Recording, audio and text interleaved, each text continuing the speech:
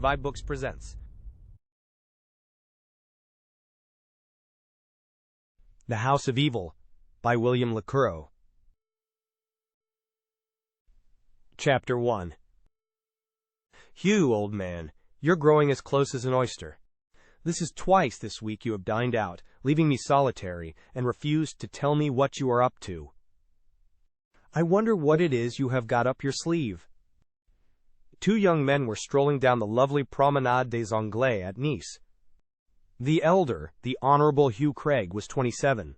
Leonard Lydon, his companion, about 6 months younger. They had been fast friends at Harrow, where Craig had risen to be the head of the school, and afterwards at Balliol, and the friendship had continued after they left Oxford till the present time. Craig, the youngest son of Viscount Clarendon, was a member of an old aristocratic family, which, for generations, had been closely connected with the government of the country. Several of the heads of it had sat in the cabinets of their day and generation. Other members had filled high civil and military posts in England and its dependencies. Hugh himself was in the diplomatic service and was enjoying a brief holiday with his friend on the lovely Côte d'Azur. Leonard Lydon was of humbler stock than his aristocratic companion. His father, a wealthy Liverpool merchant, had risen from small beginnings. He had laid the foundations of his fortune very early in his career, so that he was able to give his numerous family the advantage of a liberal education. Each of his 5 sons was sent to a public school, and subsequently either to Cambridge or Oxford. The Liverpool merchant had died a couple of years ago, leaving behind him a handsome fortune, half of which was left to his widow for life, the other half divided between the 5 sons and 4 daughters. The 2 elder sons inherited the business, as well as their share of the private fortune. As there were 9 persons to divide the half of the total amount, nobody received a very huge sum, but enough to bring in a comfortable income. After taking his degree at Oxford, Leonard had become deeply interested in wireless research, and had studied until he became a full-blown radio engineer, a profession which he followed in the Admiralty during the later years of the war. After peace, he joined an American wireless communication company which had a branch in England. At the time this story opens, he had been appointed this company's chief engineer and designer. As he was in receipt of a handsome salary, his financial position was a very comfortable one. His friend, Hugh Craig, was not so well off as himself. His family, though very ancient, was poor for its position. He was still in the lower grades of the diplomatic service, and his private income was a small one. But the Clarendon influence would later on be sure to secure for him a snug post. He was, however, better off than a good many members of impoverished families, as he had been left a moderate legacy of a few thousands by a near relative.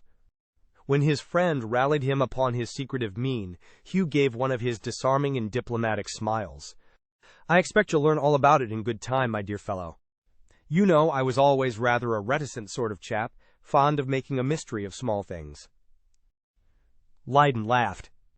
"That's one of the truest things you have ever said, Hugh, and nobody who didn't know you thoroughly, like myself, would ever guess it. On the surface you give the impression of being one of the frankest men living. That appearance of yours will be one of the greatest assets to you in your career.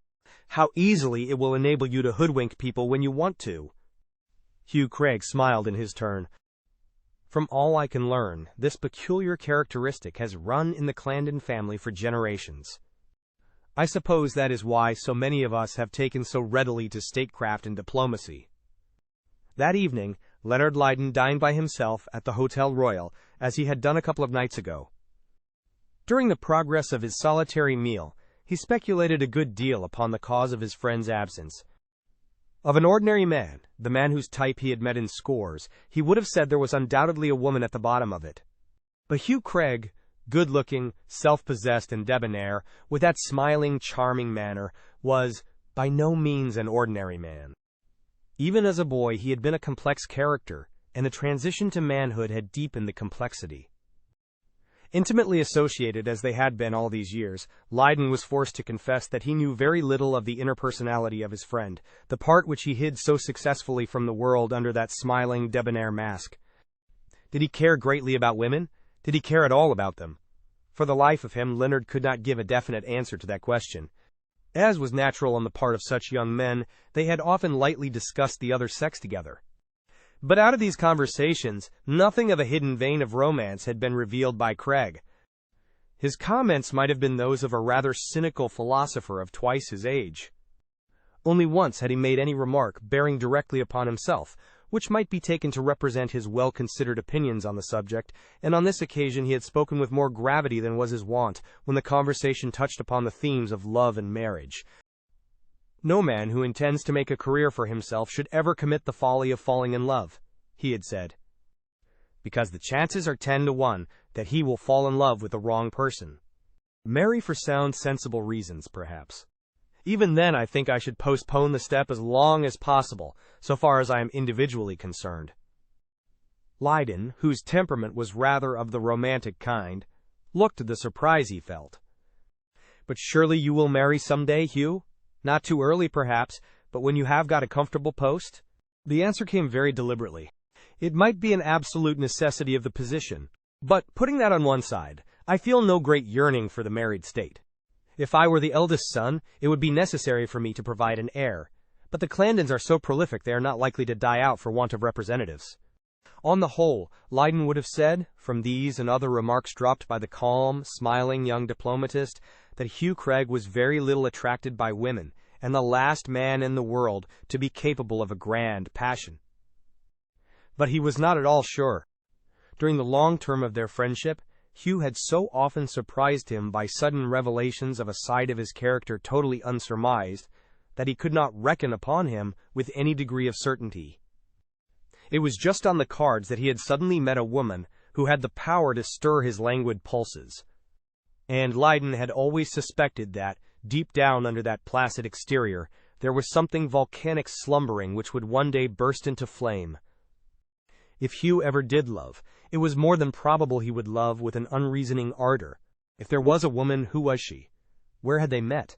The two young men had been so much together during their stay at Nice, that opportunity did not seem to have offered itself very abundantly. And one thing was quite certain. If Hugh had a serious love affair, nobody would be told about it till the very last moment. Secretiveness about his personal concerns was the keynote of his character. Having finished his dinner, Lydon went into the lounge. He had not been there long when the Stormont family came in. It consisted of Howard Stormont, a stout, rubicund, clean-shaven man of about 50, who bore his years gaily, his niece, Gloria, a pretty, blue-eyed, fair-haired girl with a slender, graceful figure, and his widowed sister, Mrs. Maud Barnard, a woman who dressed in a rather extravagant style. They had struck up a slight acquaintance with the two young men, chiefly with Lydon, who was a very cosmopolitan fellow. Craig had not taken greatly to the party, being a person of very fastidious taste. When he talked them over with his friend, he admitted that Gloria was a remarkably pretty girl, would have been quite worth cultivating if she had possessed different relatives. The rubicund Howard Stormont he declared to be an aggressive type of profiteer, and Mrs. Barnard he evidently considered to be an unrefined, overdressed woman. Lydon did not take this severe view of the uncle and aunt. Mrs. Barnard was a trifle flamboyant in dress, perhaps, but she was also exceedingly amiable and good-natured. Stormont's manners were possibly too hearty for perfect refinement, but he was a genial, cheery fellow, and full of a shrewd wit. As for Gloria, Leonard, though he had never come across a more charming girl, in the few chats they had enjoyed together when Craig happened to be absent, she had told him a good deal about herself. Her parents lived in China, where her father held a high position in one of the European banks. As the climate did not suit her, she had made her home with her uncle, the rubicund Howard Stormont, and his widowed sister, at Effington in Surrey. He also learned that, like many modern young women, she was an athletic girl, passionately fond of all outdoor games and sports.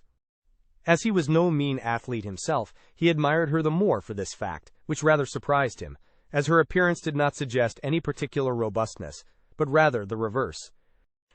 Presently Mr. Stormont went away to write some letters, and soon after Mrs. Barnard followed him. The young people were left alone. "What has become of your friend, Mr. Craig?" the girl asked him. "This is the second time this week he has left you to dine in solitary state. I feel quite sorry for you." She had a very sweet, musical voice. In fact, Lydon thought everything about her was dainty and refined, far above the average. The young man smiled. "Yes, Craig has been very mysterious the last few days. He goes off on his own, and he won't tell me a word about it. He parries all hints with his usual diplomatic ability and sang-froid. You can't ruffle him, you know. I should say it would be quite impossible, was Miss Stormont's answer. You are very great friends, are you not? I have often wondered why. What is it that causes you to wonder? Asked Leonard. Miss Stormont blushed a little at being called upon to explain her rather unguarded remark. You seem such exact opposites. You are perfectly open, impulsive, not to say impetuous. If asked for your opinion, you blurt it out at once, sometimes without very deep thought, if you will forgive me for saying so, as I have often known you to alter or modify it as you go along. Mr. Craig is so different. Behind that smiling urbanity is an intense reserve, a profound caution. Somehow, if you ask him a straightforward question, his answer is so fenced about with subtleties that you don't feel satisfied. Lydon laughed heartily. The girl was very frank, even to the point of indiscretion. But she had certainly judged his friend pretty shrewdly. Even those who loved him and admired his very considerable gifts were forced to admit that there was a good deal of the Jesuit about this young descendant of diplomatic ancestors. They had the longest talk they had ever enjoyed together that evening in the almost empty lounge. As she prattled gaily along, with that frankness which was natural to her, he learned a good deal about the rubicund Howard Stormont himself. He was engaged in business, a very busy man, and possessed of boundless energy. He was not fond of London life, and so far as was compatible with his business interests, played with great gusto the role of country gentleman. He had purchased a charming place some 5 years ago, and was never happier than when strolling around Effington village in his country tweeds, and chatting familiarly with the inhabitants. This estate had been acquired from an impoverished and hard-living young sprig of the nobility, a grandson of the Earl of Sedgemoor, who had originally owned the fine seat known as Effington Hall. Under his short tenure, the revenues which should have gone to the upkeep of the property had been diverted to gambling and riotous living. The once big estate had been disposed of bit by bit. Stormont, the wealthy man of business, had soon altered this.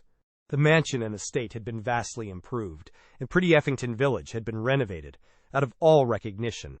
Upon the completion of his purchase, he had given a donation of £500 towards the restoration of the exquisite 13th-century church, with its grey square tower, such a well-known landmark in the Surrey landscape. In the county he was highly respected for his generosity and magisterial work, for very soon after his purchase of Effington, he had been put upon the roll of Justices of the Peace for the county of Surrey. So somewhat to his surprise, Lydon learned that this homely, rather commonplace-looking man, whom his friend Craig described as an aggressive profiteer, was a person of importance in business circles, and not altogether undistinguished in the more select sphere of county life.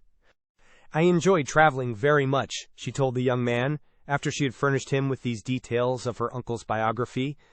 But my happiest time is at Effington with the dear dogs and horses. I know everybody in the place, and the hours seem to go as if they were minutes. You seem to me rather a lucky girl, remarked her companion, and I expect you are spoiled by both uncle and aunt. Miss Stormont admitted with a pretty smile that he was not very far out in his guess. Howard Stormont was one of the most generous and easy-going men alive, and nobody could be more indulgent towards youth than Mrs. Barnard. She was very young in spirit herself, and preferred the society of her juniors to more staid company. They indulged her in every reasonable wish, and kept open house, and practiced an almost lavish hospitality. No wonder, thought Lydon, that the county had taken them to its bosom. And although Craig had conceived a quite pronounced dislike for both the man and his sister, Lydon, less fastidious and critical, thought them very delightful people.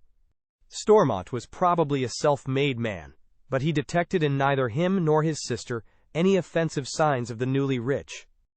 He was not a snob, as affable to a waiter as he would have been to a duke, and never bragged. Mrs. Barnard was perhaps a trifle too flamboyant and juvenile in her attire for a woman of her years, but this, after all, was a very venial weakness. The tall, elegant girl he considered perfection. He could not see in her anything that he would have wished altered. And so she was the adopted daughter of a wealthy man. It was not much use allowing his feelings to stray in that direction.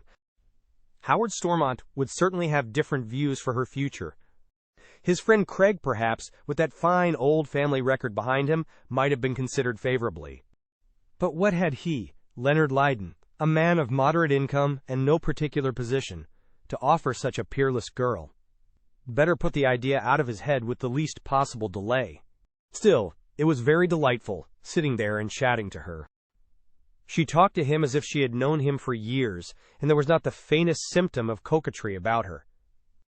She seemed a perfectly frank and open girl, and quite free from conceit, unconscious that her undeniable personal charms were bound to work havoc on the opposite sex. She was not one of those sophisticated modern maidens who are always out for conquest and admiration. They sat there for a long time, as neither Howard nor his sister reappeared. Presently Craig returned from his mysterious visit and came into the lounge in search of his friend. It struck Lydon, who could read him more easily than most people, that, in spite of the urbane mask which he so rarely removed, he was preoccupied and gloomy. Craig was too well-bred a gentleman to be absolutely rude to anybody, much less to an attractive young woman. He addressed a few polite remarks to Miss Stormont, but it was not difficult to see his mind was elsewhere while he was making them. His presence seemed to have a rather chilling influence on both young people. Miss Stormont evidently was affected by it, for, after a very brief interval, she rose and bade them good night, saying that she must go and look after her relatives. The young men smoked together for about half an hour, and during this time the conversation between them was desultory and fitful. Lydon was more sure than ever that his friend had something on his mind, but in spite of their close intimacy, he did not venture to question him. Craig had a chilling manner of repelling confidences which it required a very callous man to put up with. If he did not think fit to unbosom himself, wild horses would not drag anything from him. When he had finished his cigar, he rose and rather abruptly intimated he was going to bed. Lydon stayed a little longer, thinking of Gloria Stormont and her exquisite charm, and then followed his example. In the morning he came down rather late to breakfast, and was surprised to see the Stormont family in the hall, in the act of departure. The portly man addressed him in his usual breezy and genial manner. "Glad to have a chance of saying goodbye to you. Amongst my letters this morning, I found one summoning me back to England, on urgent business that brooks no delay. Very pleased to have come across you. The world is small, I expect we shall meet again some day. Come along, Maud." "Gloria, hurry up." There were hasty handshakes. Gloria smiled very sweetly, and flushed just a little as she bade him farewell. Lydon felt his spirits sinking very low at her departure. He went into the dining room, and found Craig halfway through his breakfast. He imparted the news to his friend. Craig made the very briefest comment. "I suppose you will miss her. You seemed on very good terms when I came upon you last night." "Well, my dear chap, perhaps it is better. A very undesirable family, although I admit the girl is vastly different from her uncle and that overdressed aunt." Leonard did not make any reply to this unkind speech. He knew his friend too well. He was not a man of violent likes or dislikes, but when once he formed an unfavorable opinion of anybody, nothing would ever alter or modify it. Howard Stormont and his widowed sister were anathema to him, and anathema they would remain till the end of the chapter. They were staying on for the best part of another week, and during that period the young men were together the greater part of the time. But on several occasions Craig absented himself for short intervals, giving no explanation of his movements. And one day, by the merest chance, Leonard saw him in a side street, engaged in conversation with a shabby, rather furtive-looking foreigner.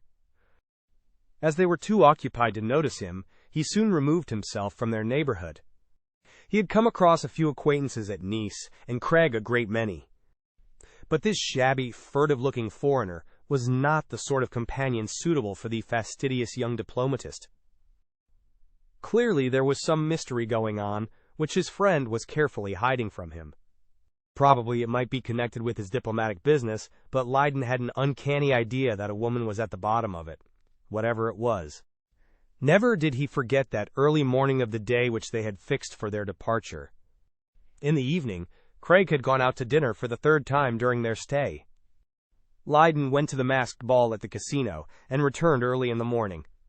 He concluded that Craig had come home and gone to bed, knowing that his friend would not leave the casino till late. He was about to undress when he was called to the telephone by the police, who gave him alarming news. Would he go at once to the Villa des Cyclamens at Montbourn, as his friend Mr. Craig was dangerously ill? He had felt a little nettled the last few days by what he considered Craig's unfriendly reticence, but when he received this message, all his old affection for the staunch comrade of so many years returned in full force. As soon as possible, he was at the Via de Cyclamens, of which he now heard for the first time. Chapter 2. Great was his astonishment at finding the pretty villa overlooking the moonlit Mediterranean in possession of the police, amongst whom he observed the shabby, furtive-looking man whom he had seen talking to Hugh in the side street of Nice. The chief official approached him and addressed him in excellent English. "We sent you a rather guarded message, Mr. Leyden, as we felt we could break the news better to you when you came here. A very terrible tragedy has occurred." Leyden held his breath. He knew now that the mystery about Hugh Craig's frequent disappearance, which had so puzzled him, was about to be solved by this bland, courteous official. "A terrible tragedy?" he faltered. "In heaven's name, what has happened?" the man proceeded to explain. "This house is tenanted by a Madame Macris, a widow. Her husband was a Greek merchant, she is an Englishwoman. She lived here with her daughter, Mademoiselle Elise Macris, the only child of the marriage. Mademoiselle and your friend, Mr. Hugh Craig, were very close friends. According to the mother's statement, they were more than friends, very devoted lovers.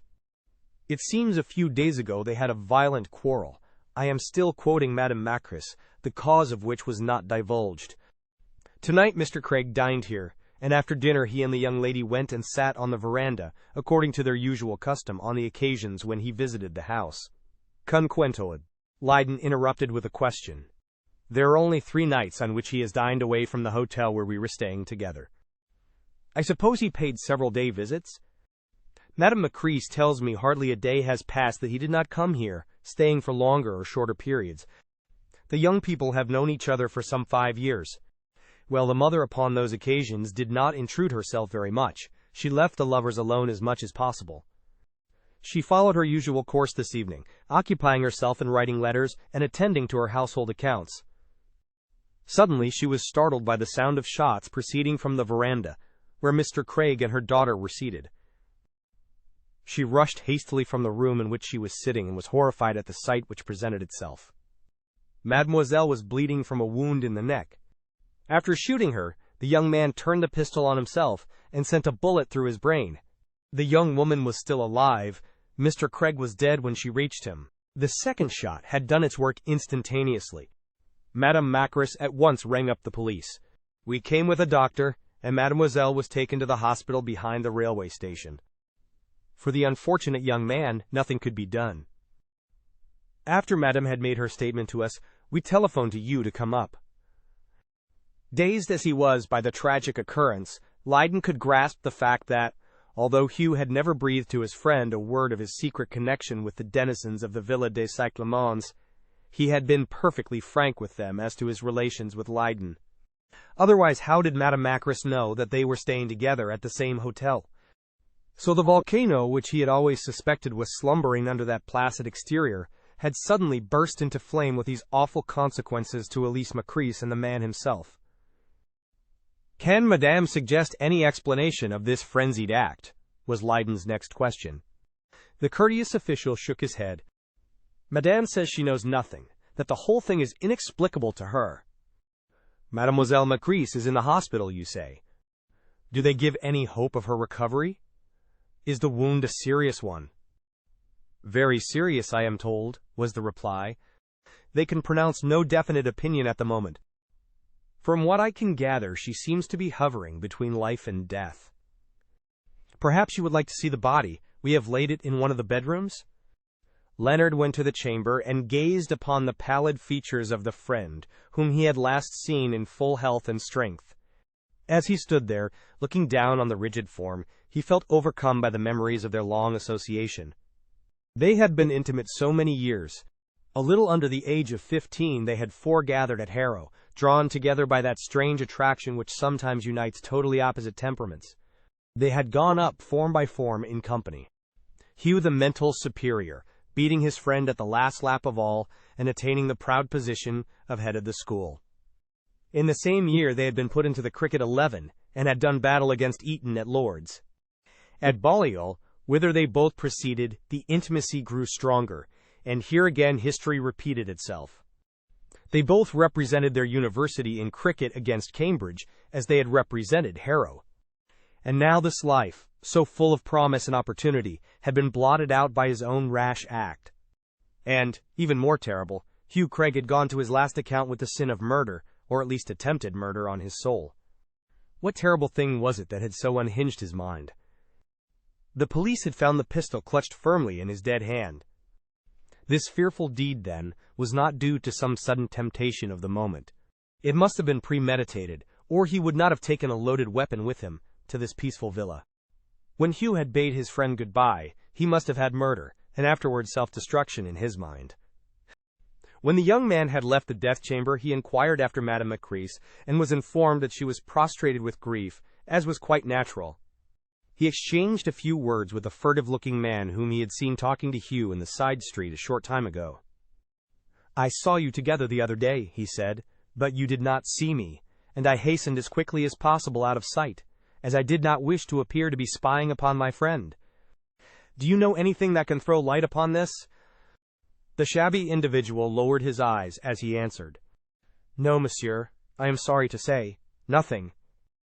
My acquaintance with Monsieur Craig was very slight. If the man was not actually lying, it was obvious there was nothing to be got out of him." Leyden impatiently asked him if he was one of the regular police. To this question he replied that he was not, that he followed the profession of private inquiry agent, as it would be called in England. That he was naturally in the course of his business frequently in communication with them, and that having heard of the terrible tragedy at the villa, he had begged permission to accompany them there. Later on, Leyden put himself into communication with the dead man's family, and Hugh's elder brother came over to Nice at once to superintend the arrangements. Geoffrey Craig, a rather severe-looking man who held a minor governmental post, was as much bewildered by the catastrophe as Leyden himself. He had never heard of the Macris family in connection with his brother. Hugh Craig was buried in the beautiful English cemetery out beyond the Magnan. What time the girl whom he had tried to kill was lying between life and death in the hospital. Leyden was obliged to defer his departure for a few days in consequence of these tragic happenings. Before he left, he called upon Mrs. Macris, who was now sufficiently recovered to receive him. She was a stoutly built, rather overdressed woman, with a face which still showed traces of good looks. He had been told by the police she was an Englishwoman, and her thoroughly British accent confirmed the fact. But he had a shrewd suspicion that Jewish blood ran in her veins. While he was waiting in the pretty salon of the Via des Sacraments for the unhappy mother, he noticed upon a writing table a gorgeous carved sapphire made into a pendant, the stone worn upon the breastplate of the high priest of the Hebrews as a sign of Issachar. He rather marveled that such a valuable article was allowed to lie there. In the distraction occasioned by the tragedy, it was of course possible that neither Madame Macris nor any other member of the household had heeded it. The Jewish-looking woman bore upon her still good-looking face the deep traces of her grief. When Leyden murmured a few words of sympathy, the ready tears fell immediately. "My darling Elise was all the world to me. We were devoted to each other," she said in a broken voice. "And this state of suspense is awful. 2 whole days have passed, and still they are not certain whether she will live or die." Leyden again expressed his deep sympathy. "I have been very terribly shocked too, although I cannot for a moment pretend to compare my feelings with yours. Hugh Craig and I have been friends from boyhood, and I should have judged him the last man in the world to have given way to such an awful impulse. Have you no inkling of the cause which led to such an unexpected catastrophe?" Madame Macris shook her head, a head covered with thick dark hair in which there was not a trace of gray, in spite of her years, which might have been anything from 45 to 50. "Not the slightest, Mr. Leyden. There had been some disagreement between them a little time previously, for I discovered my poor girl in tears after he had left. I pressed her to tell me the reason of her agitation, but she parried all my efforts to extract the truth from her. She assured me it was quite a trifling matter, and that she would not have been affected by it, except for the fact that she was in low spirits." "May I ask, madame, if they had known each other for long?" "Some few years," was the answer. "There was no regular engagement between them, but it was understood that they would marry as soon as they could." Elise was always rather reticent on the subject, but I gathered that there was some difficulty in the way with regard to Mr. Craig's family. It was a very old and honorable one, and it was expected of him that when he did marry he would choose somebody of his own order. We are, of course, quite middle-class people, and by no means wealthy. My husband was a merchant. Leyden pointed to the writing table. That is rather a valuable thing to leave lying about, if I may say so, madam. The dark-haired woman looked at it with an air of indifference. I had forgotten it in the preoccupation of my great trouble. It belongs to Elise. Her uncle, Monsieur Lianas, gave it to her on her 21st birthday. She was wearing it when the tragedy occurred. I only brought it back from the hospital this morning, and heedlessly laid it down there. But you are quite right. It is too valuable to be left lying about. I will lock it up directly. Heaven knows if my poor child will ever wear it again, she concluded with a burst of tears. Leonard went back to England the next day, very sad at heart at the loss of his lifelong friend. He pondered much over the meager information that Madame Macris had given him. The young people had known each other for some years.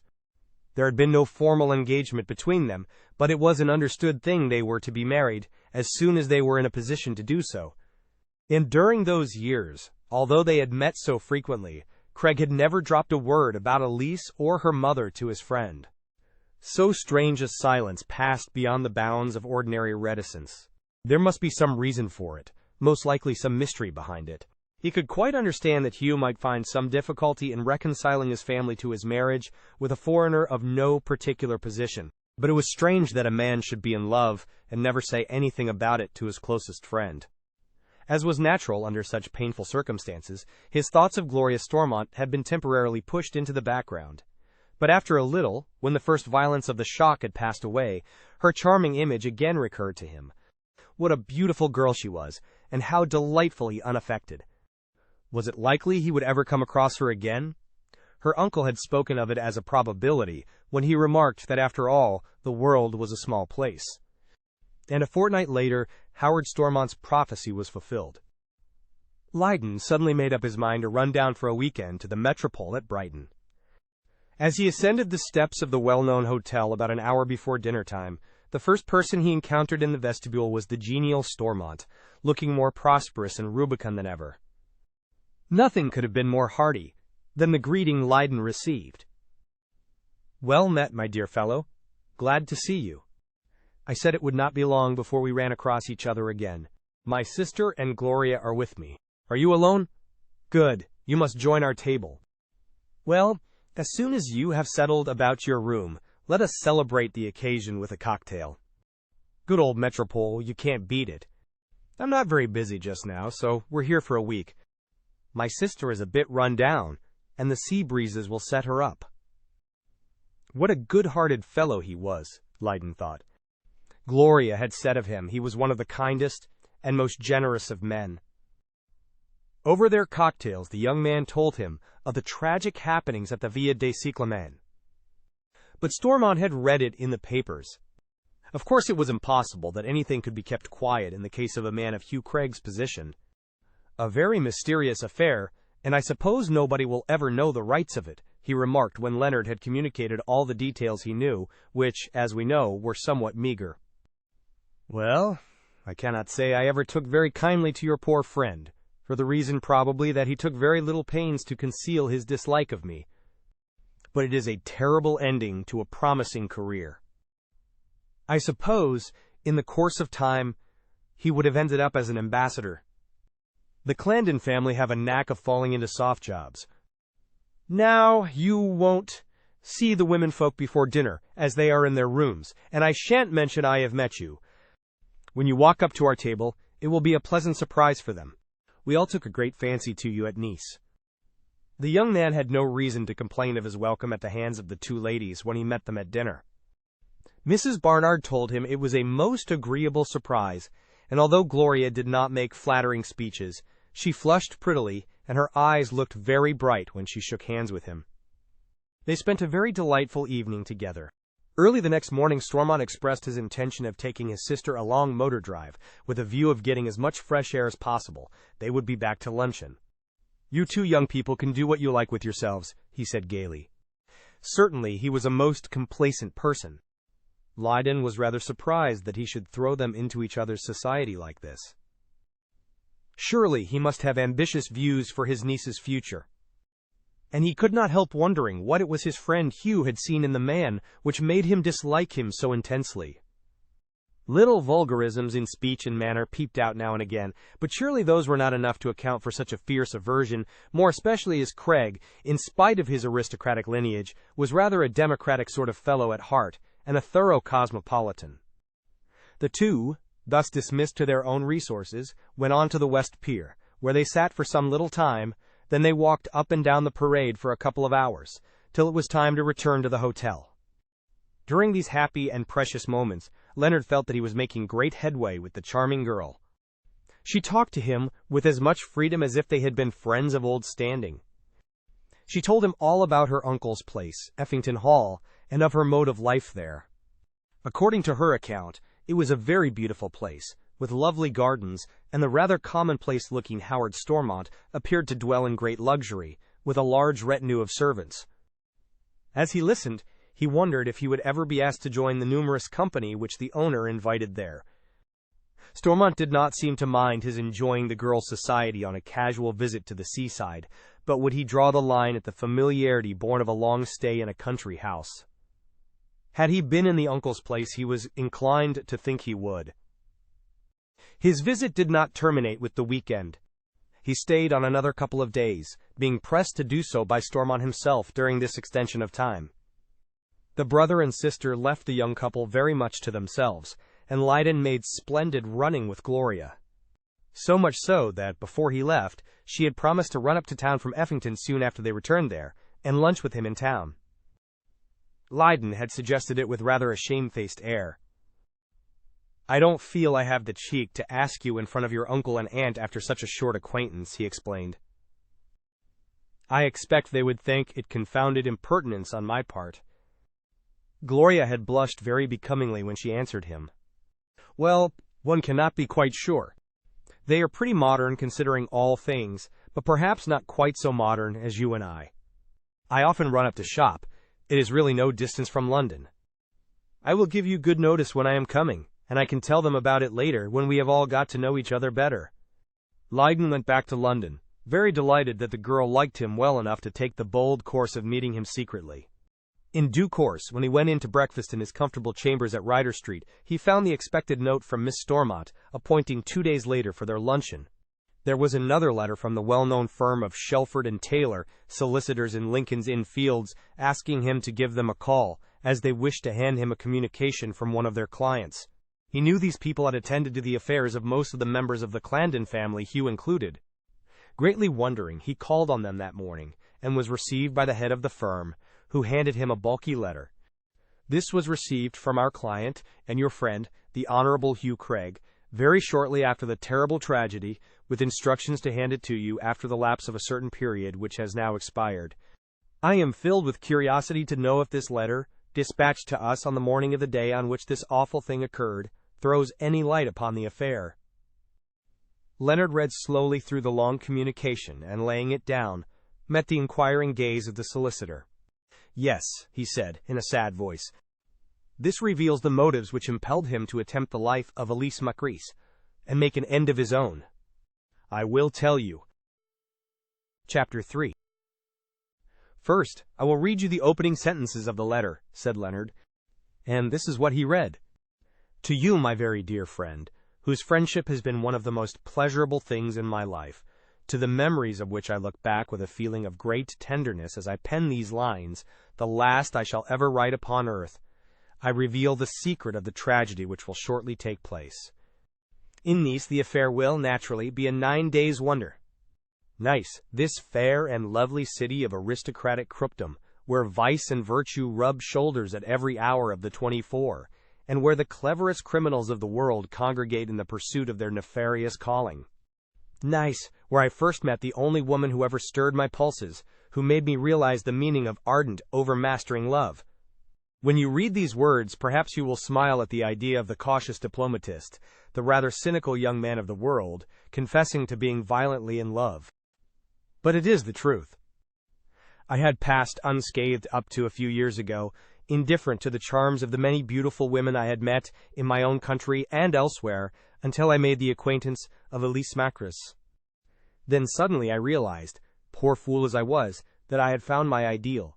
To me she stood for the perfection of womanhood. Tonight I am going to kill her, because she has betrayed my faith in her, because I have proved she is base and unworthy. And when I have accomplished this justifiable vengeance, there is nothing left for me but to end my own life. By the time you receive this letter, the 9 days' wonder will have died out, and the memory of Hugh Craig will only linger in the hearts of 1 or 2 faithful friends like yourself. The details I'm about to relate will not interest the world, but you are at perfect liberty to communicate them to anybody you think it may concern. As you are such an old and confidential friend of the Clarendon family, Mr. Shelford, said the young man, when he had finished reading this preliminary portion of the letter, I feel quite justified in reading to you what my poor unfortunate friend has disclosed to me. From the astounding narrative to which Mr. Shelford listened, he learned the following remarkable facts. Mrs. Macris, the mother of Elise, a very beautiful young woman, had posed, ever since Craig knew her, as the widow of a Greek merchant who had left her comfortably off. Her late husband's fortune was settled upon her for life, she told him, and her daughter would inherit it at her death. It was on Craig's last visit to Nice, and then only towards the end of it, that his suspicions concerning the truth of her story were aroused.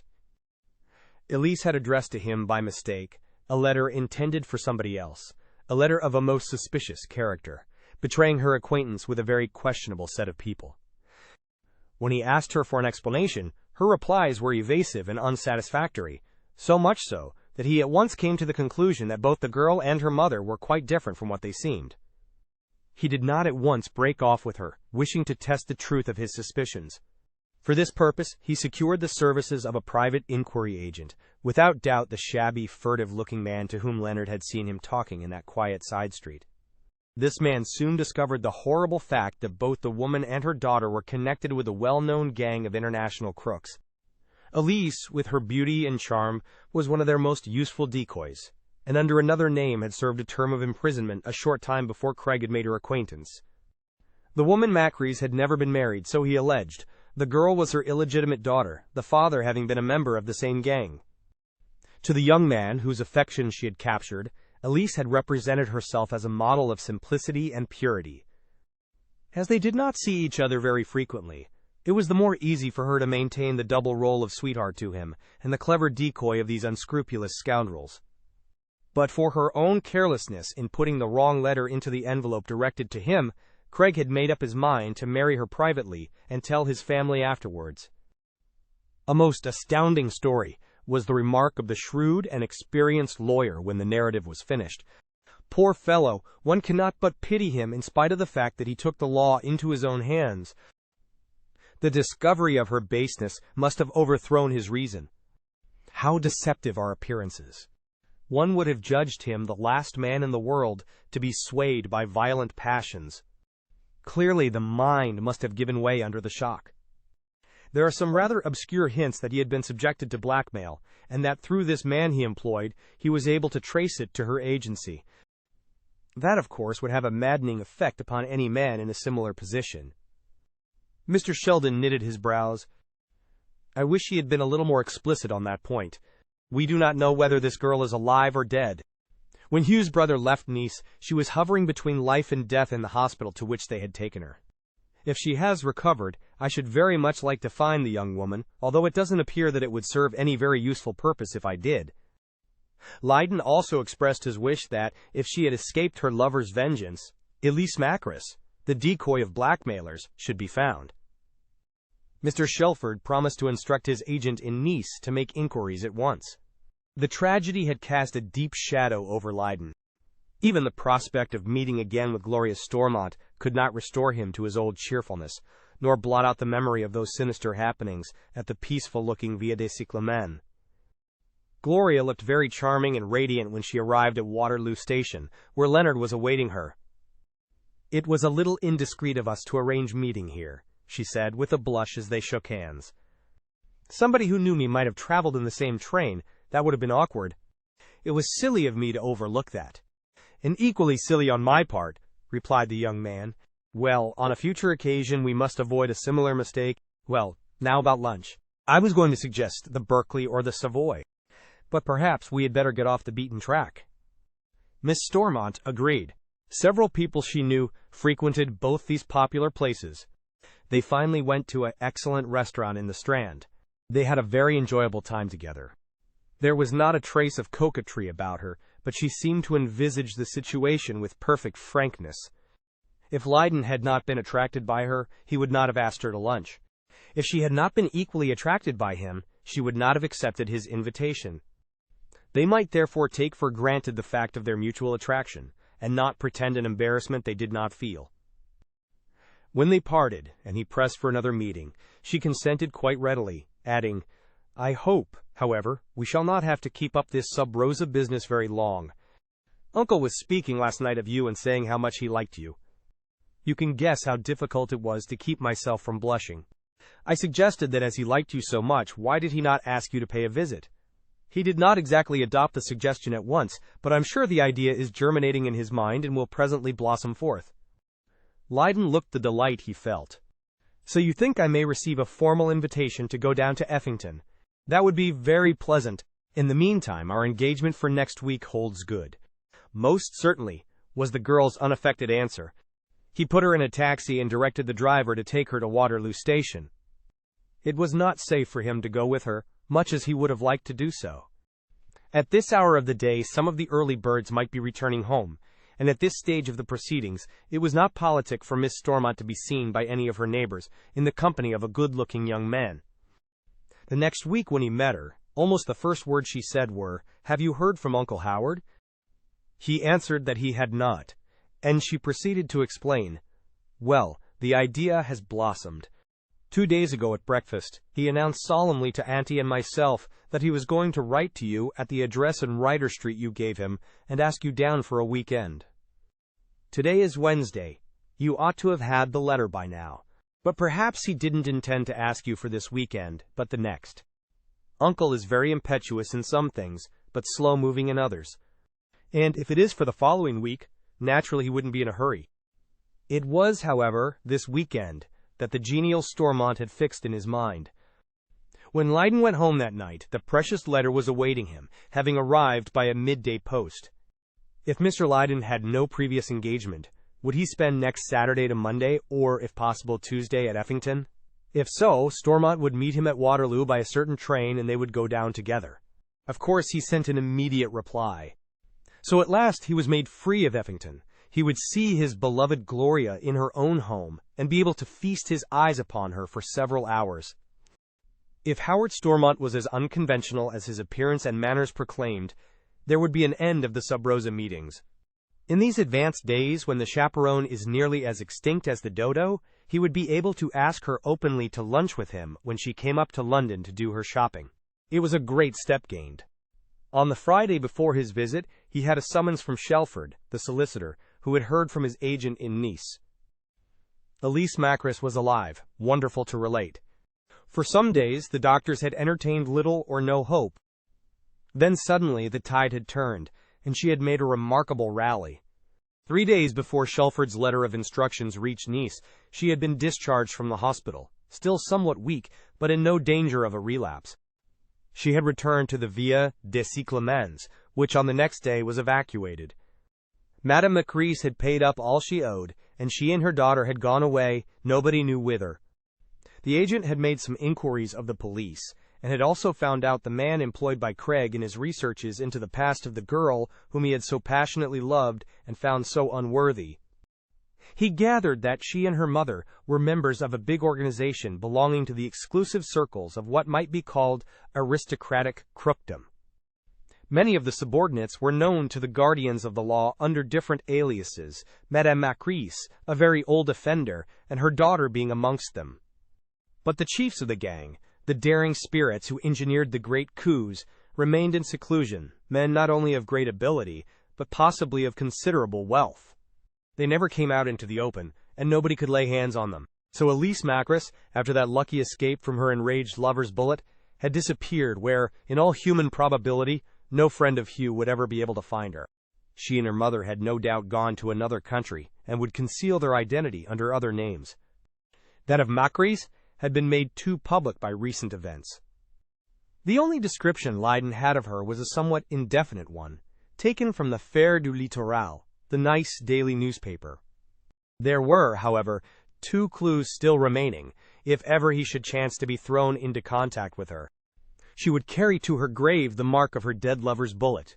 No surgery could obliterate that. And she would wear that remarkable carved sapphire pendant, which her mother declared she always carried about with her as a mascot. By those signs he would recognize Elise Macris under whatever alias she chose to masquerade. "That seems to close the chapter," remarked Mr. Shelford, when he had imparted all that he had learned from his agent. "A terrible blow to the Clandon family. I saw his brother yesterday. He tells me the old people are prostrated with grief. That a man of the promise of Hugh Craig, with a brilliant future stretching in front of him, should have sought to imbrue his hands in the blood of such a shameless creature. It passes comprehension." On the Saturday morning, Leyden met Stormont at Waterloo Station, and they traveled down to Guildford together by an early train. At Guildford they were met by a splendid Rolls-Royce car driven by one of the smartest of chauffeurs. Profiteer or not, as the case might be, Howard Stormont knew how to do things properly. They went through a few miles of the beautiful Surrey country, till they came to some big, open lodge gates. Passing through these, they drove up a broad avenue, shadowed by some splendid trees which would look magnificent later on in their summer raiment, and drew up before the low, picturesque house. The coming of the car had been heard evidently, for the hall door stood wide open to receive the owner and his guest. Behind the decorous form of the stately white-haired butler Duncan appeared the gaily apparelled Mrs. Barnard and the slim, exquisite figure of the smiling Gloria. Stormont sprang out of the car and grasped Leonard's hand in a hearty grip. "Welcome, my dear boy, to Effington," he said in his loud, ringing voice. Chapter 4. There was a big dinner party in the evening, somewhat to Leonard's disappointment. He had hoped they would have spent the first night by themselves, so that he would have an opportunity of appropriating more or less the charming Gloria. Instead of this, she would be lost to him amidst a crowd. Perhaps it was Howard Stormont's way of impressing a new guest. Craig had always said the man was a vulgarian at heart, and that the vulgarity was always peeping through the thin veneer of a lately acquired refinement. Leyden was far from prepared to go this length, but he did wish his host had avoided so much ostentation the first time he sat at his table. The house was run on very magnificent lines, and the rather overpowering sense of wealth depressed him a little. In spite of her frank and unaffected manners, it made Gloria seem very far away from him. Even if she reciprocated his feelings, how could he dare to think of taking her from such a splendid home as this, to share his own very moderate fortunes? There were about a dozen people to dinner besides himself and the Stormonts. The white-haired Duncan was assisted by 4 footmen. The majority of the guests were neighbors, a few, obviously, with the stamp of the county on them. 2 married couples were London friends, and had come down to dine and stay the weekend like Leyden himself. The dinner was a very lengthy affair, exquisitely cooked and served with the utmost elegance. The wines and liqueurs were of unexceptionable quality. Leyden's father, probably a man of greater wealth than Stormont, had lived in much the same profuse style. But Leonard had not seen a great deal of it. He had been away from home so much. His own tastes were very simple, and he had no hankerings after luxury. To judge by Howard Stormont's beaming countenance, as he sat at his end of the table, with a rather severe-looking county lady on his right, he seemed to revel in it. Leyden did not think for a moment that the man had been born to it. From many little signs he could deduce the contrary. But possibly he was one of those ambitious souls to whom magnificent surroundings seem a quite commonplace part of their environment. What to Leyden seemed ostentation only appeared to the other ordinary comfort. And what about Gloria? Was all this wealth and luxury, these dainty, never-ending dishes, this army of deftly trained servants an absolute necessity of her well-being, as it seemed to that of her uncle and the richly dressed Mrs. Barnard, who beamed as benignly on their guests as her portly and rubicund brother? Well, he did not know enough of her yet to decide. All he did know was that she looked very beautiful in some soft, shimmering fabric that displayed to perfection the ivory white of her well-poised neck and rounded arms. Now and then he caught a kindly glance, speaking of more than ordinary acquaintance, from the soft, pretty blue eyes. Now and again he caught her low, sweet laugh at some remark of her neighbor. Lydon had for his partner one of the county people, a young, married woman, Mrs. Lycett. Not very remarkable for good looks, but very lively and voluble. He learned afterwards that she was a very important person in her set, by reason of her various accomplishments. She was a keen and prominent golfer, a daring and fearless rider to hounds, an adept at every kind of sport. As Lydon was no mean sportsman himself, he got on very well with this voluble person, who chattered away to him about her prowess. But all the same, Mrs. Lycett, with her vivid account of her feats in so many departments of sport, could not make up to him for Gloria. She was an athletic girl too, but she had not that slight touch of the masculine which rather disfigured Mrs. Lycett, and above all, Gloria did not boast about her achievements. She was so distinctly feminine and lovable. Long before the protracted meal was over, Leonard found himself growing more than a little weary. He had not bargained for being thrust so suddenly into a crowd of absolute strangers. He looked back with pleasure on his 2 sub-rosa meetings with the beautiful girl, whose glance he only occasionally met across the big dinner table. After dinner, the men sat for a little time to smoke a cigarette and then joined the ladies. Soon the large party split up into groups. Some went to the billiard room. Most sat down to bridge. A few clustered round the piano, where Gloria sang some very charming songs in a well-trained voice. Lydon joined this particular group, not because he was so keen on music, but from a desire to be as near to Gloria as possible. At a fairly early hour in the evening, carriages were announced, and the neighbors departed, almost in a body. Only the house party was left, and after a little while the ladies took their candles, and the men adjourned to the smoking room, a handsome apartment decorated in the Moorish style, for a final chat. The 2 visitors from London were elderly men, contemporaries of the host, and their conversation was chiefly about general topics in which the 3 were interested. The next day, Sunday, was, on the whole, quite enjoyable. Everybody, except one of the London men, went to church in the morning. In the afternoon, Leonard, to his great delight, got Gloria to himself, and they went for a long walk from after lunch till close upon tea time. No other guests were present at dinner, for which the young man was very grateful. The elderly people gravitated naturally to each other, and left the young couple very much to themselves. They carried on a low-toned conversation at the far end of the big drawing-room. In the course of it, Leonard suggested they should soon have another lunch in town. Gloria was quite willing. "I think you can suggest it quite openly now," she said. "As a matter of fact, you can include Auntie if you like, but she will be quite certain to refuse. She has so many interests at Effington, and she so loves the place, that it is difficult to drag her up to London except when she wants new clothes. And really you might pay Uncle Howard the compliment also, and 10 to 1, the result would be the same. He takes a good many holidays, but when he does go to his business, he works like a horse, so at least he tells us, and has no time for frivolity." "Works hard and plays hard," remarked Lydon. "So far as I can judge from my short stay here, he seems to revel in the good things of life." Miss Stormont smiled. "You have judged him quite accurately. My dear old uncle is a perfect sybarite. A crumpled rose leaf in his bed would disturb him acutely. He likes the best of everything, the best that money can buy, as he puts it in his rather blunt fashion, the most perfect food, the choicest cigars, the rarest wines.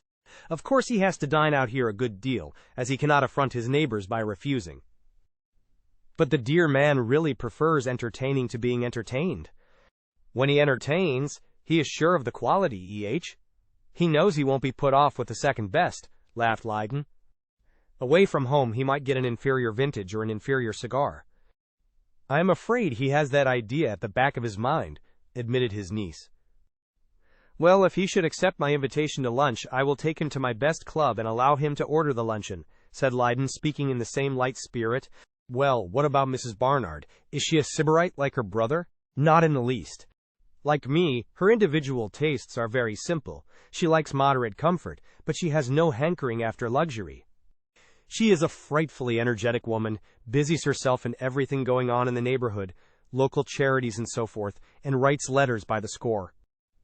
She would die of ennui if her hands were not fully occupied. And, of course, at her time of life, sport has no attraction for her. She is rather devoted to bridge, but she never plays it till the evening. Lydon was very pleased to hear that Gloria had simple tastes, that luxury was not essential to her.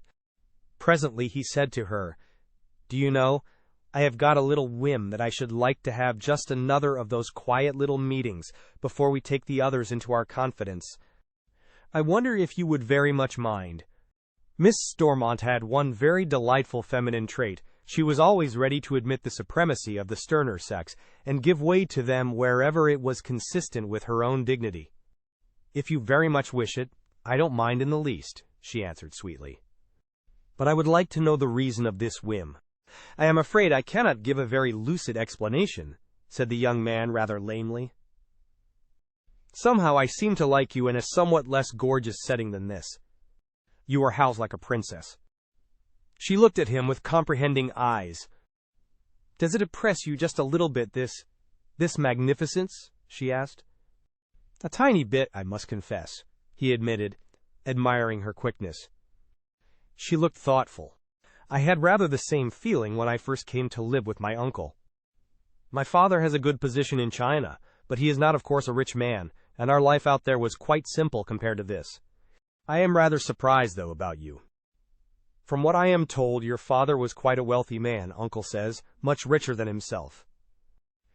You must have been used to it all your life." "Not quite. All the time we children were at school, and my dear father gave us the best of educations. He thought that was the most priceless asset a man could bestow upon his offspring. Our home was conducted upon a comfortable but perfectly modest scale. It was not till after I left Oxford that he launched out into something like this. And during those very fat years I was seldom at home. So I had really no time to grow in love with luxury. I don't know that I am really in love with it. I mean, it would cause me no pain to descend to a much lower standard of living.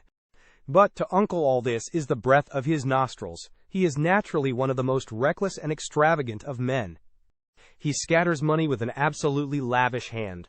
I am sure that Auntie, who of course knows more about his affairs than I do, is often frightfully worried about it. She has often tried to dissuade him from some contemplated extravagance, but to no purpose." These remarks gave rise to a new train of thought in Lydon's mind. Were things quite satisfactory at Effington? Was this army of servants of all descriptions, footmen, gardeners, and chauffeurs, perfectly justifiable? If Howard Stormont was living within his income, why should his sister be worried? Was the man one of those you so often meet with, who can make money but cannot hold it? Was he living up to the hilt, and might some sudden turn of fortune's wheel bring him headlong to the ground? He would have liked to question Gloria a little closely on the subject, but their acquaintance was too recent for him to take such a liberty. No doubt he would learn more later on. But if it was the fact that, in his selfish desire for luxury, he was spending money as fast as he made it, and putting by nothing for a rainy day, something that had puzzled Lydon became easily capable of explanation. In this case, Gloria would not be an heiress, and her uncle had not formed any grandiose plans for her future. He would be content if she could marry a man who would keep her comfortably and not expect any fortune with her. And, as a result of this hypothesis, Howard Stormont fell distinctly in his estimation. He was simply living for his own gratification, oblivious of those he left behind. In Lydon's opinion, the most contemptible conduct any man could be capable of. On Monday morning, the two elderly couples departed. The young man would have gone also, but on the Sunday night Stormont took him on one side and pressed him to stop another day, if his business engagements would permit. "I very rarely go up on a Monday myself, unless there is something very urgent," he had said. "And at my age I think I may be permitted to allow myself a little latitude. I simply love pottering about this dear old place. Although I have had it for some time now, it is still a new toy to me, after being pent up in cities nearly the whole of my working life. Stop till Tuesday morning, and we will go up together." Lydon, nothing loath, agreed to the pleasing proposition. The Monday was the happiest day of his visit. Soon after breakfast, Stormont went off on his own. Mrs. Barnard was fully occupied during the morning and afternoon, and he had Gloria practically to himself until it was time to dress for dinner. That evening in the smoking room, Leyden told his host what Hugh had disclosed in that letter which the solicitor, Shelford, had handed to him. He fancied that Stormont did not take very much interest in the matter. This, however, was hardly to be wondered at, as Hugh had always treated the man with a certain hauteur which he could not have helped observing had he been a much less intelligent person than he was. When the story was finished, Leyden learned a piece of the Clandon family history that was unknown to him. "A very remarkable family, the Clandons. I know a little about them," he remarked. It was by no means the first time the young man had noticed that Stormont always seemed to know a good deal about everybody who was of any importance in the world. According to what Gloria had let drop, he knew that Leyden's father had been a man of considerable wealth. He rather wondered where this information was procured. Stormont, of course, knew a great many people about Effington, but so much gossip of the big world would hardly filter there. He had never heard him speak of numerous acquaintances in London, and so far as Leonard knew, he did not belong to any London club, a circumstance which, in a man of his apparent wealth, seemed rather peculiar. "A very remarkable family, the Clandons," repeated the genial, rubicund man. "Remarkable in this respect, that for some generations they have transmitted to their descendants a very high order of intelligence. They have never produced any first-class brains, it is true. They have never boasted a prime minister, a great general, a distinguished lawyer, but several of them have filled second and third-rate posts with some distinction. This poor chap who killed himself after trying to murder the girl, for example. I don't suppose he would have been a Stratford de Redcliffe or a von Bieberstein, but he would no doubt have developed into a quite respectable diplomatist of the average order." It hurt Leyden to hear him speak of his old friend in such a slighting manner, but Hugh had certainly taken no pains to conceal his dislike of the aggressive profiteer, and Stormont was human. The next words startled him greatly. "Well, as I told you, I know some things about the Clandon family, one a fact not at all generally known. By the light of that knowledge, your friend's act can be accounted for. There was insanity on both sides, the mother's and the father's." "You astound me!" cried Leyden in genuine amazement. "I never had a suspicion of this. But then how should I have?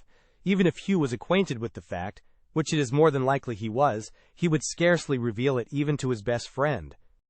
"Quite so," assented Stormont. "Men don't speak of these painful things as a rule. But you can rest assured that what I have told you is quite true. The uncle of the present holder of the title, Hugh Craig's father, a man of good fortune, endowed with all the blessings of life, cut his throat in his bath one morning, without any apparent reason or motive. This man's sister, Lord Clandon's aunt, died a raving lunatic. On the mother's side, Lady Clandon has a younger brother who has been in a private asylum for the last 25 years. It is not generally known outside the family.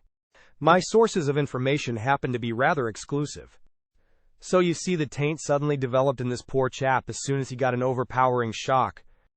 So the family history accounted for poor Hugh's sudden aberration, the mysterious malady of madness that sometimes passes a whole generation to break out with virulence in the next one. On the Tuesday morning, Leonard traveled up with his host. They parted at Waterloo Station, as Stormont said his offices were in the city, while those of Leonard were in Victoria Street. The young man was warmly pressed to pay another visit to Effington at an early date. Obviously, this genial uncle was not going to put any obstacle in the way of increased intimacy between the young people. The very significant facts admitted by Gloria seemed to solve what might otherwise have proved a puzzling problem. Mr. Howard Stormont had apparently made up his mind to live for the day, and to say with the French monarch, "Après moi le déluge." A few days later he met Gloria at the luncheon, which she had agreed should be a secret one. She was very sweet and amiable, but evidently her conscience pricked her, for when they parted she told him firmly it must be the last under such conditions. "There is really no longer any necessity for it," she said. "Uncle likes you very much, and he has now made you free of Effington. If he disapproved of our friendship, he would not ask you to his home." "You are quite right," admitted Leyden. "It was a foolish sort of whim of mine. I could not quite get it out of my mind that if I took such a liberty with the niece of the owner of such a splendid place as Effington Hall, he would send me to the right about." Gloria laughed, told him that he seemed an exceedingly modest young man, and hoped he would always remain so. It was evident that Stormont desired his friendship, for on the following Friday he rang him up and inquired if he would go down with him to Effington the next day. Of course, the young man was only too pleased to go. He had not ventured to hope that he would see Gloria again so soon. Stormont was at the station awaiting him, and with him was a tall, thin man of about the same age as himself, whom he introduced as Mr. Whitehouse. This gentleman was a quiet, reserved sort of person, and Lydon did not feel particularly attracted to him. Stormont added an explanation that they were very old friends, and did a good deal of business together. As he said this, Leonard remembered that he had never heard the nature of Stormont's business either from himself or his niece. This visit was quite a different one from the last. No big dinner party at night with the army of well-trained servants in attendance, just a cozy meal in a smaller apartment, half morning room, half dining room. Mr. Whitehouse seemed well known to the household, but he was not by any means a great talker. Probably he had come down to discuss business matters with his host. After dinner, the two elder men retired to Stormont's study. Lydon went with the ladies into the drawing-room, Stormont excusing his absence with the genial remark that they were treating him as one of the family. After Gloria had played and sung a little, she proposed that they should adjourn for billiards, a game at which she was no mean performer. The billiard room was next to Stormont's study, the door of which was open, and as they went in, Lydon heard these words uttered in Whitehouse's rather deep voice. "Yes, it is most unfortunate that the thing should have happened at the moment it did. She is absolutely essential to this particular scheme. We can't start it without her." These words made the young man wonder a good deal. What possible business could it be, to the prosecution of which a certain woman was essential? Chapter 5. He had always felt curious on the subject of Stormont's business, one which evidently brought him in a large income, for how otherwise could he have maintained the upkeep of such an expensive place as Effington? It was strange, too, that the man had never made any allusion to it himself, more especially as he did not appear to be of a reticent or secretive nature. With the majority of persons, it is not necessary to know them for very long before they let drop something that proclaims their occupation. He had told the Stormonts all about himself on the occasion of his second meeting with them at Brighton, without any reserve. If he had foregathered more intimately with them at Nice, he would have told them then. Even with such a very reticent man as Craig, you could not have been in his society for a few hours without learning that he was a member of the diplomatic corps. It certainly was odd that Stormont never dropped a remark that enabled you to fix his occupation. He occasionally spoke of himself as a businessman, and that was all. To carry on any sort of business, he must have an office or offices somewhere, and presumably they were in London. But Stormont had never given him the address. Only once, when they had travelled together up to London and parted at Waterloo, he had mentioned that he was bound for the city, a sufficiently vague definition.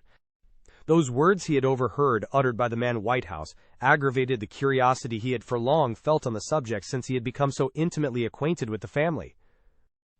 Very delicately he questioned Gloria as they proceeded with their game in the billiard-room. "I suppose business does not take up all your uncle's time? He spends a good deal of it in this delightful place," he said. There was not the slightest hesitation in the girl's reply. He had long ago made up his mind that everything about Gloria Stormont was open and above board. How frank she had been about herself, and her youthful days in China with her father and mother.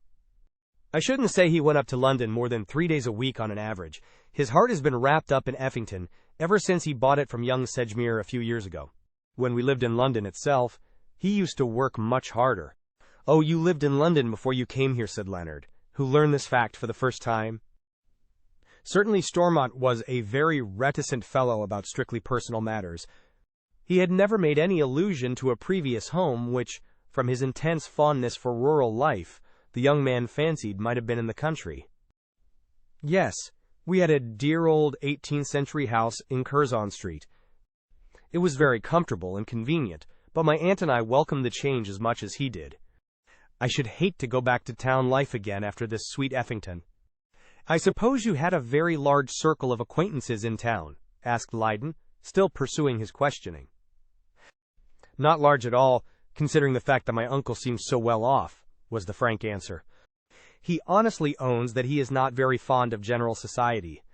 He has a few friends who come down here now and again." There were some of them with us on your first visit. Of course, we know a lot of people round about here, in fact a great many more than in London. You travel a great deal, don't you? Mr. Stormont seems well acquainted with all the principal places in Europe. This was one of the subjects on which her uncle had not been reticent. His knowledge of the continent, of the customs and habits of the different foreign nations, was extensive and exhaustive, and he always seemed pleased to air it. Oh, Uncle is a tremendous traveler. He has been everywhere and seen everything. But he has not traveled so much since we have been here, a matter of some 5 years. Before that, he used to be away the greater part of the year. Sometimes my aunt and I went with him, but usually he went alone. His business took him a good deal abroad, you know. Here was the opportunity he had been waiting for, and he hastened to seize it. It seems rather funny one learns these things so soon, as a rule.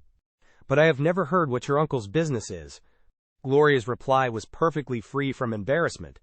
It is connected with finance. I suppose he is what you call a financier. So the secret was out. The owner of Effington Hall was a financier. Well, there were a good many people belonging to that profession, some of them quite reputable, controlling vast interests, some of them quite the reverse, addicted to very shady doings. No doubt the Rubicon Stormont was one of the respectable ones, but why the deuce had he been so reticent about it? The proper pursuit of finance was quite a respectable calling. When a man does not openly mention his occupation, his silence rather gives you the idea he is secretly ashamed of it. It was quite within the bounds of possibility that Stormont was not amongst the high spirits of the financial world, that his activities inclined a little to the shady side of the profession. But if that were so, would he have had the hardihood to buy Effington and run the gauntlet of the respectable people of the neighborhood?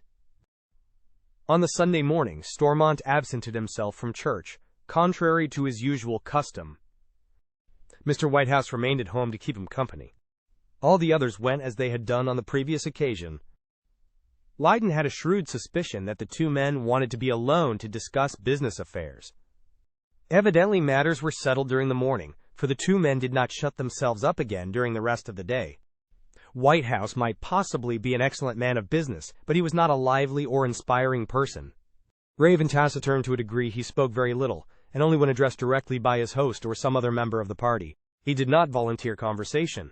From a few hints dropped by Gloria, Leonard gathered that the women rather disliked him, and looked upon him as a wet blanket. In reply to further questioning, Miss Stormont said that he used to be a frequent visitor to Curzon Street, but since they had taken up their residence at Effington, he came somewhat infrequently, not more than 3 or 4 times in the year, and then only for a stay of a day or two. She understood that he and her uncle had been connected in business for many years, and that they had a very great regard for each other. Whitehouse left directly after breakfast on the Monday morning, and Lydon hailed his departure with pleasure. There was something rather repellent about the man, with his taciturnity, his unsmiling gravity, his deep-set eyes and somber gaze. For himself, he accepted Stormont's cordial invitation to stay another day, during which he enjoyed the society of the charming Gloria to the full. He had expected that his host would accompany him to town on the Tuesday morning, but Stormont announced that, as the weather was so fine, he had made up his mind to take a week's holiday. Lydon thought it must be a very accommodating business that allowed him so much leisure, more especially in view of the fact inadvertently dropped by Gloria, that he was, in a certain sense, living from hand to mouth, at any rate spending money as fast as he made it. Mrs. Barnard said goodbye to him in the dining-room after breakfast. Stormont and his niece went with him into the hall. When he had shaken hands with them, rather a lingering process in the case of Gloria, Stormont detained him with a gesture, and went out to tell the chauffeur to drive down to the lodge gates and await them there. "Just a word with you, my boy, before you go," he said, linking his arm in that of the young man and conducting him slowly down the avenue, leaving a rather surprised Gloria behind. When they were well out of earshot, he spoke. "Look here, my dear Leonard, I hope you don't mind me calling you by your Christian name, but I think we are now intimate enough to excuse the liberty." "Not in the least," answered Lydon, who wondered what was coming. "Thanks. I want to tell you that I'm not blind, neither is my sister. You are in love with Gloria, aren't you?" Leonard was rather taken aback by the direct question. In his confusion, he could not make any coherent reply. "I am," he stammered. "But of course, He could not finish the sentence. "I quite understand, my dear fellow," said Stormont, his broad rubicund face relaxing into a smile. "You admit you love Gloria. I wanted you to be quite frank and open with me in the matter. I don't wonder at it, for she is a sweet girl, 1 out of 1,000, charming, honest, open as the day. Well, I will let you into a little secret. If my observations are correct, I believe she returns your affection. My sister thinks so too, and women can read each other pretty well as a rule." He spoke in his hearty, breezy way. In spite of Craig's caustic criticism of him, there was something engaging about the personality of the homely-looking man. Lydon could not help flushing. "It makes me inexpressibly happy, sir, to hear you say that. I take it, from your telling me so much, that you do not disapprove. Have I your permission to speak to Miss Stormont?" "When and as soon as you please," was the hearty response. "I had half made up my mind to tell you yesterday." "I wish I had. I dare say by now I should have been congratulating you and my niece. Personally, I am very pleased that you have fixed your affections on Gloria. So is Mrs. Barnard, who is a shrewd judge of character. In common with myself, she likes you very much, and thinks you would make an excellent husband. Well, I can't say more, can I? Run down here again next week and fix it up. Come as often as you like. My sister and I love young people about the house." Lydon thanked him in warm terms for having made his wooing so easy.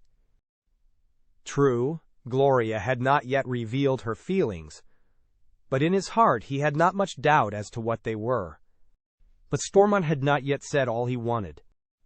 As they drew near to the lodge gates, where the car was waiting, he motioned the young man to a halt.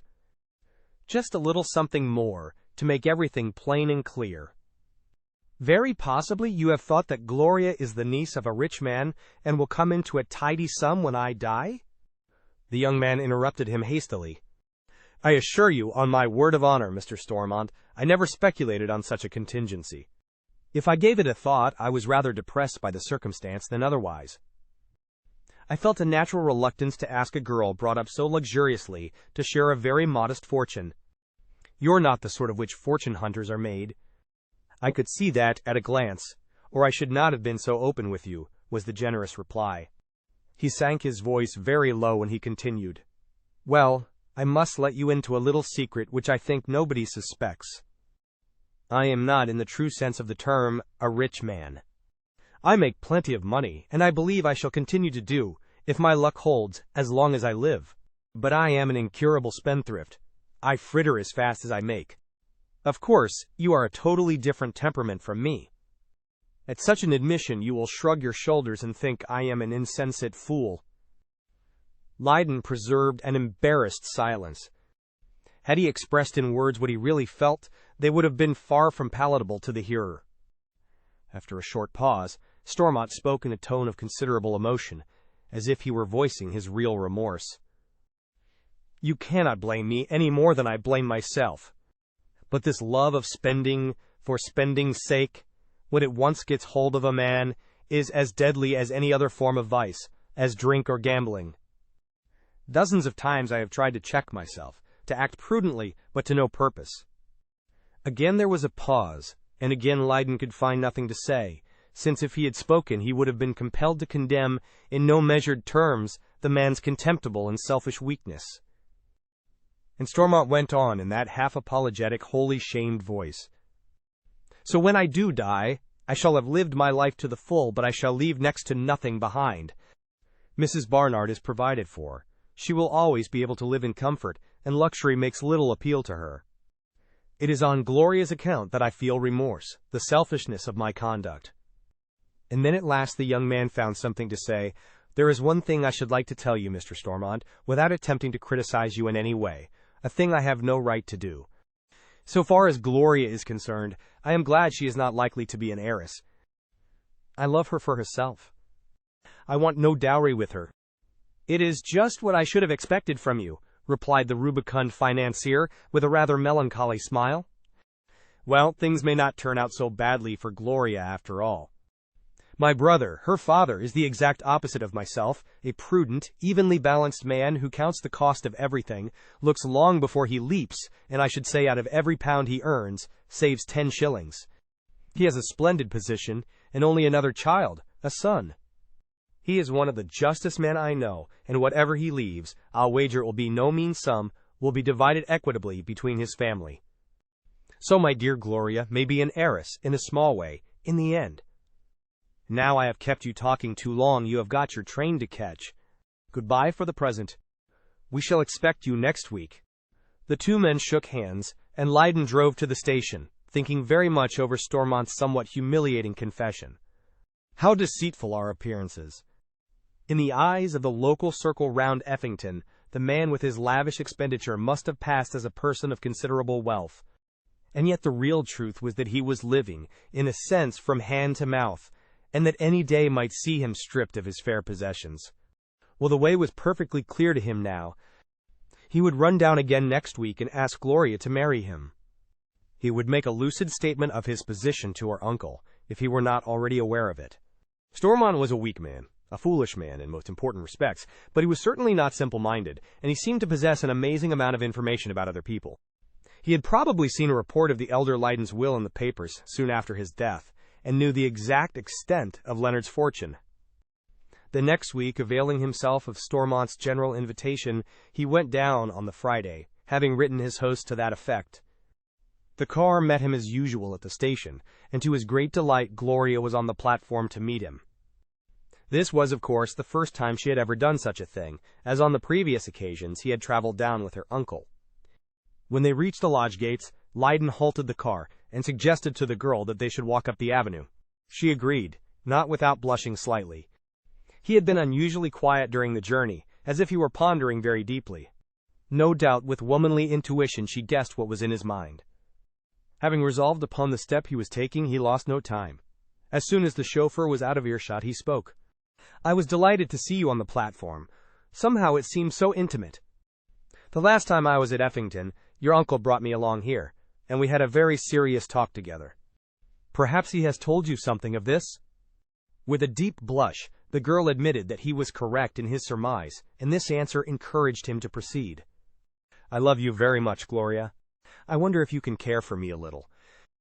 Her bosom heaved, there was a tender light in the deep blue eyes, her lips trembled slightly as she gave him her answer. "I think I can care for you more than a little." The car by now had reached the stables. A bend in the avenue hid the lodge gates. There was nobody in sight. He did what any lover worthy of the name would do under such circumstances. He bent down and pressed his first kiss upon the sweet lips that made a tremulous response to his. He and this charming girl, whom he knew he had fallen in love with at first sight, were now betrothed lovers. They walked up to the entrance to the picturesque Tudor house, both perhaps a little shy from their newfound happiness, the great event that had happened in their young lives. The door was wide open. Stormont and his sister stood in the hall to greet them. There was no white-haired butler, no inconvenient servants to extend a silent welcoming. Leyden shook hands with his host and hostess, and then turned with a radiant face to his fiancée. "Gloria has made me very happy," he said simply, by way of announcing the tremendous fact. Mrs. Barnard first kissed her niece and then bestowed an affectionate salute upon Leonard. Stormont literally hugged Gloria and wrung the young man's hand heartily. "We must celebrate this at once," he cried in his loud, ringing voice. "Come along. There is only one wine worthy of the occasion. I have still left in the cellar a few bottles of a matchless Krug.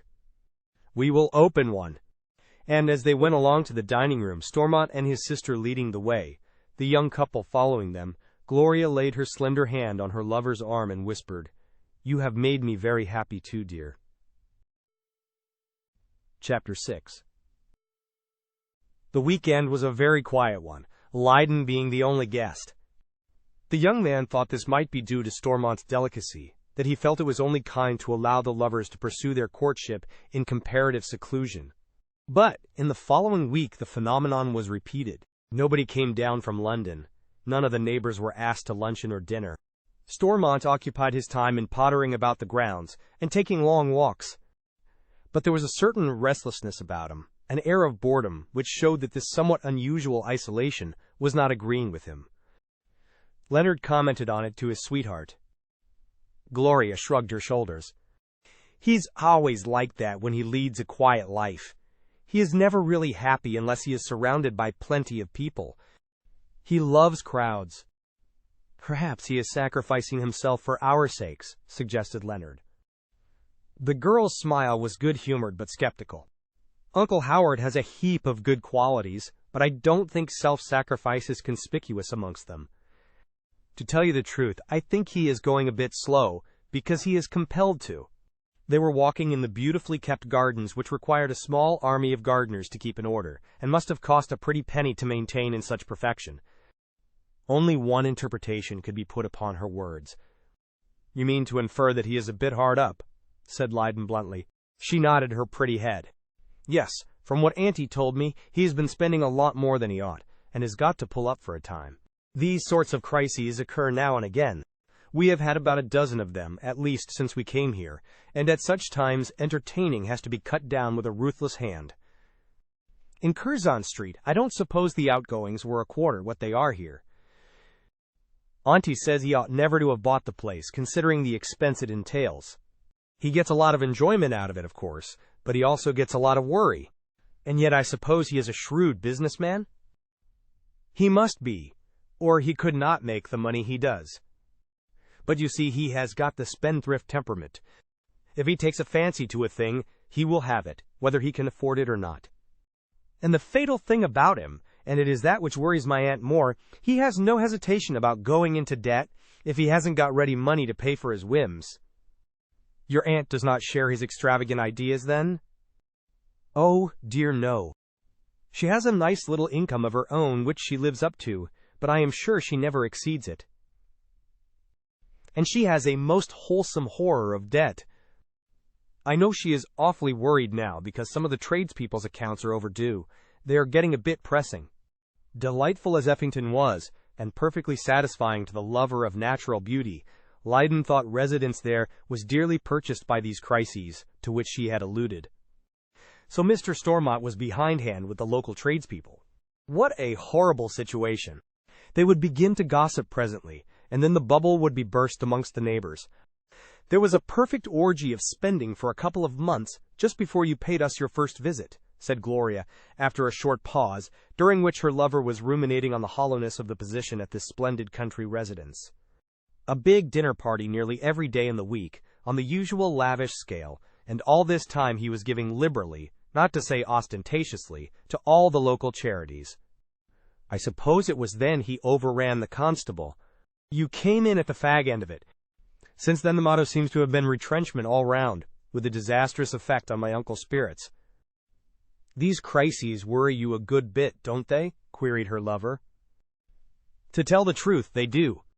Much as I love the place, and nobody could live at Effington without loving it, I often wish that we could have a place that entailed smaller outgoings. And, of course, one is always haunted by the fear that one day he will get himself into a terrible mess from which he cannot extricate himself." Lydon thought this very possible. It was very likely the spendthrift himself had some premonition of such a catastrophe, and that was the reason he had almost thrown his niece at the young man's head. In spite of her fondness for Effington, perhaps Gloria herself would not be sorry to exchange all this for a position of less magnificence and greater security. Had he not been convinced of her frank, open nature, he might have thought that the girl had been in league with her uncle to secure him. But he was sure of her good faith and honesty of purpose. He remembered her agitation when he had proposed to her in the avenue, the love light that had shone in her beautiful eyes. No woman, not even the most practiced coquette, can summon that light at will. He did not see his sweetheart at all the following week. The stern exigencies of his profession called him abroad. At Ryder Street, on his return, he found a letter from Stormont awaiting him, asking him to lunch the following day at the Piccadilly, as he wished to consult him on a matter of some urgency. Very curious as to what this matter of some urgency could be, Lydon presented himself at the Piccadilly at the hour appointed. He noticed a decided change in Stormont in the short time he had parted from him at his splendid country house. The man's manner was restless and jerky, and he looked anxious and worried. He ordered a very sumptuous lunch, the most expensive food and wine on the list. Lydon found it far too sumptuous. He was not accustomed to a heavy meal in the middle of the day, in fact was not very keen on the pleasures of the table at any time.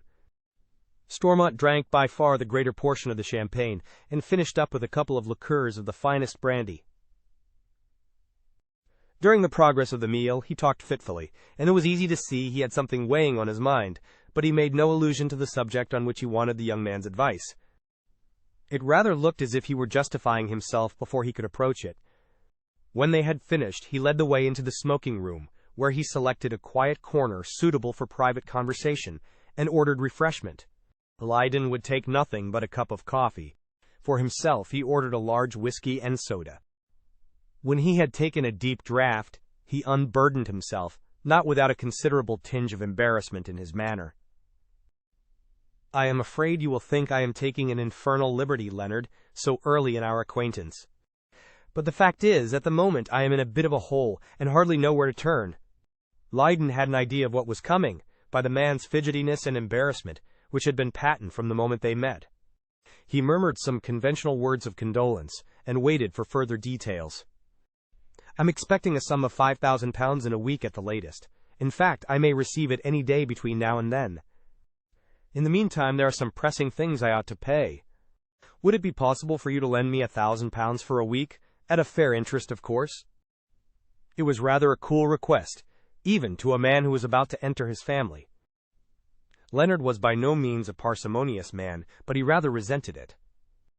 Why the deuce did he not manage his finances properly, curb his extravagance, instead of sponging upon somebody apparently much poorer than himself? He spoke rather coldly.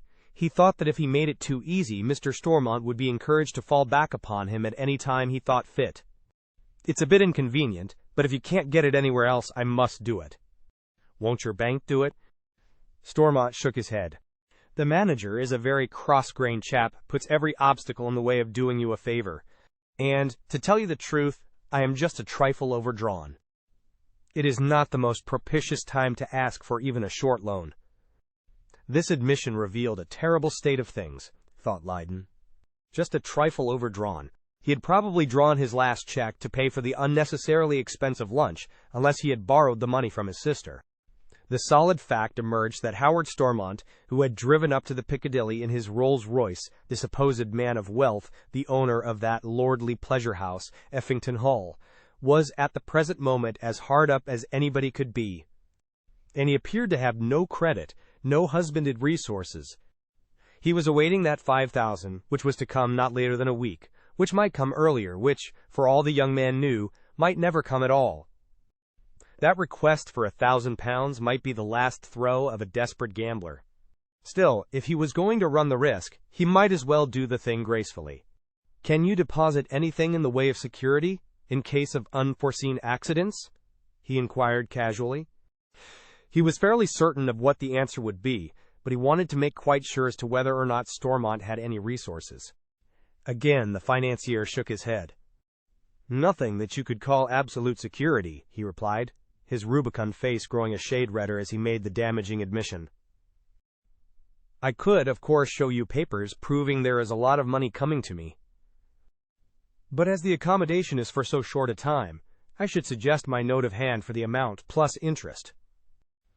"I don't want any interest," said the young man hastily. "I am not a moneylender. I am doing this in a friendly way." "Well, I've a busy afternoon before me, so if you don't mind, we'll settle this affair as soon as possible. Drive me round to my rooms in Ryder Street, and I will give you my check. I have as much lying at the bank, which I was intending to invest. We can get a bill at the nearest post office as we go along." But there was no necessity for this. Stormont had a bill of the required amount in his case. He explained that he always carried bill stamps with him, as they were so frequently used in his business dealings. Lydon did not quite believe this. He thought the man had taken his acquiescence for granted and had come prepared. They drove to Ryder Street, and in 5 minutes the transaction was completed. The rubicund Stormont put the check in his pocket, it being too late in the afternoon to pay it in, and drove back to Effington in his opulent-looking car, leaving Lydon wondering whether he should ever see his money back, whether that £5,000 was a myth invented for the occasion. It was on the Tuesday that this affair took place, and it was understood that Lydon would go down to Effington on the following Friday. His confidence in Stormont was now so rudely shaken that he was prepared for anything unexpected to happen in the meantime. He would not have been surprised to receive a frantic letter from him, to the effect that he was flying the country, that Mrs. Barnard and Gloria were seeking refuge in some suburb round London, and that Effington Hall was up for sale. Lydon rather wondered what was his position with regard to this splendid mansion. Originally, he must have been able to put his hands on a considerable sum of money for its purchase. In all probability, it was now mortgaged up to the hilt. Happily, nothing of such a disturbing nature happened. On his arrival at Guildford Station, Gloria met him in the car. She was, of course, delighted to see him again after his brief absence, but her lover fancied there was just a shade of embarrassment in her manner, the reason of which he presently learned as they drove along. "There is a renewal of festivities which are such an abiding joy to my uncle's soul," she said, speaking in a hard voice. "Tonight we've a dinner party of 12 people, all neighbors. Nobody is staying in the house but you." So the rubicund Stormont had resumed his extravagant habits the moment he found himself in possession of a bit of money.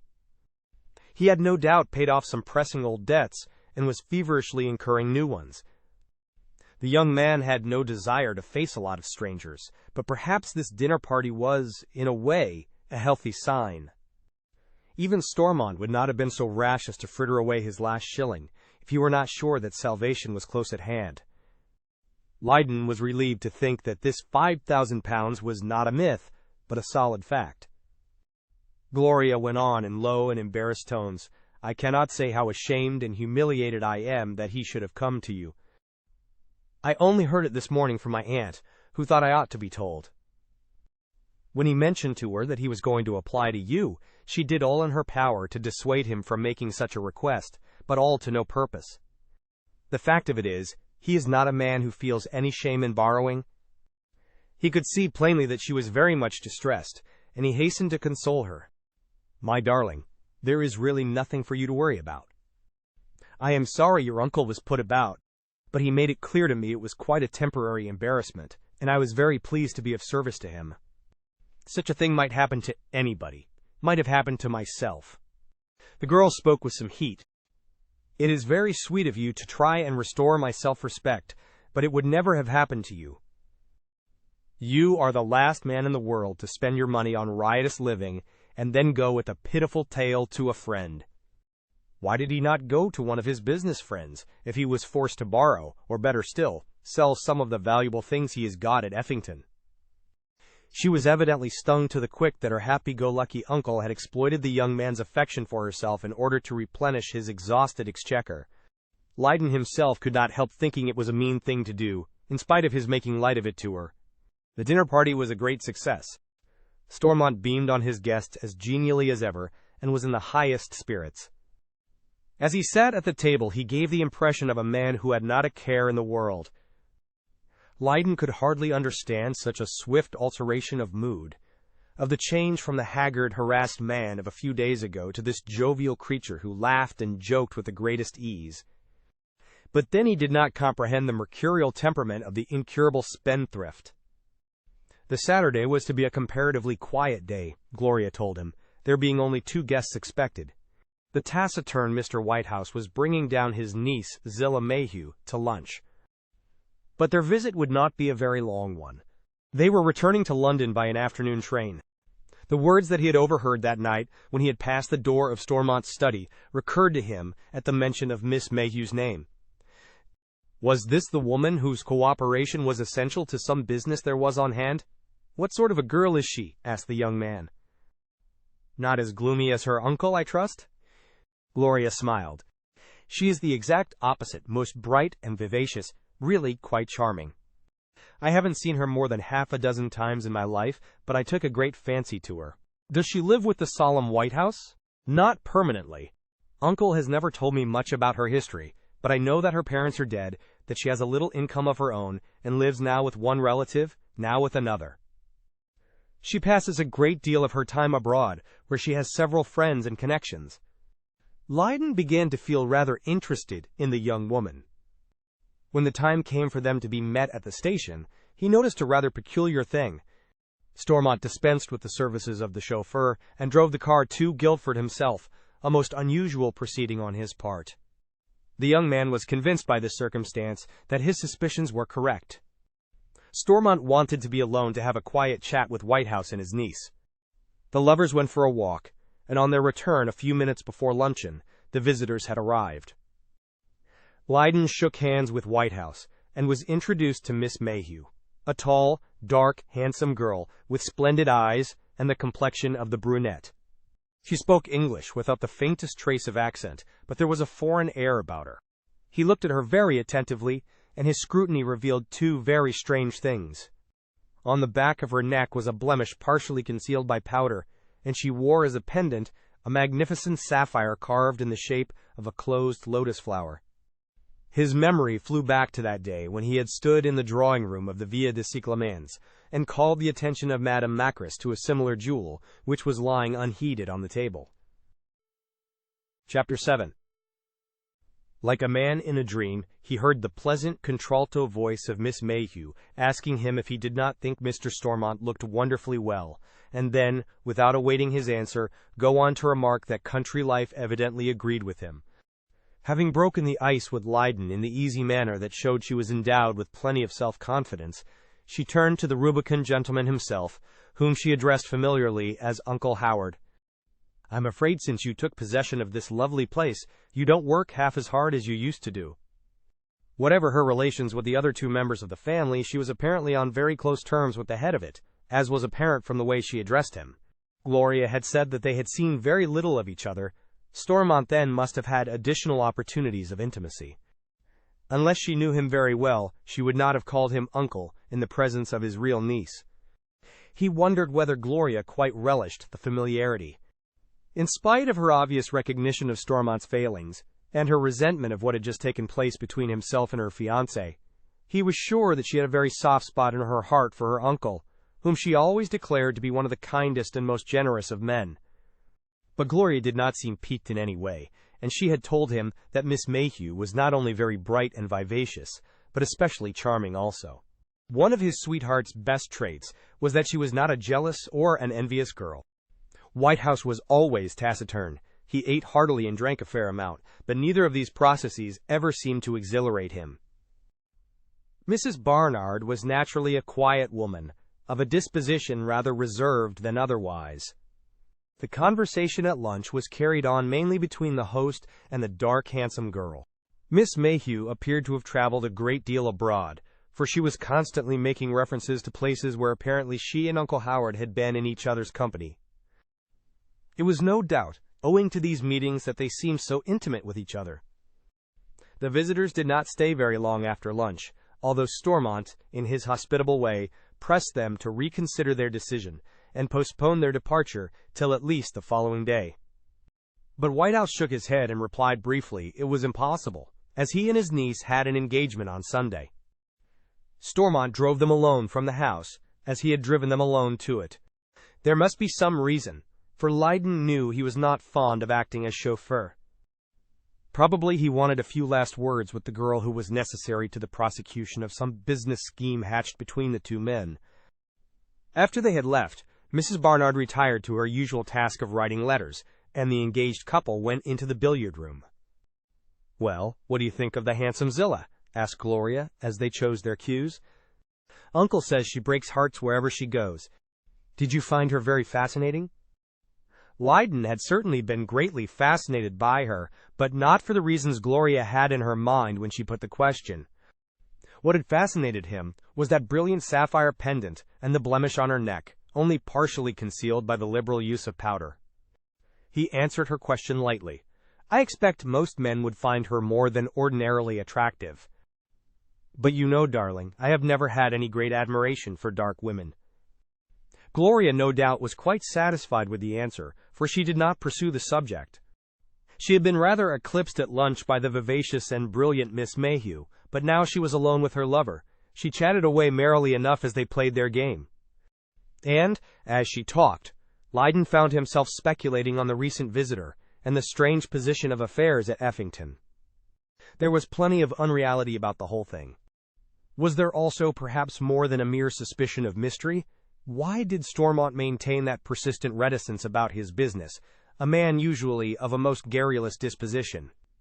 Even now Lydon did not know precisely where his offices were situated.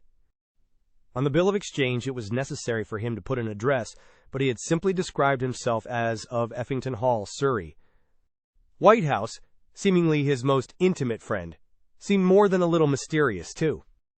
He always gave Leonard the impression of a man who was constantly keeping close watch upon himself, lest he should drop something that he did not wish known. And who was this independent, self-assured young woman, Zillah Mayhew, with the blemish on her neck and that striking pendant, who seemed to spend her life in rushing hither and thither, and was on such intimate terms with Uncle Howard? He led the conversation presently round to the same subject, for all the time he was making his strokes, the dark, handsome Zillah, with her foreign look, was in his thoughts.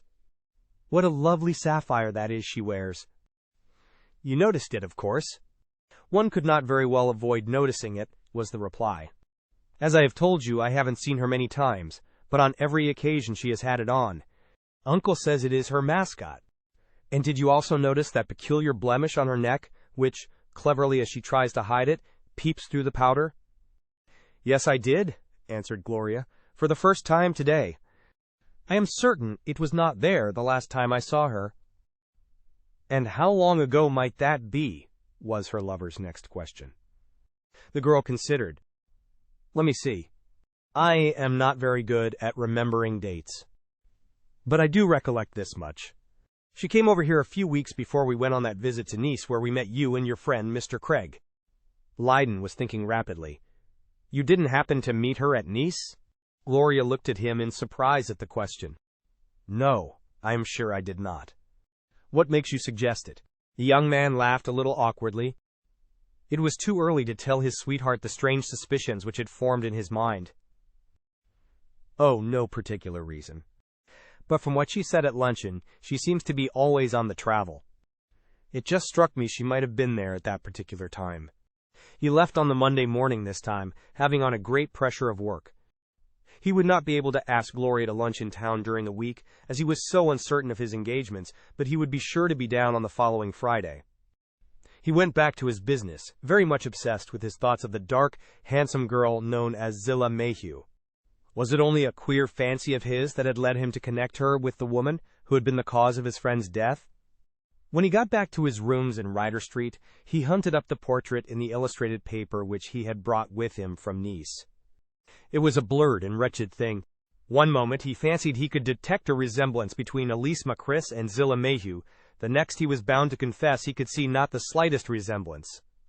It happened that he did see his sweetheart during the week. On the Wednesday morning he had to carry out some tests of wireless telephony at one of his company's experimental stations at Esher. He was testing a newly invented thermionic valve, and during the morning he got into communication with Aberdeen and Rotterdam, and was gratified to learn they reported his speech and gramophone music as strong and clear. He lunched at the Bear Hotel, and a happy thought struck him. He would pay a surprise visit to Effington. So he drove away down the Portsmouth Road, passing through Guildford and over the Hog's Back, and early in the afternoon swung into the big lodge gates of Effington. His unexpected visit was a most delightful surprise to Gloria. He would remain to tea, of course, and Mrs. Barnard, who was as hospitable as her brother, insisted upon his stopping to dinner. She regretted that Stormont would be absent, as he had motored to London to a directors' meeting, and would not be back till late. Mrs. Barnard served them tea from the old silver pot in the great oak-paneled hall, where high stained-glass windows bore the rose and soleil badge of the dead and gone Sedgemeres. Duncan, the white-haired, grave-faced butler, who never permitted himself the luxury of a smile, except when some guest bestowed upon him a more than usually generous tip, officiated with his customary dignity, handing round the cake-basket of pierced Georgian silver. Duncan had served the greater part of his life in noble families. Stormont, on the lookout for a dignified major domo, had tempted him from his last place by the offer of a salary about double what he was getting. Duncan, in a way, had fallen from his high estate in accepting service under a man about whom nobody seemed to know very much. But, like the mercenaries of old, he was content to enlist under any banner where the pay was good. In the waning light, the big, high-pitched hall looked ghostly and cavernous, with its floor of polished oak over which high-born dames of the days of Charles II had danced merrily. There was the great stone fireplace with the wrought iron fireback, bearing upon it the date of 1621. There were the Caroline daybed with spindle legs and fragile canework, the high-carved armchairs upholstered in faded crimson, and the big oak gate table loaded with game books and visitors' books mixed with modern novels. Around, upon the dark paneled walls, hung several portraits of women and men in wigs, one being a portrait by Kneller of Hugh, 6th Earl of Sedgemoor, and another by Reynolds of Anne, wife of the great Lord Sedgemoor who had fought in the Peninsular War. While they gossiped and sipped their tea, the sun slanted across the oak flooring, tinted by the antique escutcheons in the long, colored glass windows of the lofty hall. At dinner, Lydon casually referred to Miss Mayhew. Had they heard anything of her since he had met her at luncheon? Mrs. Barnard answered the question. No, nothing. Isn't she a splendid girl? I wish we saw more of her. She is so amusing and vivacious. No wonder men are always attracted by her. Does she live in London? Lydon asked. When she is in England, she stays with her uncle, Mr. Whitehouse. But I believe she is a great deal with her brother in Paris. So this cosmopolitan young lady had a brother in Paris. Lydon would very much have liked to ask something about the brother, and also in what part of London Whitehouse resided, but his delicacy kept him back. Somehow, personal details never seemed forthcoming in the Stormont family, with perhaps the exception of Gloria, who was frankness itself. You always had to dig for them. After dinner they went, as usual, into the billiard room. Mrs. Barnard, contrary to her usual habit, accompanied them, and took upon herself the office of marker. After the game was over, she very considerately left them to themselves for a few moments. No doubt, she had a recollection of her own courting days. A little while before the young man was preparing to take his leave, she came in with a bundle of letters in her hand. Leonard, I found these on my brother's table just now. He had intended to take them along with him, and forgot them in the hurry of leaving. Will you please post them at Guildford or somewhere as you drive along? Lydon promised that he would. He said goodbye to the amiable Mrs. Barnard. Gloria accompanied him to his car, and here the farewell was a somewhat protracted one, as is usual with newly engaged couples. He drove away over the Hog's Back and stopped before the Guildford post office. For the first time he looked at the letters as he dropped them into the box. He came to the last and read the superscription in Stormont's bold handwriting. It was addressed to Miss Mayhew, 18 Ashstead Mansions, Sloane Square. A little time ago he had been longing to ask at dinner where Mr. Whitehouse lived, and had refrained from feelings of delicacy. By the merest accident, the forgetfulness of Stormont, he had found out what he wanted. This was a piece of luck. His first natural impulse was to scribble the address upon his shirt cuff and send the letter into the box with the others. He never quite knew why he changed his mind. Probably his strong conviction that there was a great element of mystery about Stormont himself, and, secondly, his equally strong obsession that Elise Macris and Zillah Mayhew were one and the same person. Second thoughts gained the day. Instead of posting the letter, as he knew he ought to have done, he put it back in his wallet, jumped back into the car, and drove along the London road through Ripley, Cobham, Esher, and Kingston to the garage close to Ryder Street, who was determined to pluck at the heart of the mystery. 2 hours after it had been given to him by Mrs. Barnard, he stood in his rooms in Ryder Street, and the letter from Howard Stormont to Zillah Mayhew was lying open in his hand. This is what he read.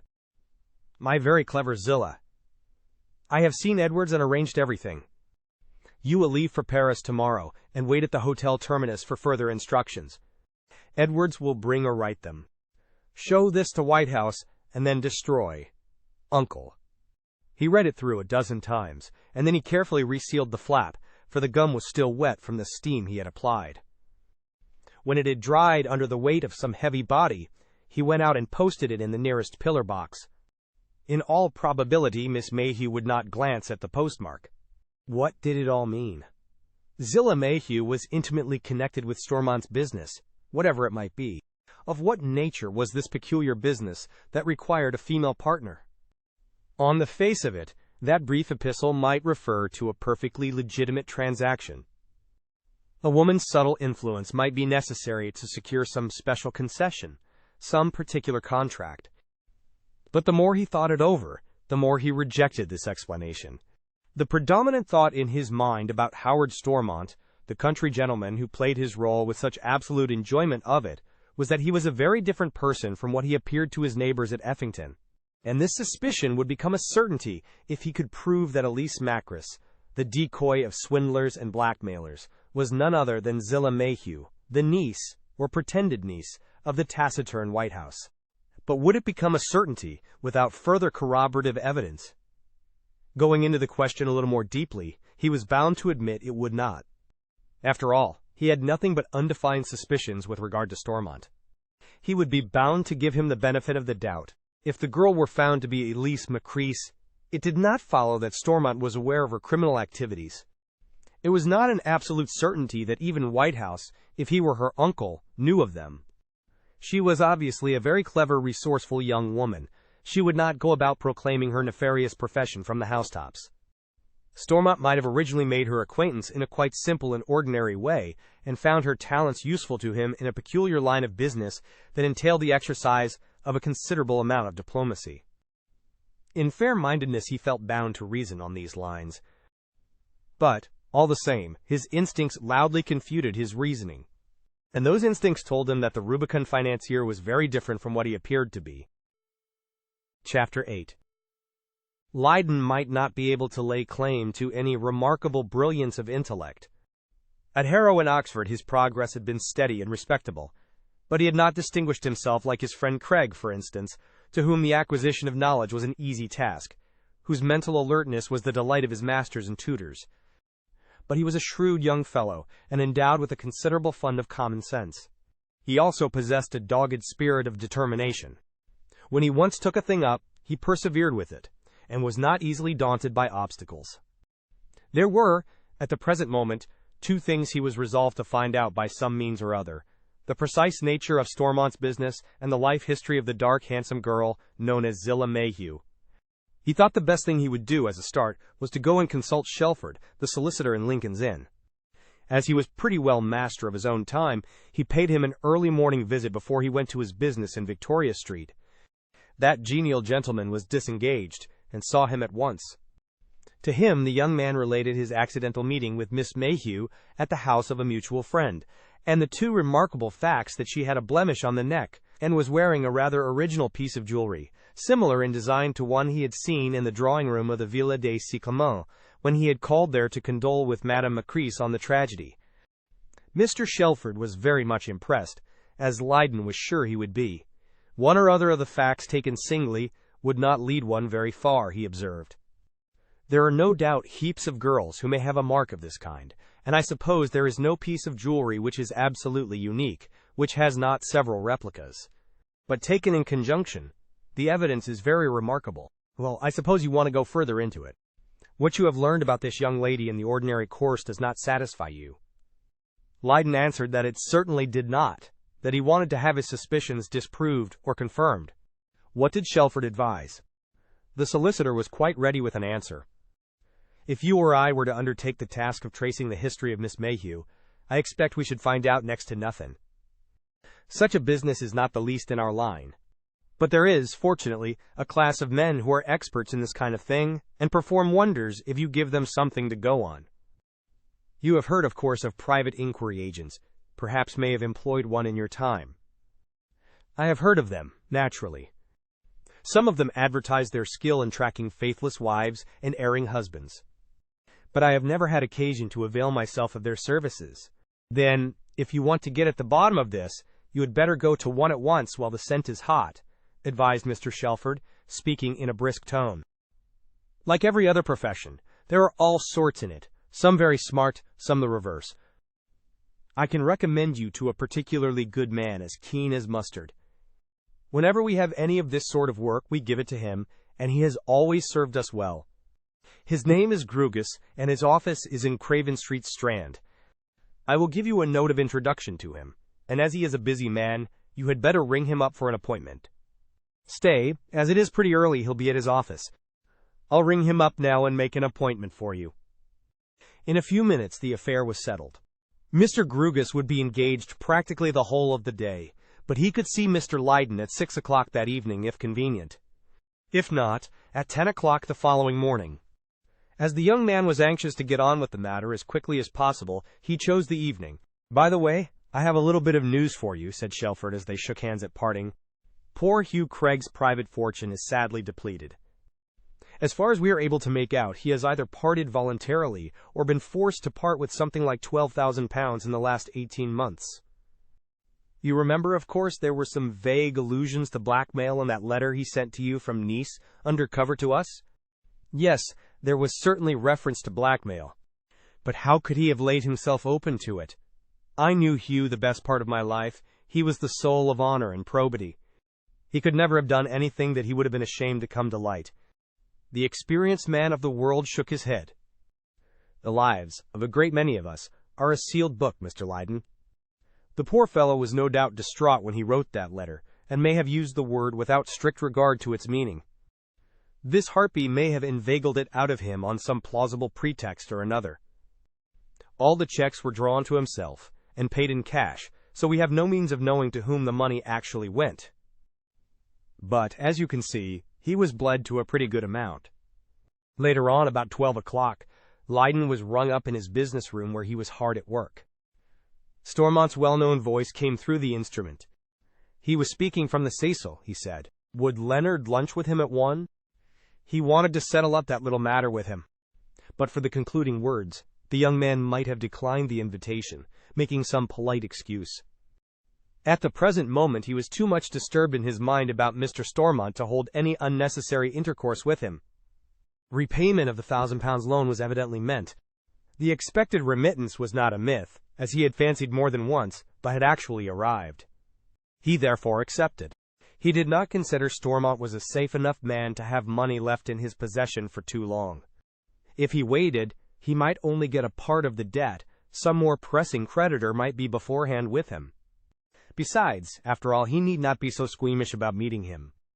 He had no intention of breaking with Gloria just because he had some strong suspicions of her uncle. He would be going to Effington on Friday for his usual weekly visit, and must perforce be the rubicund financier's guest as before. Stormont seemed more hearty and genial than ever when they met in the entrance hall.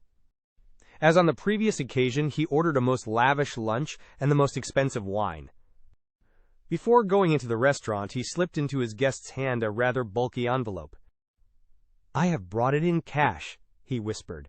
10 100 notes. "I should have liked to add something substantial for the accommodation, but you were so emphatic on that point that I didn't dare." Well, Stormont, so far, had kept faith with him. That should certainly be accounted to him for righteousness. But Lydon could not help thinking how strangely the financier managed his affairs for a man of business. Why did he not give him a check instead of these bulky notes, which he might not have time to pay in today? He hated carrying big money about with him. Then his suspicions, which had become chronic since he had read that letter, leading him to put an unfavorable construction upon every action, recurred to him. Perhaps he owed his bank, not a trifling sum as he had pretended, but a very considerable amount, and had only partially settled with them. Hence his reason for not drawing a check. Lydon was not in a very talkative mood. He was thinking of his forthcoming interview with the private inquiry agent. The host, however, was in the best possible spirits, and conversed enough for the pair. Towards the close of the meal, the young man roused himself from his reveries, and inquired casually whether he was likely to meet Miss Mayhew on his next visit to Effington. Stormont answered in the negative, adding, "I understood she was going away almost directly on a visit to her brother in Paris." After a pause, he added, "Splendid girl that, so clever, so accomplished. She's a first-class linguist, too. Gloria often says she wishes she could speak foreign languages like her. A capital woman of business, too. She has been of some use to me and her uncle in that way, on more than one occasion." "She has helped you in your business," cried Lydon, rather surprised at such a frank admission from a man so reserved on the subject. Mr. Stormont winked knowingly.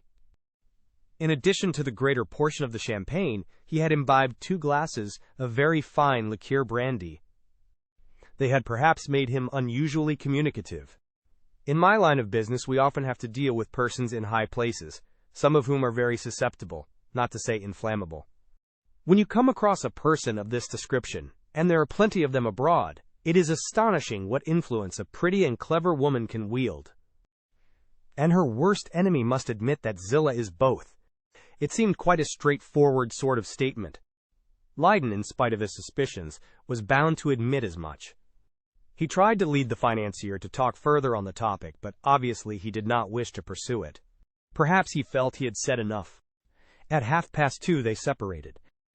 There was just time enough to walk briskly to Coots and pay in the £1,000. Leonard was busy at the office till it was time for him to keep his appointment in Craven Street with Mr. Grugus. He reached the offices of the private inquiry agent a few minutes past the hour. Mr. Grugus himself was standing in the outer room, apparently used by his staff. But there was nobody there except himself, a fact which he explained to his new client. "I am alone, Mr. Leyden. I never keep my staff after the stroke of 6. Of course I don't restrict myself to the timetable.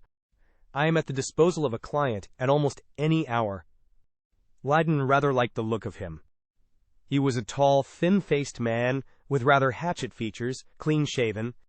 His manners were suave and courteous, his eyes keen, his expression was indicative of alert mentality. He led the way into his own apartment, and, after placing a chair for the young man, invited him to state his business. Leonard told him the story as the reader already knows it. Grugus listened without making any comment or interruption, but it was easy to see his trained intelligence grasped every detail. When Leyden was finished, he spoke. "I understand that you wish me to find out all I can about this man, Howard Stormont, the nature of his business, etc., etc. Secondly, you want me to do the same thing with regard to the young woman Zillah Mayhew, and this will necessarily involve her uncle John Whitehouse, whom you say lives at 18 Ashstead Mansions, Sloane Square." Leonard intimated that the detective had accurately comprehended his requirements. "You do not know the address of Stormont's offices, only that they are somewhere in London.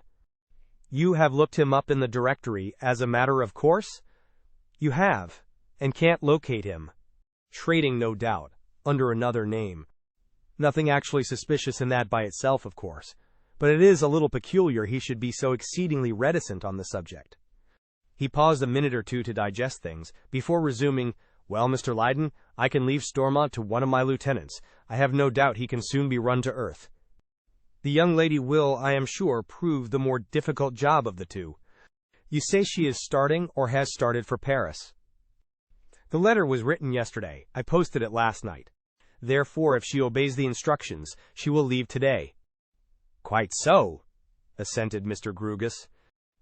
"I will, as I said, leave Stormont and the man Whitehouse to a deputy. We shall learn something about them in a very short time. I shall take Miss Mayhew in hand myself, and I ought to follow her tomorrow at the latest.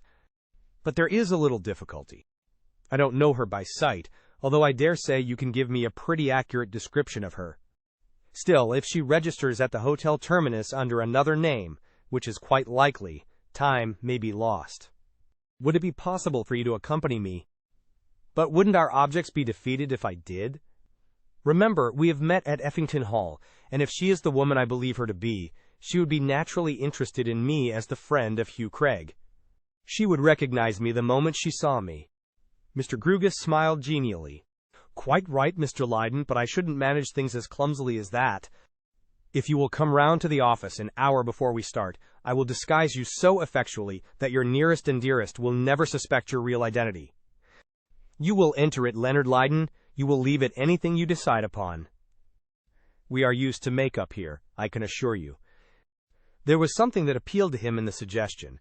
It would be a decidedly novel experience to spy upon Miss Mayhew under an impenetrable disguise.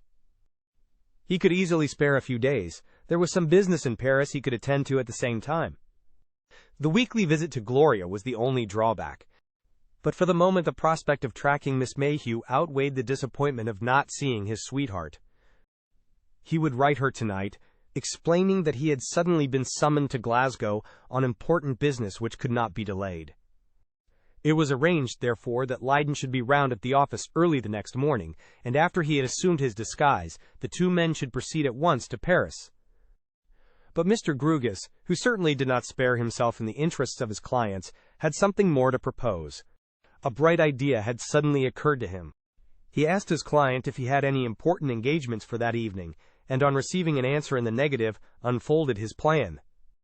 "Well, as you can spare the time, I suggest that we take a peep at Ashstead Mansions and see if we can get anything useful out of the porter at the flats. Most of these fellows will talk if they can see money is about." "But the same objection," began the young man, and Mr. Grugus interrupted him with uplifted hand and a quizzical smile. "Of course, I foresee that. You might meet the Mayhew girl or Whitehouse, or both, coming down the staircase, and they would at once smell a rat. What about having a rehearsal of that excellent disguise which you are going to assume tomorrow? I can rig you out comfortably in a quarter of an hour." Lydon agreed. There was an element of sport in the whole thing, which the hatchet-faced detective seemed to enjoy as much as his client.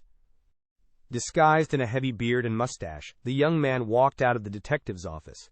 They took a taxi and dismounted within a few yards of Ashstead Mansions. The porter, a young military-looking man, was standing outside the particular block they entered. Grugus whispered in his companion's ear, "I've reckoned him up in a single glance. I know the type. He will talk till doomsday, after the first 10-shilling note is slipped in his hand. Of course, you won't mind a bit of expense over the job." Lydon whispered back that, under the circumstances, expense was no object. He was prepared to spend a considerable amount of money to confirm or disprove his suspicions of Zillah Mayhew. They went into the hall and scrutinized the board, containing the names of the particular block in which number 18 was situated. The name of Whitehouse did not figure on it. The detective rubbed his thin face. "This is 18 Ashstead Mansions, right enough, but nobody of the name of Whitehouse resides here." "You are quite sure of the number?" The young man smiled. Detectives perhaps resembled solicitors. They did not credit the average person with ordinary intelligence. "Impossible for me to make a mistake," he answered. "I was far too interested not to make sure. I only learned it last night." Seeing they were obviously perplexed, the porter strolled up to them. "Are you looking for somebody, sir?" he asked, addressing Grugus, whom he evidently regarded as the more dominant personality of the two. "Perhaps I can assist you." Grugus spoke in his rather precise, formal way. "Am I correct in saying that a Mr. Whitehouse occupies one of these flats?"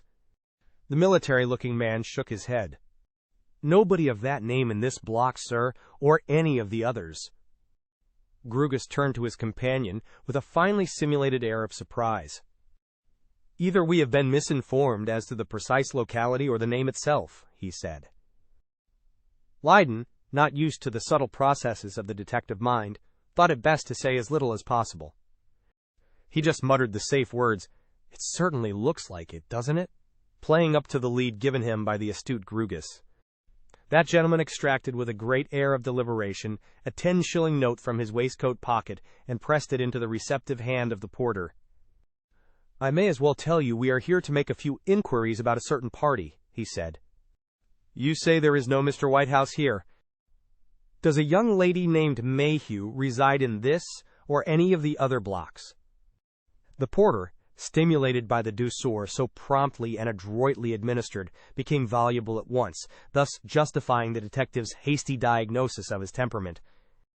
"Miss Mayhew, sir, lives with her uncle and aunt, Mr. and Mrs. Glenthorne, in this block, number 18. I believe she is their niece. I have heard her call him uncle."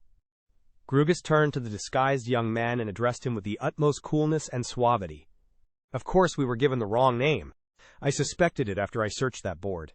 He turned to the porter, who, by the knowing smile that showed itself upon his good-looking face, appeared to be awaiting developments of an interesting character. "Now can you tell us something about this, Mr. Glenthorne? Do you know his profession, his business, his occupation?" The smile on the porter's face deepened as he saw Grugus's hand steal ostentatiously to his pocket and withdraw another note. It had evidently dawned on his mind by now that they were detectives, and were prepared to pay liberally for information. "I could tell you about almost anybody in this block, sir, but not Mr. Glenthorne. When he is in London he seems to go out every day, and returns at all sorts of hours, sometimes to lunch, sometimes to dinner, sometimes not till close upon midnight." "A gentleman apparently of quite irregular habits?" interjected the detective. "Quite so, sir. Whatever his business is, it takes him away a good deal. He spends more than half the year abroad. And what about Miss Mayhew? Is she as erratic? Never stays here very long, sir. She was off today. From something I heard, I think she was bound for Paris. A second note found its way into the porter's ready palm, and Grugus was prepared to admit that he had earned it. The two men were turning away, when the porter said in a low voice, "Here is Mr. Glenthorne, sir." "Do you know him?" Grugus motioned him to silence. A well-remembered figure entered the hall and ascended the staircase. He cast a sharp glance at the two men, but it was evident he did not penetrate Leyden's disguise. When he was safely out of earshot, Leonard whispered to his companion, "It is the man whom I know as John Whitehouse." They went out into the street, and then the detective spoke. "Glenthorne in Ashstead Mansions, and Whitehouse when he visits his friends at Effington. The beginning of a very pretty mystery, Mr. Leyden. Perhaps our trip to Paris will help us to solve it." Chapter 9. When they had left Ashstead Mansions safely behind, the detective turned down a side street and, leading the young man under a convenient archway, dexterously whipped off the disguising beard and mustache and put them in a small bag he had brought with him. "Now Richard is himself again, and can face the world in his own proper person," he observed in a jocular tone. "I suppose we will separate here. I am going on to Hammersmith to see one of my smartest men and put him at once on the job of finding out what he can about Stormont and the man whom you originally knew as Whitehouse. Better be at my office about 8 o'clock tomorrow. As soon as I have made you up, we will start." As they parted, Grugus observed that he had better pay out all the outgoings, and Leyden could give him a check from time to time. "I expect it will run you into a pretty penny," he said. "But from what you have said, I gather you don't mind that. The thing certainly seems worth investigating. The fact of this fellow having two names is very suspicious. In whatever is going on, I have little doubt we shall be able to connect Stormont with it. It is impossible he can be ignorant of the fact that Whitehouse calls himself Glenthorne when he is away from Effington." Leyden went back to his rooms, and in the evening dined at the Berkeley with a friend. The more he thought over the matter, the more he congratulated himself on having gone to the solicitor, and through him to Grugus, who impressed him as a man of remarkable capacity. What they had learned at Ashstead Mansions was enough to prove that there was some deep mystery about the occupants of number 18, a mystery in which the owner of Effington Hall was obviously involved. Whatever that mystery was, did Gloria and Mrs. Barnard know anything about it? Or were they as ignorant as he was when he had first set foot in the fine old Tudor mansion, where the rubicund profiteer posed as a man of business who had lately taken up the role of country gentleman? Of Mrs. Barnard, he could not, of course, be sure. She was a singularly quiet, self-contained woman, not much given to general conversation. Considering the hours he had spent down at Effington, he had really seen very little of her. She seemed to play a very subordinate part in the life led there, her brother taking the lead in everything, impressing himself upon his guests in his bluff, genial way, while she remained in the background. She seemed, so far as he could judge, to be interested in two things: clothes and the local charities. And no doubt Stormont had put her on to the latter in order to make a good impression in the neighborhood, and disarm the critical attitude which is so often assumed against a newcomer. Gloria, he was convinced, knew nothing, and suspected nothing.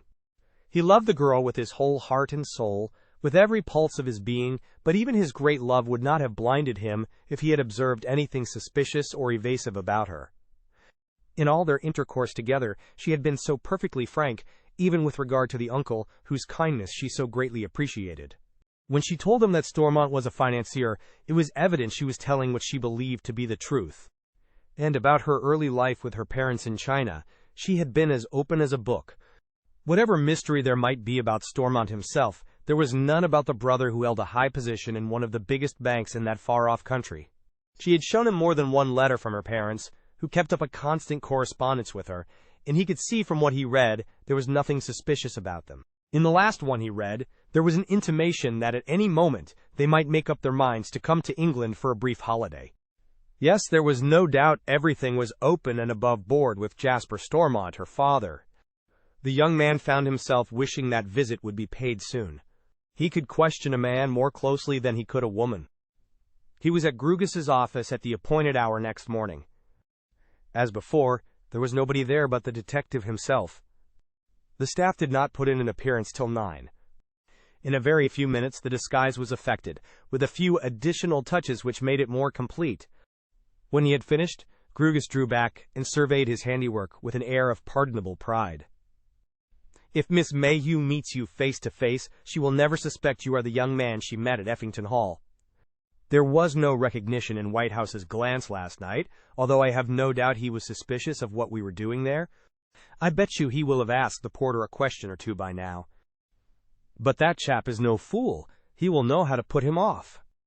When Leonard looked in the glass which Grugus handed him, he was bound to confess that a complete metamorphosis had been effected. There was no resemblance between this heavy-bearded creature and the good-looking lover of Gloria Stormont. "Now I think we will be off," observed Grugus. "I have written a letter to my head clerk, telling him I'm off to Paris, and giving him the address of the hotel we shall stay at. Of course it will not be the Terminus. That would hamper us too much. I shall only take you there for the purpose of identifying her. I shall watch her from elsewhere. To stay there would be fatal to our plans. If she is the person you believe her to be, she is naturally as sharp as a needle, and she would soon tumble to the fact that we were taking a suspicious interest in her." A short time later they had left London behind them and were on their way to Paris and Zillah Mayhew. It was a fairly empty train, and they had a first-class compartment to themselves. Grugus proved himself a most entertaining companion, and told Lydon many interesting things in connection with himself and his profession, in the pursuit of which he took the keenest delight. He was about 55, he told the young man, who was surprised at the statement, for, with his clean-shaven face and keen, alert expression, he looked a good 10 years younger. He had been 15 years at Scotland Yard, and 10 years on his own. While at the Yard he had acquired a considerable experience of the underworld. He told him some wonderful stories of the wide ramifications of crookdom of all classes, from the lowest to the most aristocratic, of high-class gangs directed by men who presented a most respectable appearance to the outside world, mixing in decent society, and adopting some well-known business or profession as a blind. He regaled him with some thrilling tales of how diamond had cut diamond, of the marvelous ingenuity with which certain professional detectives had got the better of their natural enemies, the criminals. Since he had been in private practice, his experiences had been less thrilling. He did a good deal in divorce business, and he was applied to in many cases of blackmail. "If this young woman turns out to be Elise Macris, as you suspect, we are likely to be up against a blackmailing gang here," he observed. "And I should gather they pursue their activities chiefly abroad." You will remember the porter dropped the fact that Glenthorne was frequently out of England. They snatched a light meal at Boulogne, and they got out at Amiens for a very welcome whiskey and soda. The Paris train was pretty full, and there was no opportunity for further disclosures of a confidential nature. Just before they rolled into the station, Grugus whispered in his companion's ear, "As you said I was to spare no expense, I sent a wire to an old ally of mine to meet the train. We have worked together very often, and he is a most useful fellow, being a splendid linguist. He can speak French like a native, even to its slang. It may be I shall have to watch more than one person, and he will come in handy for the other." Evidently Mr. Grugus was going to do the thing thoroughly, and the young man was pleased that he had got hold of such a painstaking fellow. The man with whom he had made the appointment was waiting on the platform, a clean-shaven, smart-looking individual, rather like Grugus himself. He was introduced to Lydon by the name of Simmons. "I think you and I, Mr. Lydon, will stay at the Palace Hotel. It is pretty handy to the other one. We will go there first and book our rooms, and then proceed to the Terminus. If we wait a bit in the great hall there, we shall be pretty certain to spot our quarry. We'll take Simmons with us, as he will want to know her as well, in case he has to be put on the job later." They secured their rooms and then went on to the Terminus. The hall was very full, but they found room in a corner, an admirable situation where they could survey everybody at their leisure without attracting too much attention themselves. They sat there a long time, and Lydon was beginning to fear that Miss Mayhew had changed her plans, gone to some other hotel than the one given in Stormont's letter of instructions. But presently a familiar figure, dressed in the height of fashion, passed through the hall, and when near the exit, lingered as if she was waiting for someone. Lydon spoke to the detective in a low voice. "That is she, waiting at the end." The two men took stock of her. "Singularly handsome young woman," commented Grugus in the same cautious tones. I suppose she is waiting for the man Edwards. But she was not. To Leyden's surprise and relief, another familiar figure crossed the hall, joined her, and the two went out together. It was that of the woman he had known as Madame Macris, the tenant of the Via des Cyclamens. There was no mistaking her. He remembered too well that stout form, the still handsome face with its traces of youthful good looks, the Jewish cast of countenance. He imparted the information to Grugus. A satisfied smile stole over the detective's countenance. "Well, this is a bit of the most splendid luck at the very start," he said. "The mother, the blemish which I could not see from here, the pendant which I could see. I think we have found one of the most important things we wanted, at once.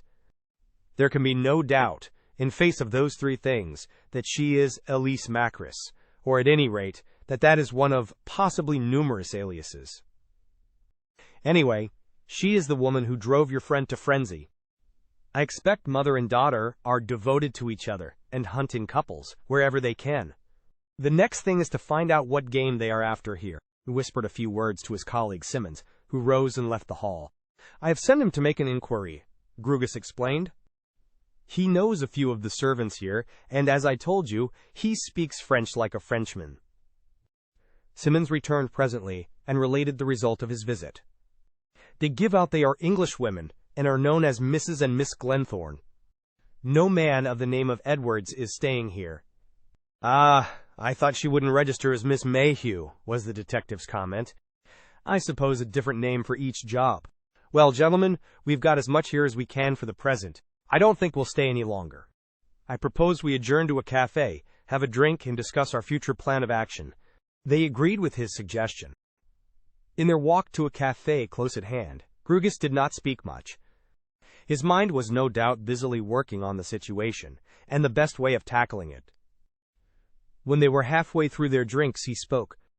"We can't hope to do very much this evening. Now what I propose is this, Mr. Leyden. I know Paris rather thoroughly, although I dare say my friend Simmons knows it better. This isn't exactly a pleasure trip you've come on, and you won't want to spend more money than is absolutely necessary. We must have something to eat, for that light meal at Boulogne wasn't very satisfactory." Leyden laughed. "I am in hearty agreement with you. The long journey has made me feel frightfully hungry." "Well, if we go to one of the swagger places, you'll be charged through the nose. This is the city par excellence of good cooking, and I can take you to a capital little restaurant close by where everything is excellent, and you'll pay about a third of the price. Their wines are good and reasonable, too." "I'm in your hands," said the young man. "I should like you to take me along as soon as possible." He noticed that Simmons did not appear to be included in the suggestion. The reason was explained when Grugus turned to his colleague. "It's not likely we shall be fortunate enough to do much tonight. As I said just now, we have had one big bit of luck to start with, which has saved us a lot of time and trouble. All the same, we won't let our vigilance sleep. I want you to start on the watch at once, Simmons, if this woman and her mother come back. We shall be at the restaurant Grice for at least a couple of hours. If in the meantime there is anything to report, come to us there. If we have gone, come to the hotel." The obedient Simmons finished his drink, rose up, and went forth at once to obey his leader's commands. After a final aperitif, Grugus led his companion to the restaurant Grice. Here they had a most excellent meal, consisting of a good soup, a sole worthy of the Café Royal, followed by some tender veal. They drank with it a white wine recommended by Grugus. While they were eating, the detective dwelt regretfully on the vast difference between now and before the war. If you knew the ropes, it was one of the cheapest places in the world to live in, and whatever you paid, you got splendid value for your money. Of course, very few of the English who came here did know the ropes. I shouldn't have known them but for a young fellow I met, a student in the Latin Quarter. Gad, what he didn't know about Paris wasn't worth knowing. After their dinner was over, they sat and smoked the accompaniment of another bottle of white wine. Grugus was not keen on spirits. They had promised to wait a couple of hours there in case Simmons had anything to report, and they were as comfortable here as they would have been in their hotel, more so perhaps. During this period of waiting, Grugus entertained his host with some more thrilling stories of crooks and crookdom. Leyden found himself much interested. Before he met this reminiscent person, he had no idea that there was so much rascality in the world. According to Grugus, every big city was teeming with it. On the whole, for what he called aristocratic crookdom, he was inclined to give the palm to Nice, where our friend Miss Mayhew appears to hail from, he observed with a sardonic chuckle. "She's a member of some foreign gang, I suppose?" suggested Leiden. "She has a foreign look about her, although I heard her mother was an Englishwoman, apparently an English Jewess." Grugus shook his head. "I should rather fancy an international one. Whitehouse is mixed up with her. We can't assume him to be ignorant of his niece's activities, if she is really his niece. Then there is the man Edwards, and of course Stormont, upon whose business she is here, according to that letter. 3 Englishmen, you see. Decidedly an international gang by that." "What is your reading of it so far, Mr. Grugus?" "Well, we can't say positively till I've found out what her game is here. But I should say she is one of the working members of the gang, and Edwards is another. Whitehouse and his friend are probably the controlling spirits, who plan and engineer but never come into the open, never execute the dirty work." A few minutes before the 2 hours had expired, Simmons bustled in with an air of importance that told he had something of interest to communicate. It was briefly this. Mother and daughter had returned to the hotel alone, an hour after they left it. The mother had gone upstairs. Miss Glenthorne had sat in the hall, evidently waiting for somebody. That somebody presently turned up in the shape of an opulent-looking Frenchman, thickly bearded and of middle age. The couple left together, and drove to one of the most expensive restaurants in Paris. Simmons followed them into the expensive restaurant, and had his dinner there, conceiving it to be his duty to spend money in order to watch them. From the waiter who attended on him, he learned that the Frenchman was an old customer, and a wealthy man. He was a partner in the big firm of jewelers, Dubost Frères, located in Marseille. Every 3 months he made a trip to Paris to have dealings with firms in the same line of business. On these occasions, the waiter had been told, he brought with him several samples worth thousands of pounds. His name was Monsieur Léon Calliard. With regard to the young woman, the waiter knew nothing about her. He fancied he recognized her as having been in the restaurant before, during his period of service, but he could not say with whom. This was certainly the first time he had seen Monsieur Calliard in her company. From the restaurant, where they quickly got through their dinner, Simmons followed them to a music hall, where he had left them when he came to make his report. "Nobody joined them in the music hall? No Englishman who might be the man Edwards?" queried Grugus when his colleague had finished his recital. "No, so far, Edwards has not appeared upon the scene," was the answer. The detective looked at his client. "Looks like a case of blackmail, or perhaps robbery and blackmail," was his comment. "Anyway, the old game. I didn't know whether you would like to go and have a look at them yourself," hazarded Simmons. But Grugus thought not. He would wait till tomorrow to get on the track of the man Edwards, that is, if he were taking an active part in the affair and still in Paris. Chapter 10. After breakfast the next morning, Grugus inquired if Leiden had any intention of making a long stay in Paris. The young man replied in the negative. His business claimed him, his sweetheart claimed him, although he did not communicate the latter item to the detective. He had, up to the present, said nothing about her or her relationship to Stormont. Naturally, he shrank from doing so. "I take it, if I stayed, I could be of little use to you in your proceedings, Mr. Grugus?" he queried. The reply was polite, but quite emphatic. "Well, Mr. Leiden, I think not. If I detailed you off on the watching business, you might find it a very difficult job. Shadowing people is an art. Of course, Simmons and I are quite used to it. I am sure I understand. If I attempted to follow Miss Mayhew about, she would soon spot it. You do it in some mysterious way, so that while observing, you contrive to escape observation." Grugus was pleased to find his client took such a sensible view of the situation. He bestowed on him a cordial smile. "Everybody to his job, Mr. Leiden. I may say to you that, speaking from a professional point of view, this promises to be an exceedingly interesting case, more especially when we succeed in getting onto the track of the man Edwards, who is no doubt about. I don't fancy the young woman is doing it all off her own bat." There was a certain air of satisfaction about Grugus as he spoke, which convinced his client he was engaged in a business after his own heart. There had been aroused in him those sleuth-like instincts, lacking which no man makes a good hunter of criminals.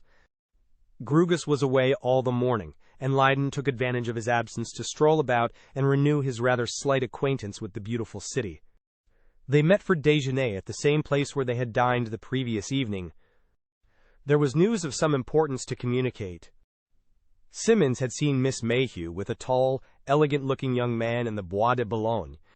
They had separated very soon, and surmising the man to be Edwards, he had followed him to his quarters in an hotel in a different part of the city, close to the Gare du Nord. Discreet inquiries elicited that the young man was registered under his proper name. He had not thought it necessary to change it like Miss Mayhew.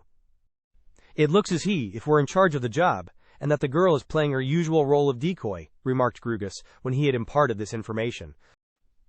"The two meet while this silly old Calliard is doing his business in Paris.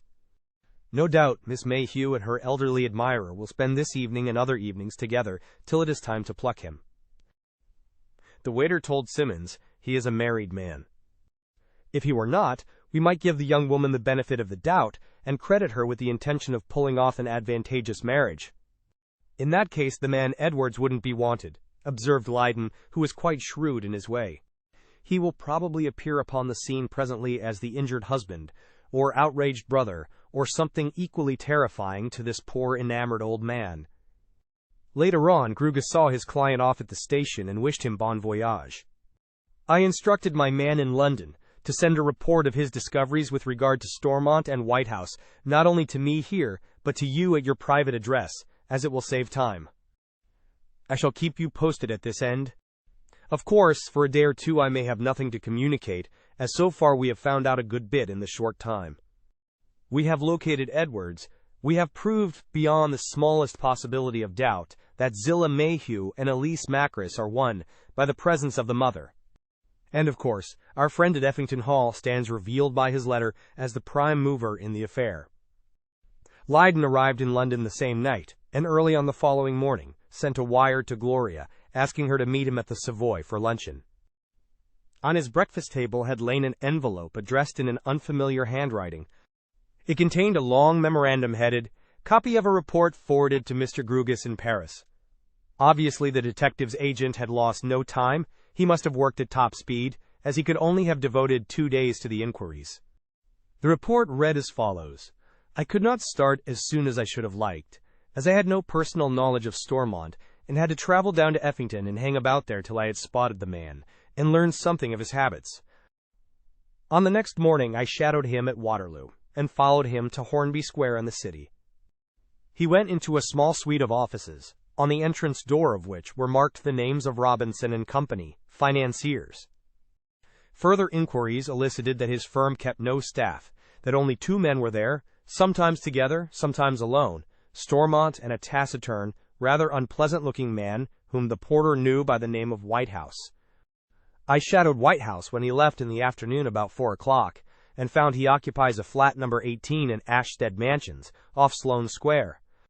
The family consists of himself, his wife, and a niece, Miss Mayhew. Both uncle and niece frequently take journeys abroad. He is known there as Glenthorne." Leonard smiled as he read this part. It was evident that the hall porter at Ashstead Mansions had again been a source of information. There seems little or no business doing at Hornby Square, so far as I could gather. There are a very few occasional callers, and a fair amount of correspondence. Taking the aspect of things in a general conjunction, and remembering the suspicious circumstance that the man Whitehouse calls himself Glenthorne in private life, I should say the office in Hornby Square is used as a blind, and that no legitimate business is carried on there.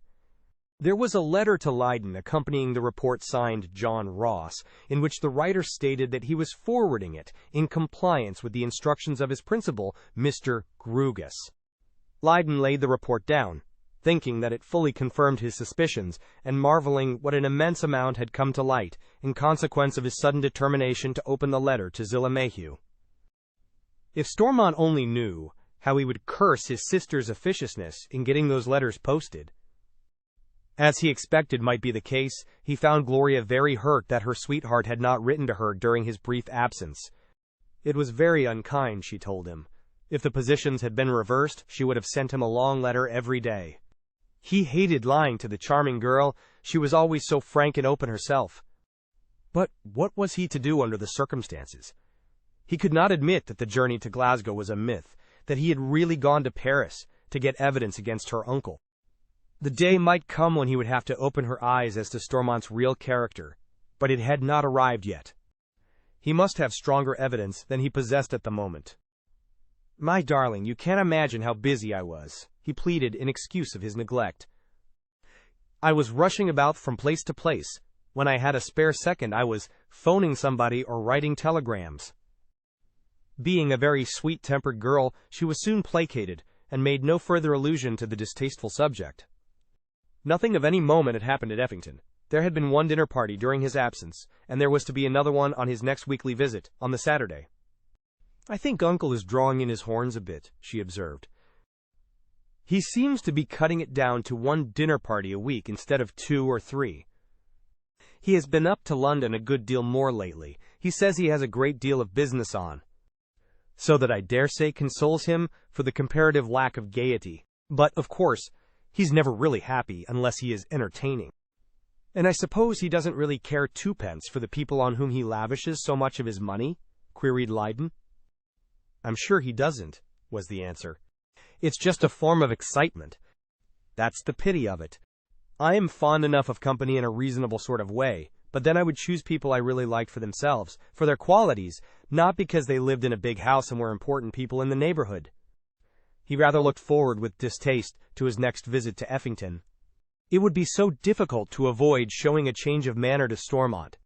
He knew that a dozen times in the day an almost irresistible impulse would overtake him, prompting him to tell the rubicund hypocrite that he knew him for what he was, the friend and abettor of Elise Macrease, the decoy of a gang of blackmailers.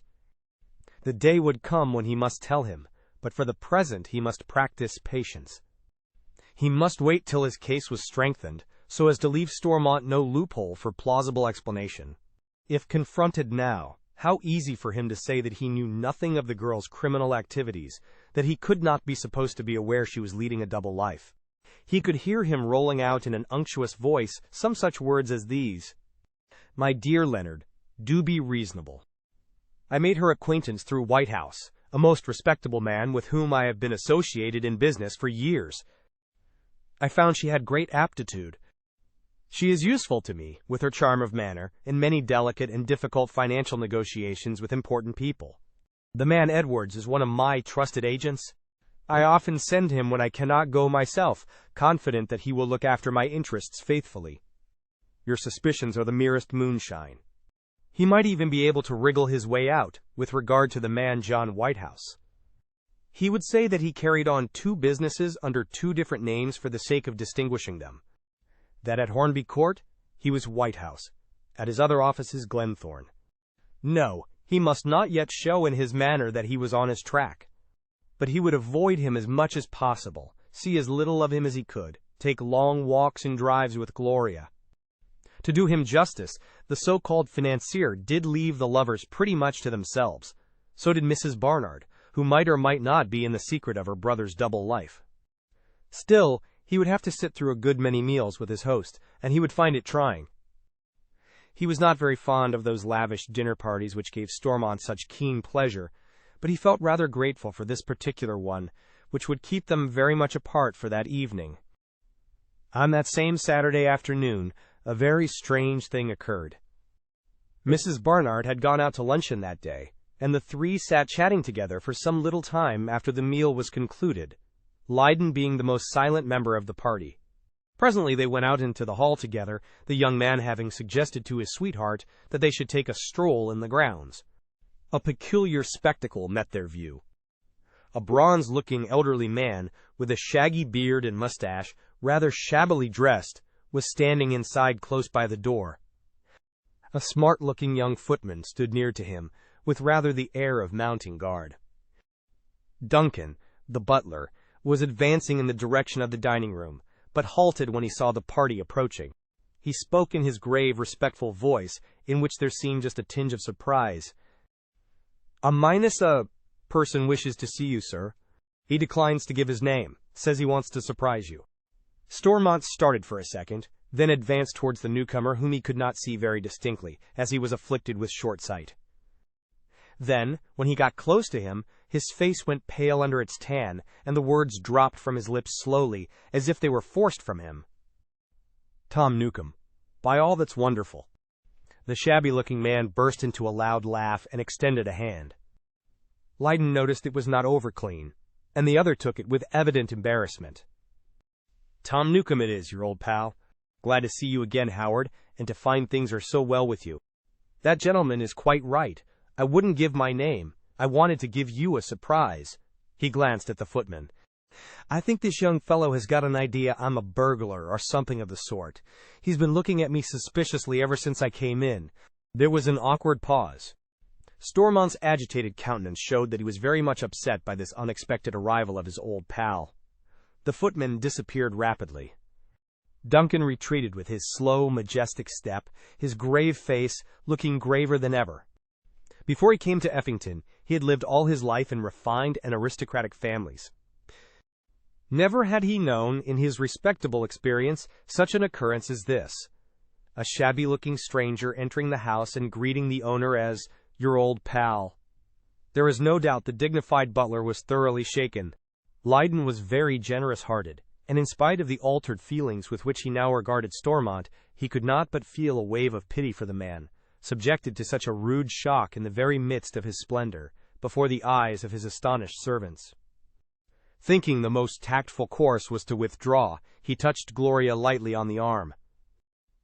"Let us go for our stroll," he said, and she, understanding his object, nodded her head. They went out and left the agitated Stormont to deal with Mr. Tom Newcomb. When they were in the grounds, she turned to him. A look of surprise, Lydon fancied a faint hint of trouble, in her clear, candid blue eyes. "What can it mean, Leonard? Such a common fellow, too, his way of talking. Not a broken-down gentleman. You heard him speak of Uncle as his old pal.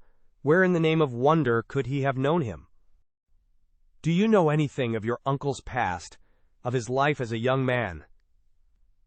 As her sweetheart put the question, his thought was that she probably knew as little of the past as she did of the present. The girl answered him with her usual frankness. "Nothing. From some little things father dropped, I gathered that he was rather wild in his youth. I don't fancy they had ever been very good friends as young men. I am sure you have noticed how little Uncle Howard ever talks about himself, about his business or his past. I know nothing about these things. Auntie may know more about them than I do, but I don't fancy very much. He is so strangely reticent. He certainly told her he was going to borrow money from you, but I expect he did so because he thought you might let it out to one of us. If he had been sure of your silence, she would never have heard a word about it, I am convinced." After a short pause, she resumed the subject. "I cannot understand it. The man is obviously of such a common class. The Stormonts come from very homely stock, I know, but they are miles above this. I don't think I have ever told you much about the family history, which I learned from my father, not my uncle. I don't think I have ever heard him allude to his family. He is as reticent about them as he is about himself." She proceeded to tell him about the past Stormonts. Her grandfather was a small tradesman in a Midland town. His family consisted of 2 sons, Howard and Jasper. Although not ambitious for himself, he was for his children, and he stinted and screwed to give them a good education to enable them to do better in the world than their father. That education had stood them in good stead and developed their native brains. Jasper, the elder of the 2, was a very clever fellow, although he had made nothing like the money his brother had done. This, in Gloria's opinion, was simply due to lack of opportunity, to that absence of luck which plays such a large part in human affairs. And what money Jasper did make, he took good care of. But although he has never tried to make any show, father's career has been one of steady success, she concluded, with an air of pardonable pride. And he is one of the most upright men with high ideals of duty. He has not got Uncle Howard's robust geniality, but he has most lovable qualities. I should be so pleased for you to meet him. They strolled about for a long time before they returned to the house. Before they went in, Gloria had confided to her lover her perplexity as to what Stormont would do with his unwelcome guest. Mr. Newcombe certainly could not join the ultra-respectable dinner party that would assemble in the evening. This problem was presently solved by Stormont himself, who later on came into the billiard room to find them. He had recovered a good deal from the shock, but it was easy to see by his nervous, jerky manner that he was still very ill at ease over this disconcerting experience and the necessity of furnishing some explanation of it.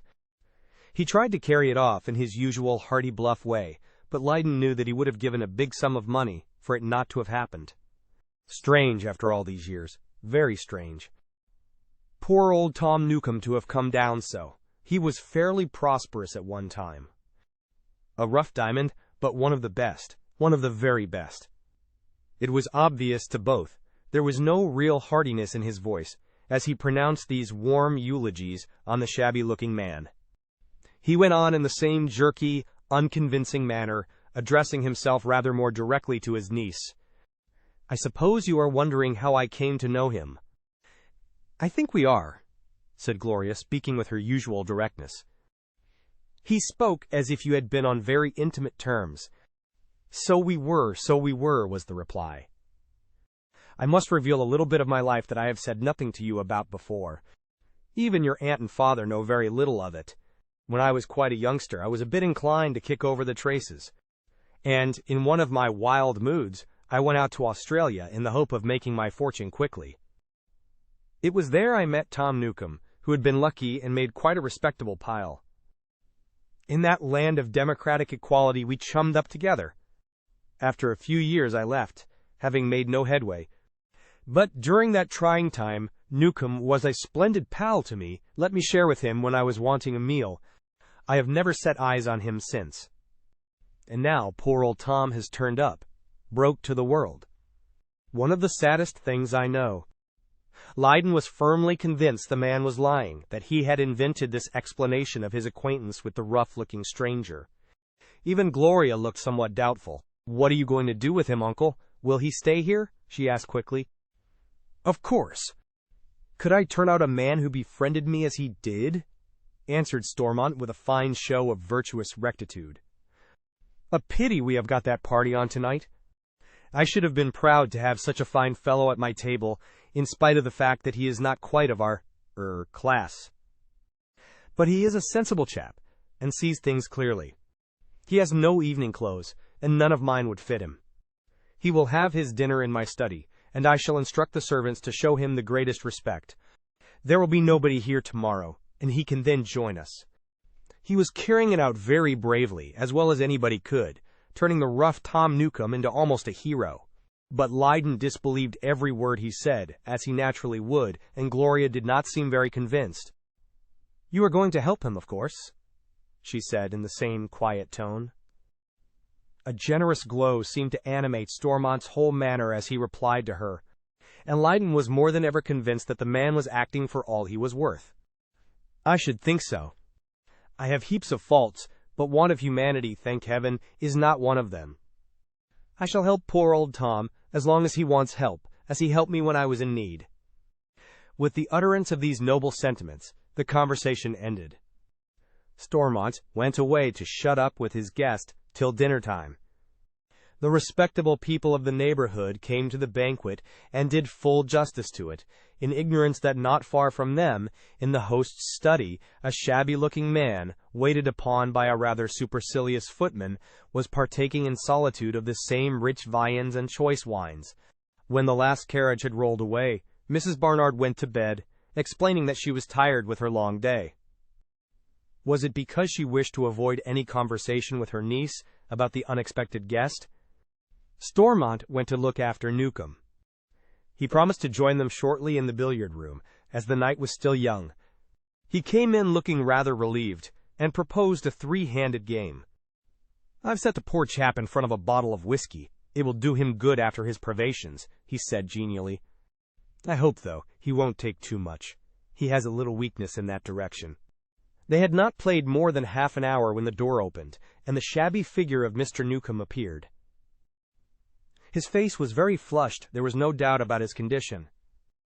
His gait was uncertain, and his voice was decidedly thick. Advancing towards the billiard table, he looked at his host with a very unfriendly expression, in which Lydon saw, or perhaps fancied he saw, a hint of menace. "Look here, Stormont, my boy. Old pal as you may have been, I'm not going to stand much more of this sort of thing. I'm being treated in a way I don't like. It's devilish unhandsome, to say the least of it." The more than half-drunken man was meditating a scene in revenge for some real or fancied grievance. Gloria paled and reddened by turns and looked apprehensively at her uncle. Lydon waited developments.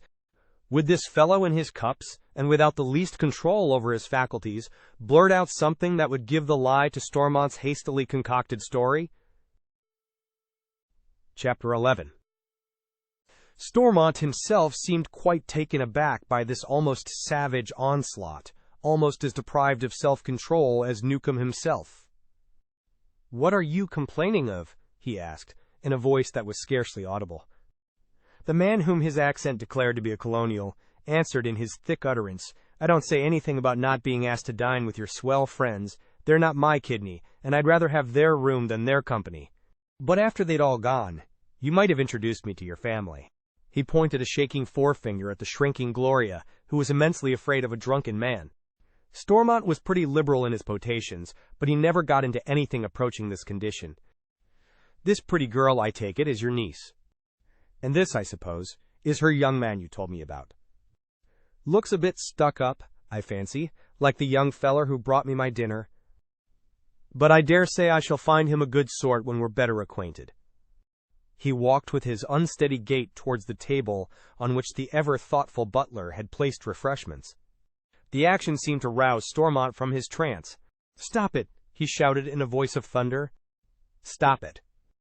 You've had more than you can carry already." But he was too late.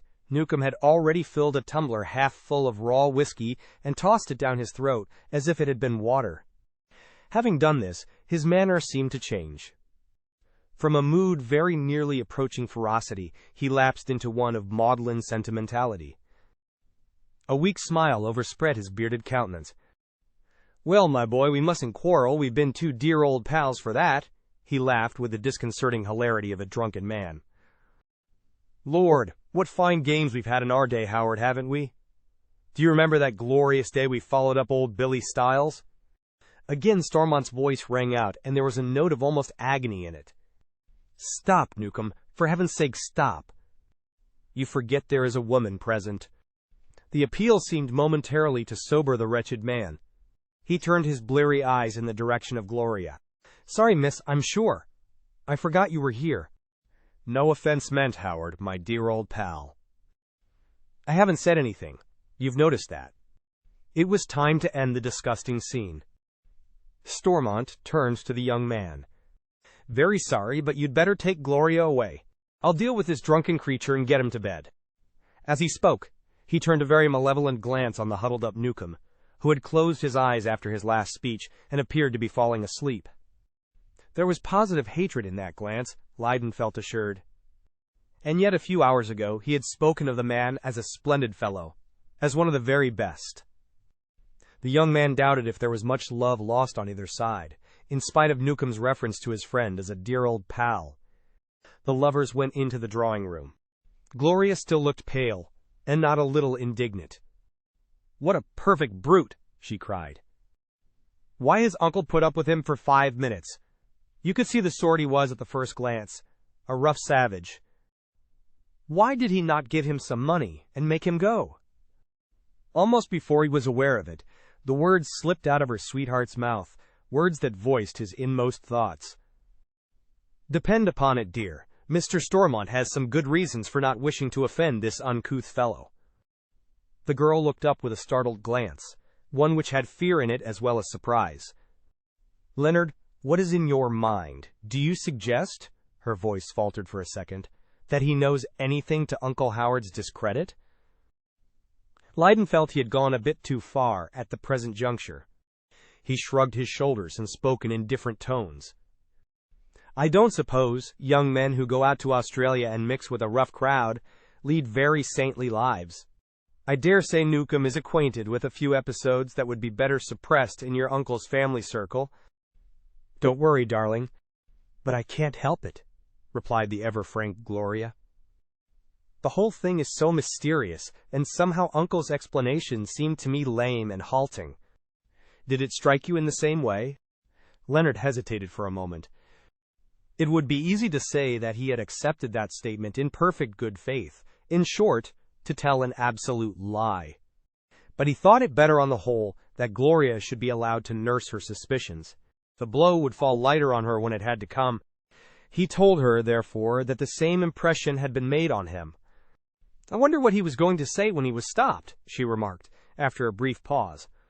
When he was going to tell something about a man they had followed up. Uncle seemed in an agony of apprehension.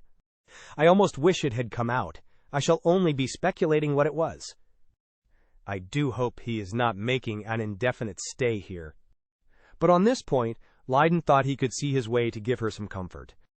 Stormont was much too clever a man to allow Newcomb to exhibit himself to his neighbors. He had been disturbed quite enough by the fact that he had been seen by the family and servants. Your uncle is a resourceful man, Gloria. I am sure he will soon see a way of getting rid of him without hurting his feelings.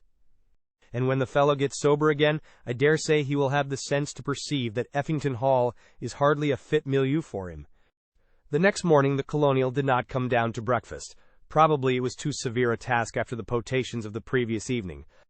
He appeared in Stormont's study about 12 o'clock, Lydon and the ladies having gone to church. What passed between the pair, they had no means of knowing. Newcomb lunched with them, and his demeanor was very chastened. He ate heartily, but drank very sparingly. Perhaps his host had given him a lecture on the fatal effects of intemperance. And during the meal he scarcely opened his lips. Gloria and her sweetheart went out for their afternoon walk. When they came back to tea, neither Stormont nor Newcomb was visible. Mrs. Barnard said that her brother had driven the visitor up to London, where he intended to find a lodging. Lydon drew a breath of relief. Had the colonial stayed, there might have been another disagreeable scene. Gloria openly expressed her satisfaction. Loathsome creature, I hope he is gone for good, she ejaculated fervently. Have you ever seen him before, Aunt? Never, my dear, nor do I want to see him again. It must have amazed your uncle very greatly. Of course, in a wild place such as he went to as a young man, you cannot pick and choose the people you are forced to associate with. But it is distinctly unpleasant when they turn up in after life and remind you of the old acquaintance. Had Stormont told her the same tale he had told to them, or did she know more about that sinister visitor than they did? Nothing in her demeanor enabled Lydon to determine the point. Stormont returned in time for dinner, having deposited his visitor somewhere. No further allusion was made to him by any member of the party, but his advent had created an uncomfortable feeling which was not wholly allayed by his departure. Leonard guessed that Mr. Newcomb had taken away with him either a good sum in cash or a substantial check. He had no doubt in his own mind that the colonial knew something damaging about Stormont, and that his visit had been made for the purpose of extorting hush money. If so, there was a grim irony in the situation. The man who, according to all the present evidence, was a blackmailer, was being blackmailed himself and maintaining his position as the opulent owner of Effington by the grace of this rough and down-at-heel colonial. After dinner, Stormont shut himself up in his study. During dinner he had been very quiet, quite unlike his usual genial, rather boisterous self. It was evident that Newcomb had left a disturbing influence behind him. Mrs. Barnard went to her own particular sanctum, and the young people had the drawing-room to themselves. It may have been my fancy, remarked Gloria, but I thought I detected a subtle difference in Duncan's manner today. I saw his face drop in the hall when that creature spoke of himself as being an old pal of Uncle's. I shouldn't wonder if he has made up his mind that it is no longer a respectable establishment to remain in, and intends to give notice. She had diagnosed the state of the dignified butler's feelings correctly, for the next day Duncan intimated his wish to leave. When pressed for a reason, he murmured something evasive about his desire for a change.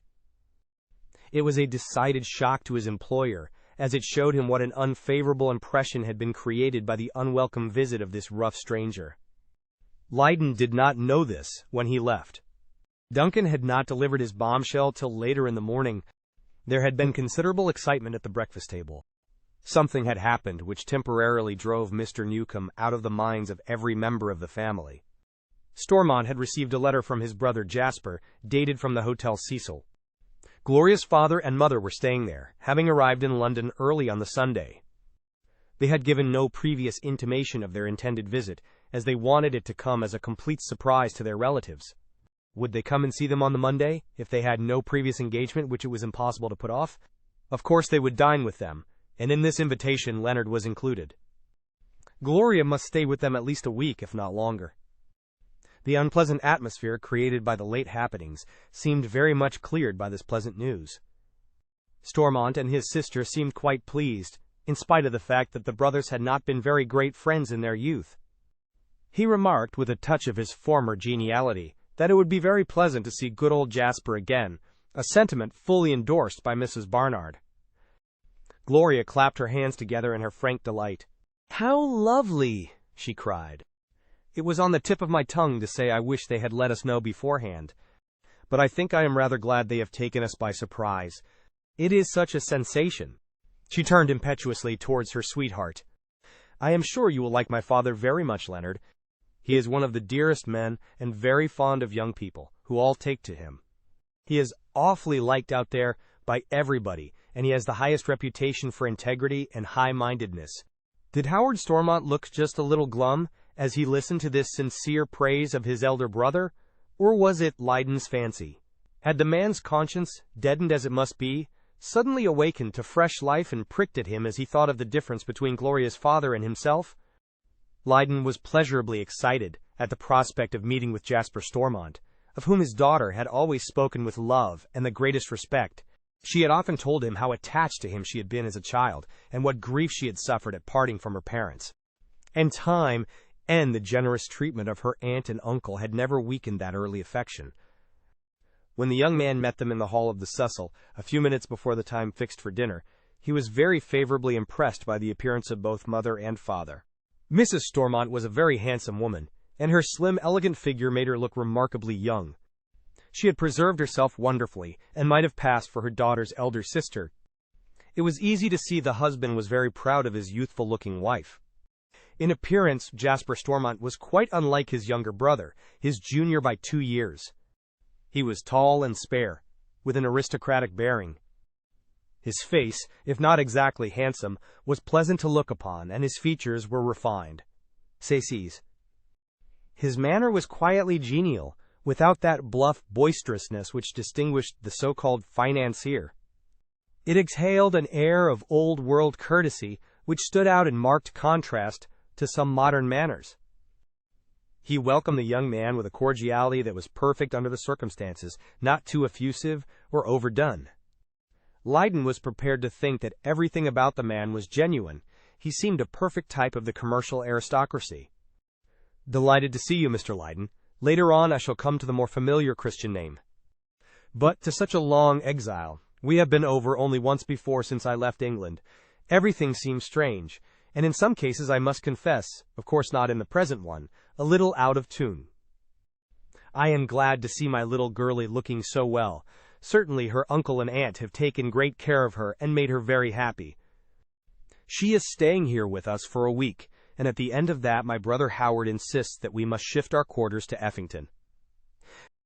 There was something a little formal in his words, in his diction, that Leyden rather liked. There was also about the man an ease, an unconscious air of authority that pleased him. Beside him, his brother, Howard Stormont, with his supposed great wealth, appeared plebeian. He learned afterwards from Gloria that the elder brother was much the superior in mentality. He might not have the money-making instincts so strongly developed, but he had taken far greater advantage of the good education their father had bestowed upon them. He was a very cultivated man, passionately fond of art and music, and an omnivorous reader. Howard was essentially a man of the world, and nothing more. The arts did not interest him, and the daily newspapers were almost his sole literature. It was a very pleasant dinner. Jasper Stormont was an exceedingly good talker, but he led the conversation without any attempt to monopolize it, giving everybody a chance to contribute to the common fund of entertainment. Howard Stormont and his sister were staying the night at the hotel, returning to Effington on the morrow. Leonard left early, good taste suggesting that he should not intrude himself too long on what was a family conclave. There must be many things they would wish to discuss alone. The liking between the two men seemed mutual. Jasper Stormont shook Leonard's hand very warmly when they parted. "As I told you, Gloria is going to give herself to us for a week, and I should like you to come very often. To dinner every night if you can." He gave him a very charming smile when the young men protested that this was taking undue advantage of his position. "Not at all, my dear young friend. I am afraid my motive is a rather selfish one. I want to become well acquainted with my future son-in-law." Gloria saw him off. The others, with commendable tact, did not intrude upon the tender farewell of the lovers. "You like my dear old dad, don't you, Leonard? He has a heart of gold?" asked Gloria as they said good night. And Leonard was able to say honestly that he had taken a great liking to Jasper Stormont. He was quite convinced, even on this short acquaintance, he was a white man through and through. It followed that, being so pressed, the young man did dine at the Cecil every evening of that week. The Stormonts had a small, private sitting room, but Jasper often took Lydon down into the smoking room for a private chat. He had openly avowed his wish to become better acquainted with his future son-in-law, and these informal, intimate conversations would help him quickly to that knowledge. He told Leonard first of his future plans.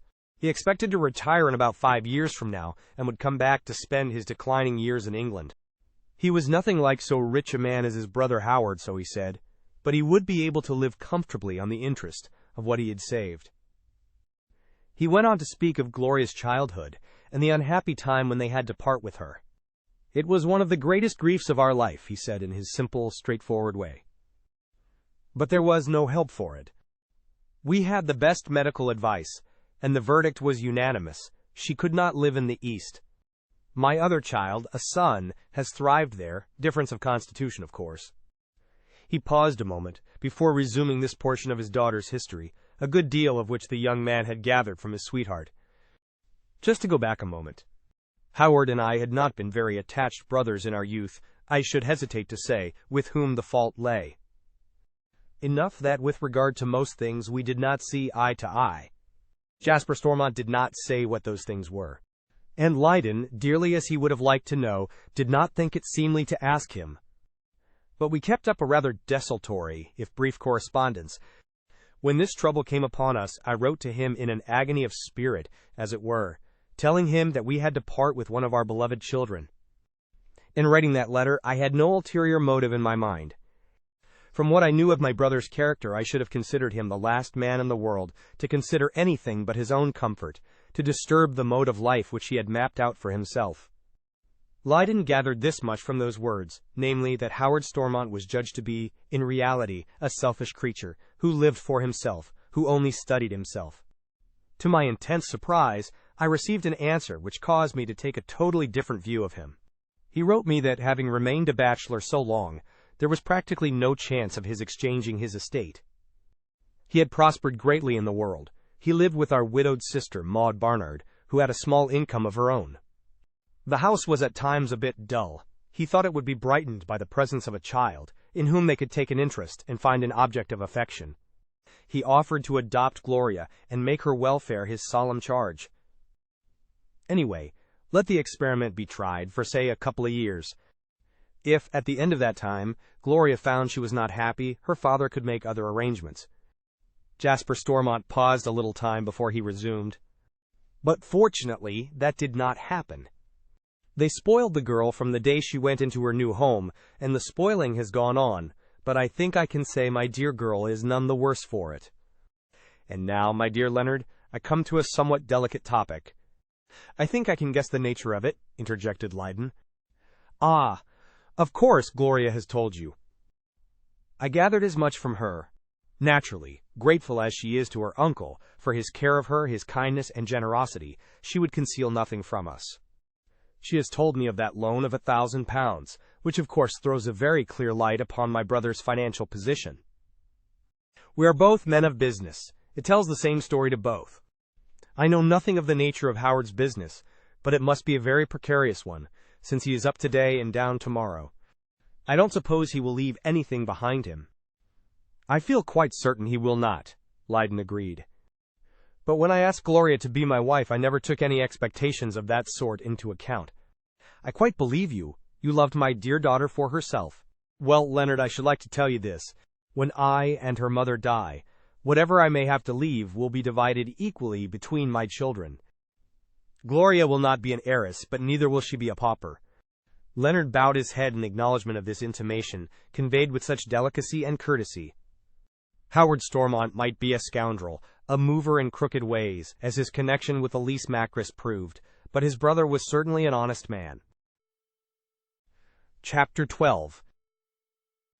At the end of the week, the Jasper Stormonts moved to the fine old Tudor house at Effington.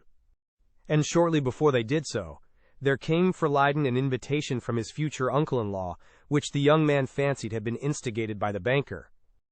If it did not interfere with his business arrangements, would Leonard make the Hall his headquarters for the next week, going up to London in the morning and returning when the duties of the day were done. Jasper Stormont's holiday was to be only a brief one, and shortly he would return to China for another long period of exile. Perhaps in this brief time he wished to see as much as possible of the man who was to marry his daughter, in order to prove if further acquaintance would increase or diminish his first favorable impressions of him. For Gloria had told him that her father had formed an exceedingly good opinion of him, and expressed his satisfaction that she had made such a wise choice. "And dear Dad's opinion is worth having," said the girl proudly. She was fond of her uncle, very grateful to him for all he had done for her, for the happiness he had brought into her life. But it was easy to see that for her father she had a great respect, almost amounting to reverence, in addition to her filial love. No doubt, so far as character was concerned, she put the two men on totally different planes, and Lydon knew that her instinct was right. Even if he had never opened that letter to Zillah Mayhew, and still believed Howard Stormont to be what he had originally thought him, a shrewd, blunt, genial fellow, he would have soon discovered that Jasper was made of the sounder metal.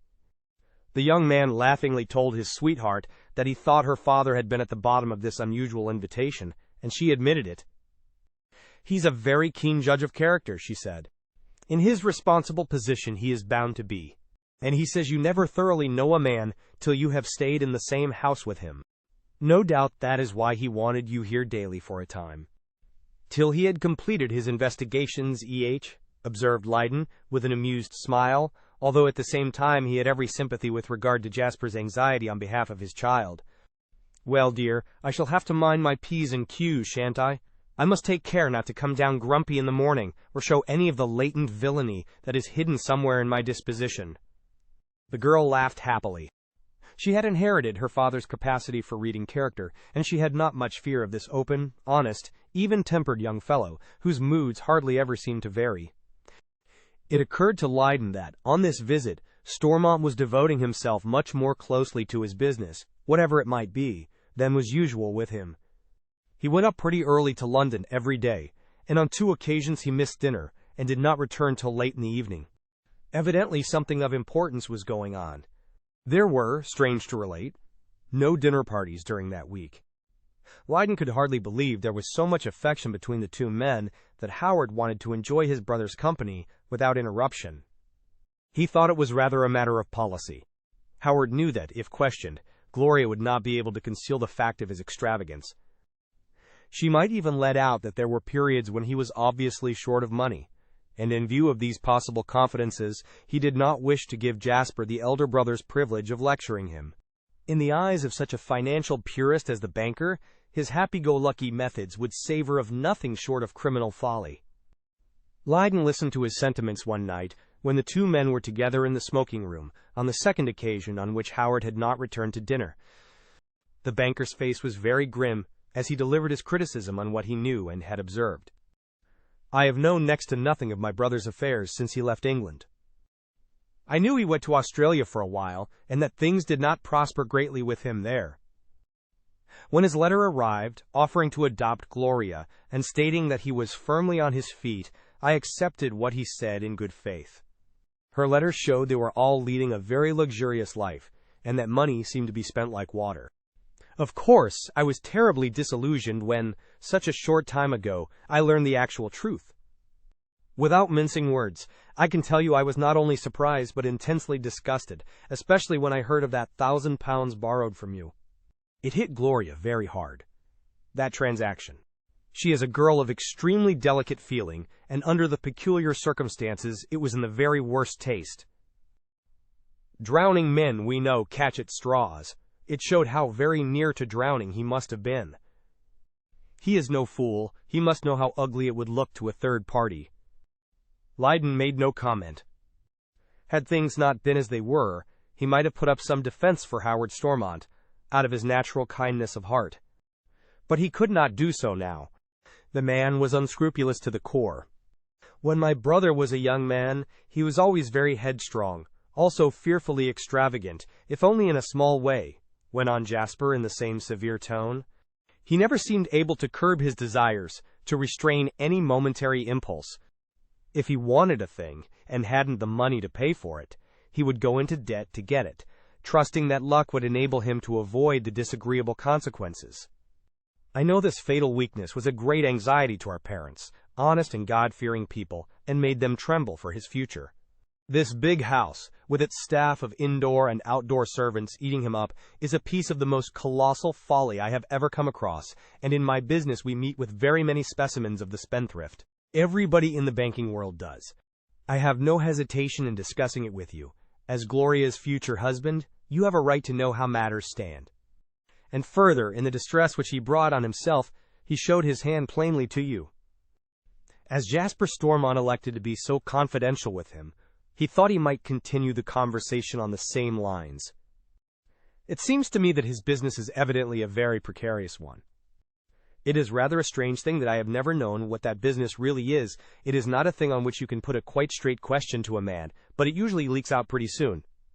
You know that I am a consulting engineer. I know that you hold a high post in the banking world. I have never even heard from your brother where his offices are. Gloria does not seem to know much about it. She thought he was what you call a financier. Well, we must admit that is rather a vague term. And I can assure you, Leonard, I know almost as little as you do. My sister appears equally ignorant. When I have talked about the subject about which there should be no mystery, there is an obvious attempt to sheer off it. So far as I can gather from random statements, he might be described as a financier. He gets concessions from foreign countries, he negotiates big loans for all sorts of things, does a bit of company promoting, etc. But he avoids details and gives no names. Of course, some men are very reticent about their private affairs, but reticence so pronounced savors greatly of mystery. There was a long pause, and then the banker waved his hand round the room, decorated and furnished in such a costly fashion, with a gesture that was contemptuous. But one thing I am certain of, I have often been told that I possess second sight in matters like these. This cannot go on for long, in the light that has been thrown upon it by his borrowing from you what was, after all, a trifling sum for a man in a good way of business to find. A year or two of bad trade will bring him to the ground. Perhaps another year's reprieve in which he will be struggling to tide over. You and I will then, I expect, be invited to put money into the sinking ship. If so, take my advice and sternly refuse. With a man of my brother's headstrong nature and extravagant proclivities, you might as well throw it in the sea. Lydon thanked his future father-in-law for his advice, thinking, as he did so, that Howard Stormont would never get another loan out of him. Did this honorable, straightforward man of business only know what he knew, he would be overwhelmed with grief and shame at possessing such a brother. You can see it is a subject on which I have necessarily to hold my tongue, exclaimed Jasper Stormont.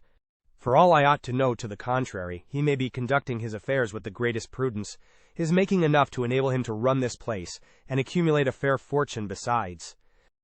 What I know about the true state of affairs comes from Gloria, from whom I have drawn it with the greatest reluctance. My lips are sealed. She would hate him to find that she has been telling tales out of school. For whatever faults he may have, he has taken the place of a second father to her, and she cannot but appreciate him for that. Yes, scoundrel as he might be, Howard Stormont no doubt had his good points, and his kindness to his niece was not the least amongst them. I forgot to tell you one thing, not that I am very greatly impressed by it. said the banker as they parted for the evening. "The other day, in a fit of confidence, he imparted to me that he was on a very big thing which he expected to mature shortly, something out of which he would make enough to secure a handsome competence for life. If this came off, he said he would retire from business and lead this life of a country gentleman which appears to have such great fascinations for him." Leonard pricked up his ears at this information. If Howard Stormont was on some big enterprise, it would be of a nefarious kind. "He didn't disclose the nature of this great coup, of course?" he asked. The banker shook his head. "He didn't give me the slightest hint. But, as I said, I attach very little importance to it. All these speculators are sanguine creatures, and follow will-o'-the-wisp with a blind devotion worthy of a better cause. They have always got some grand scheme on which is to make them rich beyond the dreams of avarice." Lydon was much impressed by that conversation with Jasper Stormont. Like himself, at an earlier stage he had sensed a certain mystery surrounding his brother. He wondered whether bankruptcy and poverty would be the only doom that might fall upon the owner of Effington Hall. He thought he might escape that, in spite of the banker's gloomy predictions. After all, he had kept up opulent state for a great many years. According to Gloria's statement, he had been wealthy ever since she had taken up her residence with them. He was a cunning and resourceful man. Although he lacked the solid qualities of his brother, probably he would never come quite down to the ground. But the young man was not sure a darker doom might not descend upon him in spite of his cleverness. He wondered if his sweetheart had told her father of the visit of that shabby colonial, and the scene in the billiard room when the drunken creature had been on the point of blurting out something, and had been stopped by his host, who was in a perfect agony of apprehension. He asked her the next day, and she assured him she had kept silence. "I have really let out more about Uncle Howard than I ought," she explained, in a contrite voice. "But Dad has a very persuasive way with him. He would have made a splendid cross-examiner. I expect his business has developed his faculties in that direction. He says that people wanting favors come to him with all sorts of ingenious lies. He leads you on in a quiet, suave sort of way to all kinds of admissions. And I haven't the gift of reticence. I am far too outspoken." I could see that Uncle was terribly upset by that visit. I have noticed a great change in him since. He gives me the impression of a man who has received a great shock and can't recover from it. Lydon had himself noticed a certain change in the man.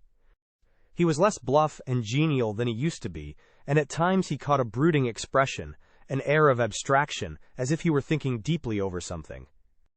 At first he imagined Howard was nerving himself to make a confession to his brother, similar to the one he had made to himself, that he was living up to his income, and that Gloria could expect very little from him when he died. But on thinking more over it, he came to the conclusion that his sweetheart was right, that the change in his demeanor was due to the visit of Tom Newcomb, his old pal. In the meantime, Lydon had received reports from Grugus, the first arriving a few days after he had left Paris. From these he learned that the detective and his colleague were keeping a close watch upon the man Edwards and Miss Glenthorne, to call her by her latest alias. They watched them from about 11 o'clock in the morning. The woman did not stir out till then, till late at night. The program was much the same every day. In the morning Zillah met the man Edwards, and they walked about together in the outskirts of Paris. They steered clear of the well-known portions, as no doubt Calliard was pursuing his business there, and they might run across him at any moment. In the afternoon they usually took a car and drove out to Versailles or some other suburb. In the evening Zillah invariably met the opulent jeweler Calliard, and they dined together at one of the numerous expensive restaurants that abound in the gay city. Monsieur Calliard was evidently a rich man, and begrudged nothing in the pursuit of his pleasures. Then one day came a brief telegram from Grugus. "The birds have flown, slipped away. All news when we meet. Leaving today. Be at my office tomorrow morning as early as you like." On the face of it, it looked as if the detective had failed in his mission, that the two schemers had outwitted him, and stolen a march on him. Chapter 13. Lydon thought that Grugus looked somewhat crestfallen when they met the following morning in the offices in Craven Street. He opened the conversation in a rather apologetic tone. "Well, Mr. Lydon, the primary object for which we went to Paris was the establishment of the fact that Zillah Mayhew was the same person as Elise Macris. But that fact we established on the first day we arrived there. I stayed on in order to find something more than that. I am sorry to tell you I have found nothing, except one little thing that makes the affair more mysterious. You say they contrived to give you the slip. How was that done when you were keeping such a close watch on them? Asked the young man, in a tone that plainly showed his disappointment. Grugus hastened to explain. I am afraid I must plead guilty to a little want of foresight. After watching very carefully for 3 days, we became pretty sure that neither the woman nor her friend Edwards were what you would call early birds. They did not stir out before a fairly late hour in the morning. Having, as they thought, established this fact, the two men did not begin their watch till a certain hour themselves. Had they not been so confident, it would have been easy to take it in turns to watch one of them, since, if one of them went out, it was for the purpose of ultimately meeting the other. As a fact, to carry out the thing thoroughly, a third, perhaps a fourth, man was wanted. That, of course, would have entailed a great deal more expense than I felt myself justified in putting you to, said Grugus in exculpating himself. The last time I saw Zillah Mayhew, she was dining as usual with her elderly cavalier. Edwards, according to custom, was spending his evenings at one of the music halls. My colleague Simmons never observed him with anybody, and he never met Miss Mayhew at night. And it is pretty certain that he never came into contact with Calliard. Whatever business was to be carried on with the Frenchman seemed to be left entirely in her hands. No doubt she talked things over with Edwards in their daily meetings. You have not even proved conclusively that her object was what we all thought it to be, blackmail? Interjected Leyden. If you don't mind, I will just leave that question unanswered for a moment or two while I relate how they gave us the slip. On that particular morning, no Zillah Mayhew issued forth from the hotel. I waited about for a very long time, till Simmons joined me. His news was startling. Edwards, who, as I told you, had put up in another part of the town, did not turn out either. After a decent interval, Simmons, who knows somebody in pretty nearly every hotel in Paris, went in and made inquiries. He learned that Edwards had left some 2 hours before, carrying his luggage, a very light portmanteau, with him. He had told them he was returning to England. Of course, I smelt a rat at once, and instructed Simmons to go into the terminus and inquire if Mrs. and Miss Glenthorne were still there. The answer was in the negative. They had also made an early departure, and had driven to the Gare du Nord. Presumably, they were returning to England, too. It seems pretty clear they found out they were being watched, and judged it prudent to leave, was Leyden's natural comment. It looks very like it, admitted Grugus. Now comes the surprising part of the story. I should have come away at once, but that I had a fancy to interview Calliard to ascertain if our suspicions were correct. Our suspicions, I mean, as to the object of her acquaintance with a man so much her senior. Grugus then proceeded to narrate how, on the following evening, he had run the jeweler to earth, while dining at one of his favorite restaurants. He was alone at a rather big table, and the detective seated himself at it, after a polite apology to the Frenchman for disturbing him, which was accepted with the habitual courtesy of his country. Presently they got into general conversation, and when he judged the time was ripe, Grugus produced his card and handed it to him. When Monsieur Calliard, who by the way spoke English very passably, ascertained from the card the occupation of the man who had seated himself at the table, he turned pale and showed considerable signs of embarrassment. Grugus easily guessed the reasons for his disturbance. This opulent jeweler was no doubt a good bit of a philanderer and easily attracted by women. His first thought was that his wife suspected him, and had put a private inquiry agent on his track. Of course, this notion had to be quickly dispelled. Grugus explained that he was not at all concerned with the way in which Monsieur Calliard chose to spend his leisure hours, but he was greatly interested in the lady with whom he had dined so frequently. At this reassuring statement, Monsieur Calliard recovered his composure, and insisted upon helping his companion to a glass of the very excellent champagne he was drinking with his dinner. It was easy to diagnose him as a free liver, a man of considerable bonhomie, and by no means inclined to take a Puritan view of life. He answered the questions put to him in the frankest manner. How had he made the acquaintance of the lady, and had he always known her by the name of Glenthorne, as she went sometimes by others? The genial jeweler raised his eyebrows at the second of the two questions. He was evidently going to learn something. Listen, and I will tell you all about it. I suppose it goes without saying you know who I am? Began Monsieur Calliard. Certainly, replied Grugus with an amiable smile. "You are a partner in the well-known firm of Dubost Frères of Marseille. Of course it would be easy for you to find out. I suppose I am known to a large circle of waiters in the hotels and restaurants of Paris. I met this young lady first at Trouville last year, where we formed a slight acquaintance. I met her later on in Rome. The acquaintance progressed a little further, and I have only known her under the name of Glenthorne. At both these places she was in the company of her mother, a rather good-looking Jewess. She was not formally introduced to you by anybody, I suppose?" Monsieur Calliard shrugged his shoulders with the wealth of gesture typical of his countrymen. "Ah, no. At Trouville I stayed in the same hotel. At Rome I met her casually in the street, and she and her mother dined 2 or 3 times with me.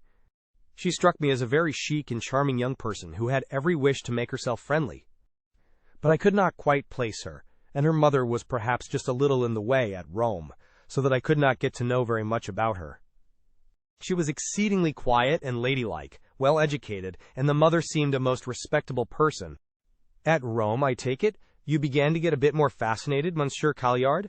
suggested the detective. Again that shrug of the shoulders. "At Marseille, where one is so well known and, to a certain extent, looked up to, Monsieur Grugus, one has to lead a very staid life.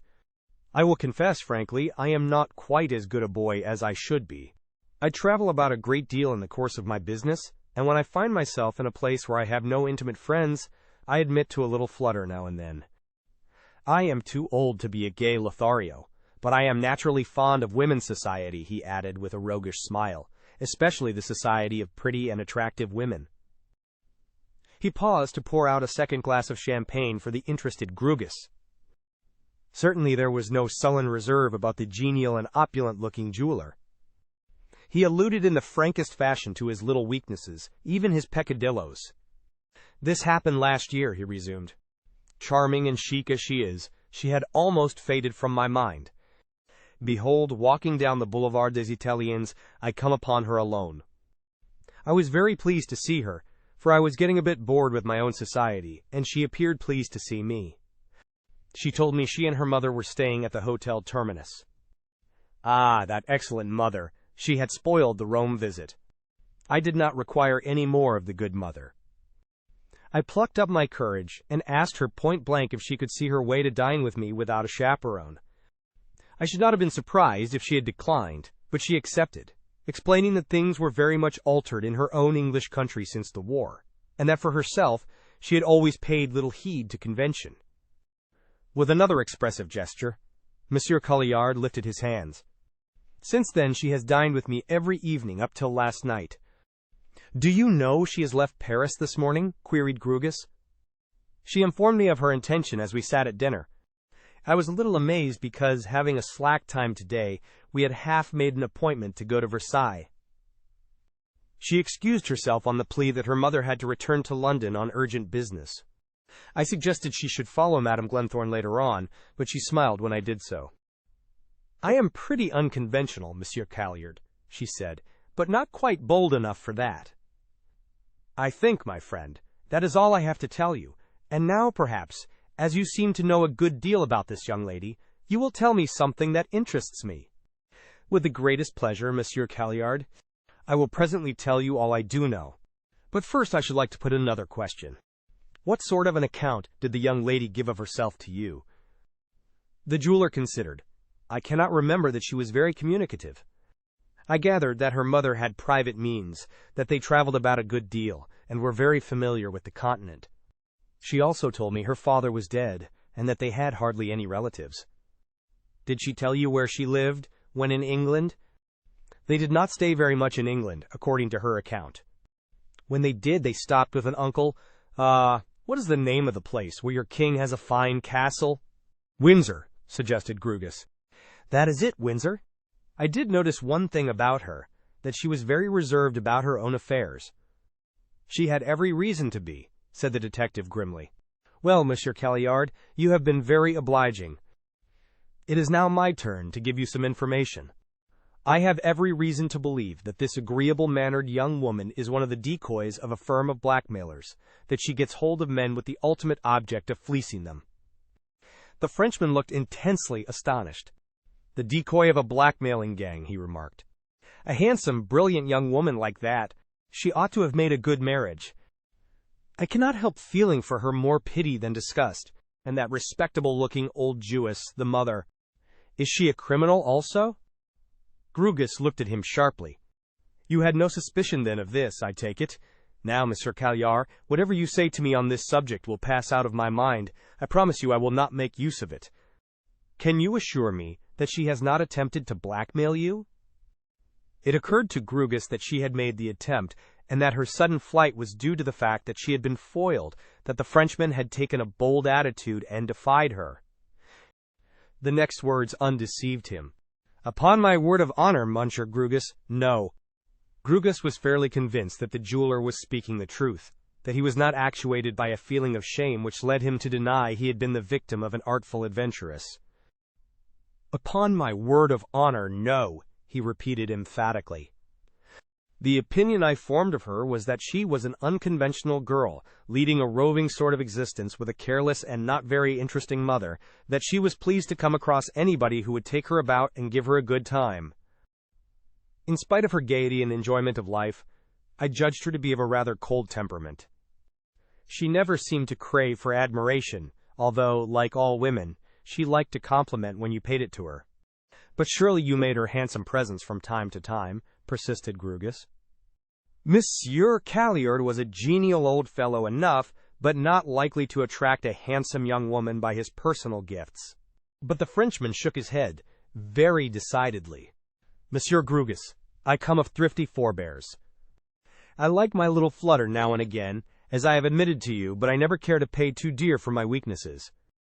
What did I give Miss Glenthorne during this visit? Bah! It is not worth thinking of. A few flowers sent to the hotel, some boxes of chocolates, once I think half a dozen pairs of gloves. It was not that which made her dine with me whenever I asked her. It is a bit of a riddle, I confess. Do you think there is any possibility of your being mistaken, of your having received wrong information about her? I am a man of the world, and I could detect no sign of the greedy adventuress. Grugus replied that his evidence was too strong to admit of such a supposition. But still what Caillard had told him imparted a fresh air of mystery to the affair. If blackmail was not her game, she must have had some other object in view, said the detective to Leyden when he had finished the story. I cannot think those meetings in Rome and Paris were the result of accident. I should say that by some means she or her friends had obtained information of Caillard's movements, and she had followed him for the purpose of insinuating herself into his good graces. She no doubt read him at a glance, a weak, susceptible man, a bit thrifty perhaps, and garrulous to a fault. You did not, of course, mention anything of Stormont or Whitehouse to the Frenchman? Asked Leyden, who had been thinking very deeply as he listened to the story. I gave him no indication that there was anybody else concerned in my investigations, was Grugus's reply. Is it possible that we have suspected Stormont wrongly after all? Said the young man presently, who was profoundly astonished that there had been no blackmail. Is it possible that he sent her and the man Edwards on some peculiar and special business errand, and that he, and perhaps Whitehouse, knew nothing of the double life she is leading, this combination of businesswoman and adventuress? But the experienced detective shook his head. They have both been closely watched, Mr. Leyden, except in those few particular hours when they made off. If they were engaged on legitimate business in Paris, with whom were they doing it? They would have called on people, people would have called on them. She was never with anybody but Caillard and Edwards. Edwards had not got even a second string to his bow. He was never seen with anybody but her. What is your reading of it, then? I incline to the idea they found out they were watched, and gave up the game in the middle, before the woman could formulate her plans for fleecing Caillard. Have you any other theory? Only that a further mystery is developing, which we may or may not discover. By the way, there is something I forgot to tell you. They left, as you have learned, a day before me. I wired at once to one of my men in London in code to find out if Zillah Mayhew had returned to Ashstead Mansions. And the reply? She had, and also the mother. They left Paris as Mrs. and Miss Glenthorne. They have returned to London as Mrs. and Miss Mayhew. It was all very puzzling, very baffling. Leyden owned frankly he could not see his way through the maze. After a pause, the detective spoke. Now the question is, Mr. Leyden, do you feel disposed to spend any more money? What is your advice? Asked the young man. To go on, answered the detective in a decided voice. I am convinced that we are only at the beginning of the mystery. So be it then. What are the next steps? Simmons only awaits a message from me to take them. In the course of conversation, Calliard told me he was only staying 3 days longer in Paris. He is going on to Brussels, where he does a big business. Now you have decided, I shall instruct him to follow Calliard. If there is a further mystery, as I strongly suspect, it is round him that it will center. Here in London, I shall keep observation upon Miss Mayhew, and if I can possibly come across him, upon Edwards. With that, the interview ended. At the end of another week, Jasper Stormont and his wife came back to the Cecil, bringing Gloria with them. Leyden had a shrewd suspicion that the banker, who according to his daughter's account was a man of simple tastes and habits, was not a little oppressed by the opulence and splendor of Effington. Chapter 14. It was not long before Grugis's prophecy that they were only at the beginning of the mystery came true. What is now about to be narrated is gleaned from the letters sent to his chief from Brussels by Simmons. Later on, he came to England and amplified the various details of the whole affair. Monsieur Calliard went to Brussels in due course from Paris, and took up his quarters at one of the well-known hotels in that delightful city. Simmons, obeying his chief's telegraphed instructions, followed him, and was always at his heels. On this visit, the gay old Frenchman was apparently devoting himself wholeheartedly to his business, and not indulging in any little flutters. His habits were exceedingly regular. He devoted his mornings, and frequently his afternoons, to visits to his various customers. The rest of his time he spent at the hotel. No ladies, young or middle-aged, relieved the monotony of his leisure moments. Needless to say, that Simmons kept open a wary eye for the reappearance of Zillah Mayhew and the man Edwards. To his surprise, neither turned up. In the meantime, Grugis was keeping a watch on the women at Ashstead Mansions, and convinced himself, with the aid of the friendly hall porter, that she was in London during the whole of the time that Leon Calliard was in Brussels. Therefore a certain theory of his was shattered, when he found she was staying on from day to day. His idea was that, having discovered she was being shadowed in Paris, her plans had been suddenly nipped in the bud by that fact, and she had headed for the shelter of the flat. This did not mean that she had given up her original designs against the wealthy jeweler, only postponed them. After a brief interval, during which she judged the scent would have become cold, she would follow him to Brussels, and there add him to her no doubt very numerous list of victims. It followed from this, then, that blackmail had not been her ultimate object. But it was obvious that she had some object in sticking so closely to the Frenchman. And so far as it was possible to reason, the instructions given by Stormont to Edwards were concerned with the wealthy jeweler, as neither the man nor the woman had associated with anybody else during their stay in Paris. Edwards had been seen about with nobody except the girl who called herself Miss Glenthorne. For 3 days Simmons kept a pretty close watch on Calliard. On the 4th he relaxed his vigilance a little, having made up his mind by now that nothing more was to be feared from the pair of confederates. And on this day something unusual happened. Calliard did not return to the hotel for lunch, and he did not return for dinner. Simmons did not attach very great importance to this. He might have gone somewhere else for the day on business. Tomorrow he would see him pursuing his ordinary routine, without a doubt. But when the morrow came, and no Calliard appeared in his usual haunts, Simmons became alarmed. That evening he went to the director of the Palace Hotel, with whom he had a slight acquaintance, and who knew the nature of his occupation, and inquired for news. He explained that, unknown to Calliard himself, he was watching his movements in connection with a certain couple who might have evil designs upon him. The director, a most voluble person, was quite ready to talk to a man whom he knew he could trust. I have known Monsieur Calliard for years, ever since I have been connected with the Palace Hotel. His connection with us is a long one and dates before the time I came here. I suppose you know that he is a man of considerable wealth, a partner in a very flourishing firm in Marseille. He came here about every few months to do business with the leading jewelers in Brussels, and he carried in that brown bag his samples, worth some hundreds of thousands of francs. When he had finished his rounds for the day, it was his invariable custom to deposit that very valuable bag in our safe. Simmons noticed that the director had been speaking all along, in the past tense. He had a very sure premonition of what was coming. He went out as usual after breakfast to make his customary morning calls, taking his bag with him. As I take it you have been watching him, probably you know that as well as I do? Simmons had to admit that on this particular morning his vigilance had been relaxed. Having made up his mind that neither of the pair he suspected was in the vicinity, he was prepared to take it easy till Monsieur Calliard left Brussels, when he would follow him to his next stopping place. The director shrugged his shoulders. That is most unfortunate, for then we might know more than we do. He said especially that he would return to luncheon.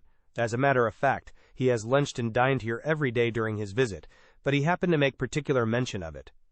Luncheon time arrived, and he did not turn up. We didn't attach very great importance to the fact. He might have been detained or been invited by one of his customers. When dinner time came and he was again absent, I began to feel a bit uneasy. Remember, he was carrying in that bag a small fortune. Monsieur Calliard is just a little bit, what shall we say, frisky for a man of his age, is he not? Queried Simmons. The director smiled. A wee bit, perhaps. I fancy he is rather susceptible where the other sex is concerned. On previous occasions he has sometimes brought here to lunch and dinner some fascinating members of it. But this time, nothing of the sort happened. Not a soul has been to see him since he first set foot in the hotel. Simmons thought there might be a good reason for this. No doubt the volatile Frenchman had received a rude shock when Grugus told him the real character of the young woman to whom he was so hospitable in Paris. He had resolved to walk more warily for a little time. When I came down this morning and found he was still absent, I came to the conclusion it was time to act. I notified the police at once. I dispatched a long wire to his firm in Marseille, acquainting them with the suspicious circumstances. I have had one in reply. And they are of course very alarmed? Said Simmons. Not so much as you would imagine. It is a very long wire, and in it they suggest he may have gone to Ostend to see a certain client, and will return in due course. But I am very doubtful of this. Monsieur Calliard was a very methodical man, not likely to do anything on the spur of the moment. If he had intended to pay this visit to Ostend, he would have had it in his mind for some little time, and notified us of his intention. Well, the affair is now in the hands of the police. It was not till 5 days later that the denouement came. It was evening, and Simmons sat on the terrace of the Café Métropole, sipping his apéritif. While doing so, he opened the Petit Bleu and read a long account of the recovery of the body of an elderly, well-dressed man from the river Meuse at a bend about a mile behind the little village of Godime. The doctors declared that it had been in the river since about the date corresponding with the disappearance of the wealthy jeweler. Upon him was found a sum of about 3,000 francs, and papers which conclusively proved that he was a Monsieur Léon Calliard, member of a well-known firm, and residing in the Rue Lenon at Marseille. In his pocket was found a half-obliterated letter written in indelible pencil stating his intention of committing suicide in consequence of an unfortunate love affair. Simmons hastened round to his friend the director of the hotel, whom he found acquainted with the news. This gentleman threw scorn upon the suggestion of suicide. Bah, my friend, he cried excitedly. Calliard was not that sort of man. He was a most devout Catholic. A love affair that would drive him off his head at his age. The idea is preposterous. He was fond of the society of attractive women, granted, but his was not the sort of nature capable of a great passion. I should like to see that letter, Monsieur Simmons. I will wager it is a forgery, put there by the assassin who killed him, in order to get hold of that bag with its valuable contents. And so, later on, it was proved to be the case. When the letter was shown to some of his intimate friends, they unanimously declared it was a clumsy imitation of Calliard's handwriting. So all along it was robbery and murder, not simply blackmail, that was intended, said Grugus, as he and his client sat discussing the whole facts of the case. Simmons, of course, committed a blunder in not following Calliard that particular morning. He might have averted a tragedy. On the other hand, he might not. This is the work of a very cunning gang, and so long as Calliard had that bag in his possession, they were determined to have it. They would not have been satisfied with a first rebuff, or a second. They would have followed him till they got it. Depend upon it, They had their plans laid with devilish precision. I don't suppose we shall ever know how they got him into their clutches. It is strange that Edwards and the woman should have so suddenly effaced themselves, commented Lydon. If they had a hand in it, you would think they would have been in at the closing act. Is it possible, do you think, that this tragedy is simply a coincidence, that he was done to death by people who had no connection with them? Grugus shook his head. There is no evidence against them, certainly.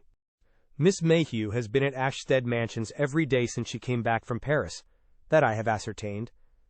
In her case she has a perfect alibi. Of Edwards I can speak with no positiveness. Simmons took a snapshot of him in Paris, and I have had 2 men scouring London for him with no success, as we are unacquainted with his haunts. Of course, for all we know to the contrary, he might have been lurking in the neighborhood of that little village of Godin. But, all the same, I believe Miss Mayhew played a big part in this affair. Lydon looked at the detective inquiringly. I should like to know in what way you connect her with the case, he said. Of course, in a thing of this sort, I feel myself utterly helpless, so far as my reasoning faculties are concerned. Grugus smiled. One would hardly expect otherwise, Mr. Lydon. Up to the present, you can have had no experience of criminal methods, which I can assure you are very subtle. Robbery was intended from the beginning, supplemented by murder, if that was absolutely necessary. In this case, I assume the existence of a cleverly organized gang of international crooks, with spies everywhere. They find out that the unfortunate Calyard, member of a wealthy firm, is accustomed to make periodical visits to the various important capitals, carrying with him in that small bag an immense amount of valuable property. They already know a good deal, but they want to know more, be better versed in details. They set Miss Mayhew on him, one of their cleverest decoys. No doubt the beginnings of the plot were hatched at Trouville, where he first made her acquaintance, and, unfortunately for himself, was attracted by her. Their meeting was not accidental.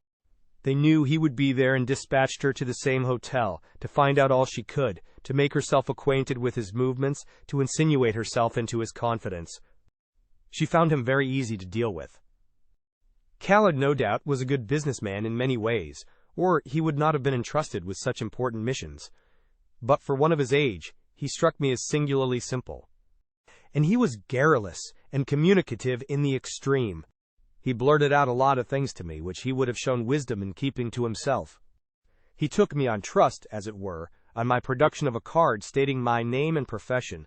That card might easily have been prepared for the purpose. I give this as an illustration of his simplicity, of his tendency to take things at their face value. A clever woman would twist him round her little finger, easily get out of him what she wanted to know. Neither in Rome nor Trouville did they find things fall out quite in accordance with their plans. It was not till they got him to Paris that they were able to set to work in grim earnest, with the result we know. None of the jewelry has been traced, I suppose? Not that I have heard of, was the detective's answer. They had their plans cut and dried, you may depend. A few hours after they had got hold of the stuff, you can be sure the valuable stones were out of their settings and on the way to a safe market. After a little while, Lydon spoke. You have reconstructed the whole thing very cleverly, and in my own mind I feel you are right. But we have really no tangible evidence against Stormont, have we? Grugus shrugged his shoulders. Nothing that would convince a jury, I fear. It is all intensely circumstantial. Still, that letter of his to Zillah which you intercepted is a very important link. Would you like me to go to Scotland Yard and put them in possession of all we know, so that they could join forces with the Paris police? But Leonard could not bring himself to consent to this step. The thought of his beloved Gloria, of her father, a man of the highest probity and honor, forbade it. Much as he would have rejoiced, for his dead friend's sake, that Elise Macrease should be punished, he shrank from bringing disgrace upon Howard Stormont's innocent relatives. It was finally arranged between the 2 men that Grugus should still keep a watch upon the flat in Ashstead Mansions, and note the further movements of Whitehouse and his supposed niece. It was evident that this taciturn individual had taken no active part in the Calyard affair, was not even so much implicated in it as Stormont appeared to be by that letter to his clever Zillah. But Grugus had a very strong suspicion that the couple worked very closely together.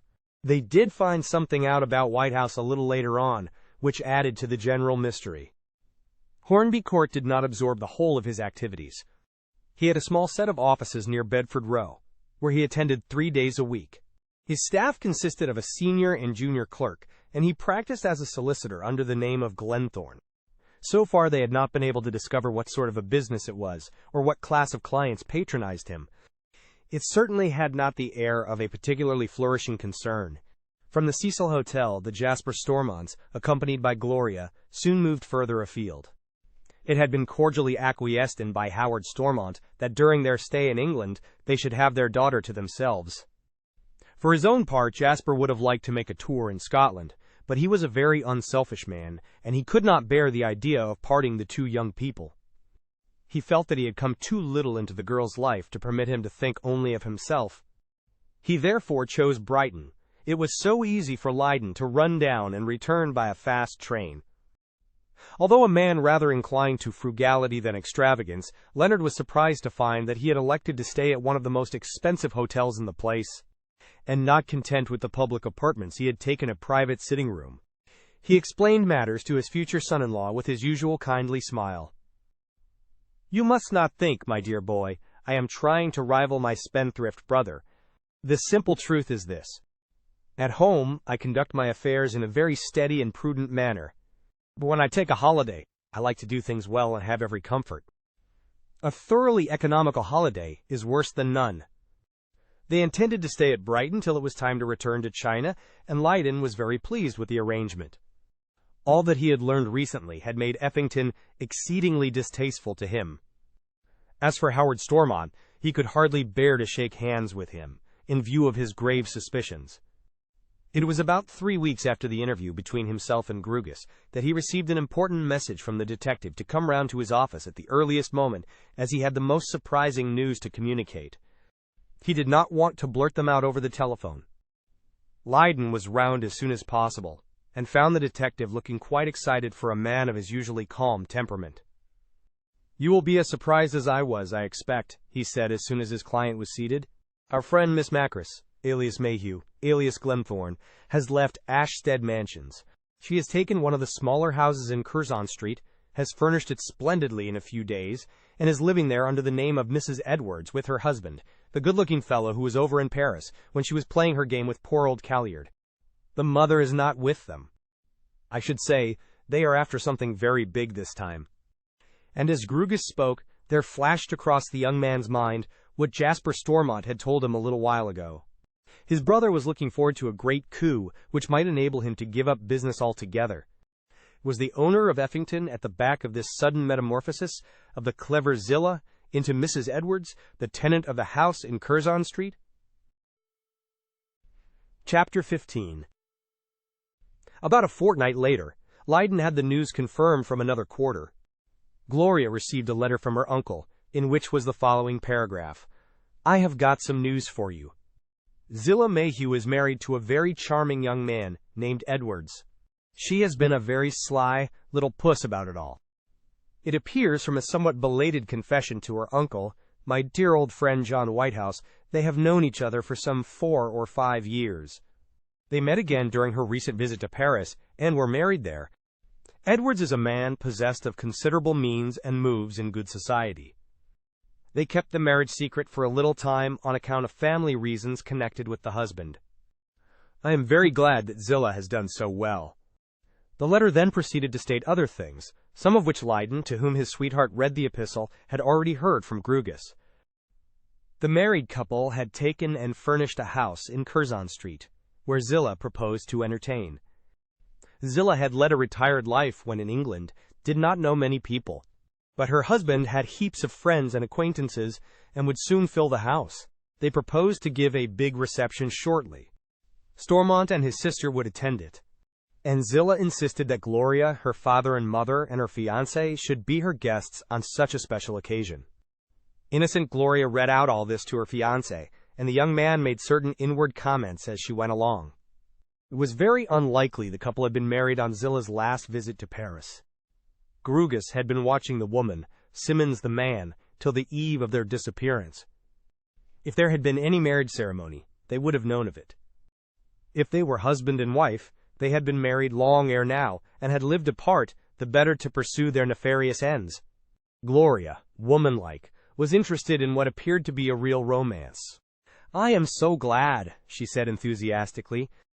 "Zillah is such a delightful, charming girl. She deserves a good husband. I am surprised that she has not been married long before this. Uncle Howard speaks well of him, doesn't he? And I think he is a very shrewd judge of character. We must certainly go to that party to see for ourselves." "You agree, I am sure." Yes, Lydon certainly agreed. Of course he could not as yet give a hint to the unsuspecting girl of his reasons. He would dearly like to observe the adventuress and Edwards at close quarters. In London the next day, he found time to run round to Grugus and inform him of what Howard Stormont had written. "Well, you will keep your eyes open when you are there," said the detective. "I wish you could take me with you, but that, I suppose, is impossible. I'm a master of disguise, you know. I could go as something quite different from Grugus. I might spot something that would escape you. I am very curious as to the game they have got on. It must be something big, or else they wouldn't go to this considerable expense. Of course, that account of the recent marriage in Paris is all bunkum." Lydon would dearly have liked to take the detective with him as an old friend, to obtain a card for him through Stormont. But he saw it was too risky. Stormont was a man of diabolical ingenuity and cunning. He would smell a rat at once. Later on, he might be able to work him into the Curzon Street menage. "By the way, I have never shown you the snapshot of Edwards that Simmons took in Paris, have I?" asked the detective presently. He opened a drawer in his writing table, extracted a photograph, and handed it to his client. Lydon gave a cry of astonishment as he looked at it. "Well, of all the strange things that have ever happened. This man is a member of my own club, the Excelsior." "What do you know about him?" asked Grugus in an excited voice. "Well, almost next to nothing. The Excelsior is a big club, as you know, and there are dozens of different sets.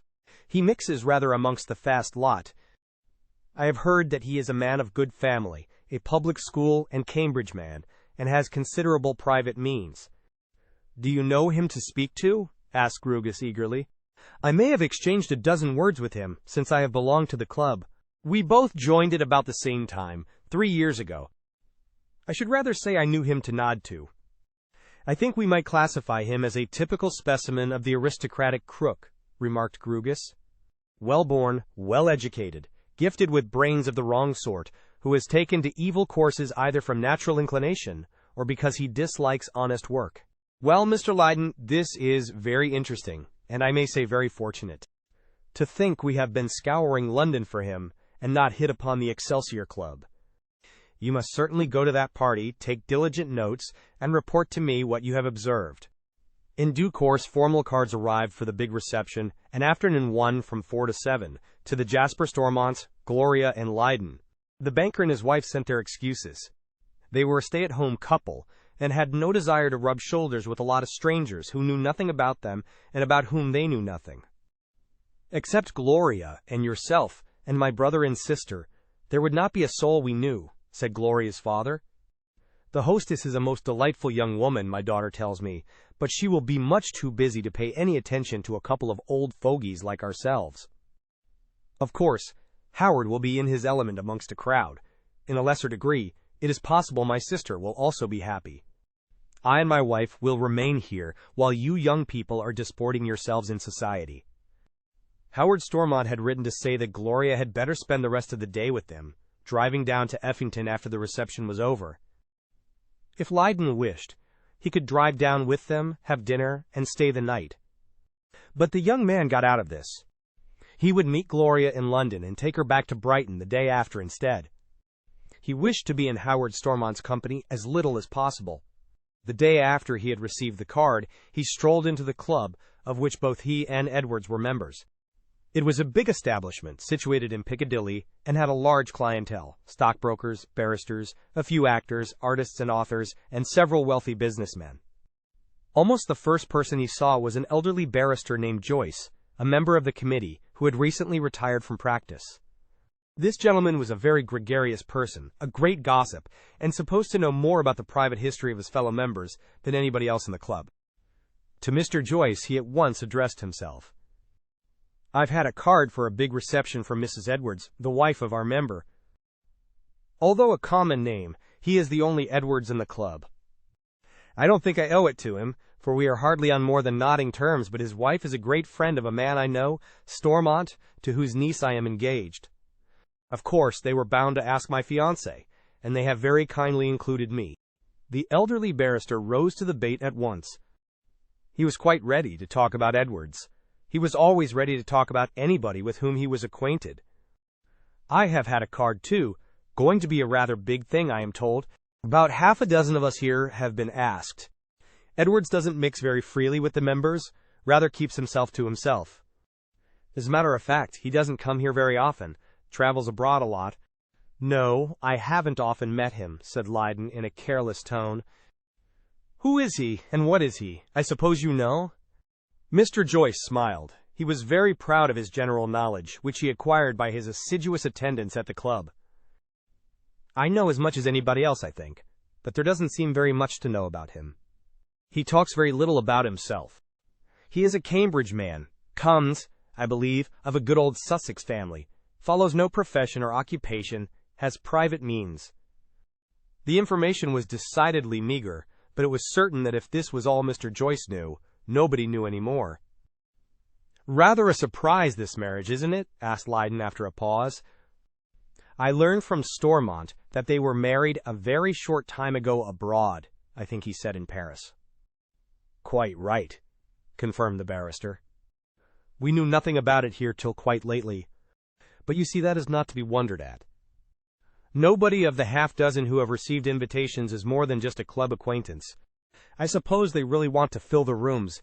He rushed in here about a week ago, told me what you know, that he was recently married, had taken a house in Curzon Street, and they were going to hold a reception, sort of housewarming. He was going to send cards to a few of the members. Would I pass on to them what he had told me, as he might not be in the club again before the party came off?"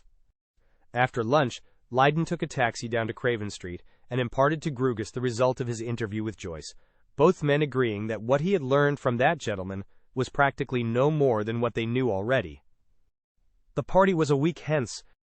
Grugus was still very bent upon going, but he recognized the impossibility of getting there. "If I could get a chance, I would go as a waiter," he said. "Well, it's no use thinking about it.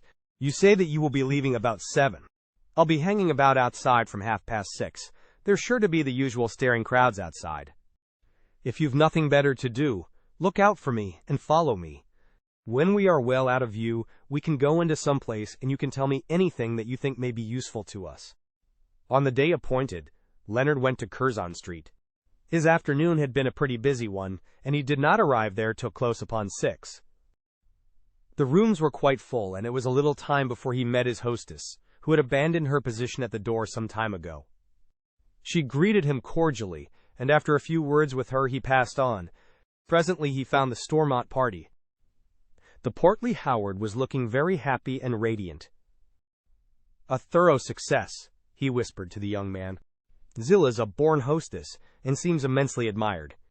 Most of the people here are the husband's friends. She has been so seldom in London that she doesn't know many people yet. But it won't be long before she does. I'm delighted it is going off so well. I'm very fond of Zilla. She's such a sweet girl." Lydon thought grimly that the unfortunate Calliard had said the same thing. He inquired if Mr. Whitehouse was there. "No," was the answer. He was awfully disappointed he could not be here to witness her triumph. But he was prevented by important business. "I believe he is dining with them after the show." The mother was not there. Well, her parents were supposed to be dead, and the uncle was absent. No doubt Mrs. Edwards had her own good reasons for not having her own family round her.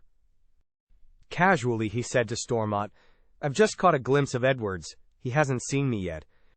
Do you know he's a member of my club, the Excelsior?" Was it fancy, or did he detect a rather shifty look in Stormont's eyes as he replied to him? "Yes, he told me when I first mentioned your name." "What a small place the world is, E.H.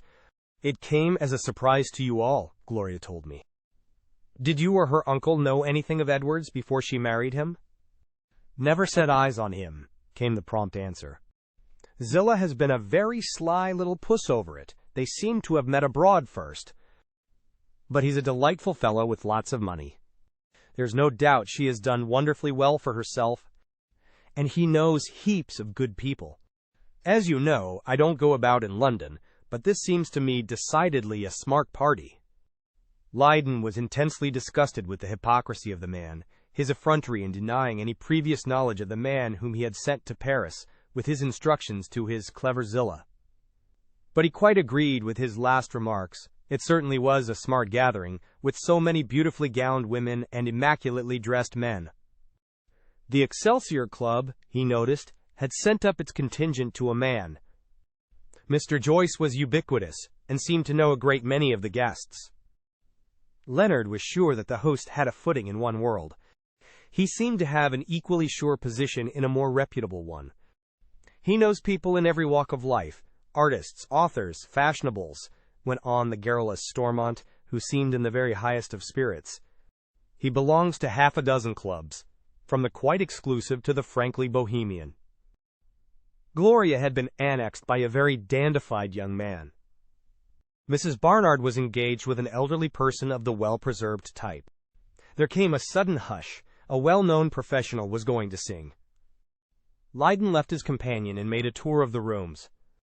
When he stopped, he found himself standing next to Edwards, who gave him a cordial nod and a whispered, "We'll speak to you presently." The song was finished, and his host turned to Lydon. "Very pleased to see you here. I little thought when we used to meet occasionally at the club that we should become so closely connected, as it were. Stormont has known Zillah from a child. He is a sort of adopted uncle. Delightful fellow, Stormont. So genial, so unaffected." "Quite," said Lydon, in a tone the reverse of enthusiastic. Not greatly relishing the prospect of a prolonged conversation with Edwards, he was about to move when his host stopped him. "Do you see that young man talking to my wife? Over there by the door? You know who he is, don't you?" Lydon looked in the direction indicated. Zillah Edwards was conversing with a handsome, elegant young fellow of about 25. There was something distinguished and aristocratic about his appearance, and Leonard fancied that the face was familiar to him, but he could not recall where or under what circumstances he had seen it. "That is Lord Raisbury, the eldest son of the Earl of Feltham, one of the oldest families in England," whispered Edwards in an impressive voice, and guided by this information, the young man knew why the face was familiar to him. He had seen the portrait of the young fellow in some of the society papers. "He often comes here," went on the host. "You know all about his history, I suppose?" "Very little," was the cold answer. "My acquaintance with the great world is negligible, I am sorry to say." "It is quite a romance," continued the other, who did not seem to have noticed the coldness of his companion's manner. "His father, as I said, can boast of representing one of the oldest families in England, but he is not rich. The estates are in Suffolk, and I am told don't produce much more than 20,000 a year. That is not much for a nobleman in his position, you know, and he has a large family." "I suppose not," assented Lydon, who was not particularly interested in this good-looking young aristocrat. "Well, thanks to an extraordinary bit of luck, Raisbury is very rich, one of the richest young men in London. He owes it to his aunt, a very beautiful woman. She married twice. The first match was a fairly good one, but nothing out of the common. She was left a widow when she was just nearing 30. Her second husband was an enormously rich American who had settled in England, a multimillionaire. He died soon too, 5 years after their marriage. The bulk of his fortune was left to his children by a first wife, but his widow, Raisbury's aunt, got a comfortable 2 million left to her to dispose of as she liked. She was devoted to Raisbury. Never having had a child by either of her husbands, she looked upon him as a son. She died 2 years ago and left him every penny, with the exception of a few insignificant legacies." "A very fortunate young man," commented Lydon, interested in spite of himself by the romantic story. "And what sort of a chap is he? Is he taking care of his money, or making ducks and drakes of it?" "He is a most delightful fellow in himself. With regard to your question, he spends a lot, of course. He has the handling of a very big income, but I should say he has a fairly good head upon his shoulders and knows how to manage his affairs." "Is he your friend or your wife's?" asked Lydon bluntly, hastening to add, "I mean, of course, in the first instance." "Oh, Zilla's," was the answer. They knew each other abroad before he came into his aunt's money. The acquaintance dropped till quite lately. We were dining one night at the Ritz and met him in the lounge as we were going in. She introduced me, and of course gave him an invitation to Curzon Street. He has dined with us twice and called several times. I like him immensely. He is a dear chap. Lydon stayed for another half hour, and noticed that Lord Raysbury was never for long away from the side of his hostess. He did not appear to know more than a couple of people in the room, and Leonard had a suspicion that they had been introduced by Zillah. It was a smart party, certainly, but although he knew little of fashionable or semi-fashionable society, he did not think it was quite up to the standard of a young man of such aristocratic lineage. He managed to obtain a few words with Gloria. "Are you enjoying yourself, my sweetheart?" he whispered. "Oh, in a way, it is rather novel," she replied. "But I don't think I should care for too much of this sort of thing. Zillah has been quite kind, introduced me and Aunt to a lot of people. Uncle Howard is enjoying himself immensely. I have not seen him look more beaming at one of his own dinner parties. But I'm afraid I haven't his temperament. I'm not fond of strange crowds." Soon the party began to break up. Only a few determined stayers were left behind. Stormont collected his womenfolk, and they bade adieu to their host and hostess. Lydon took his departure with them. As he shook hands with Zillah, he observed that the good-looking Raysbury was still in close attendance.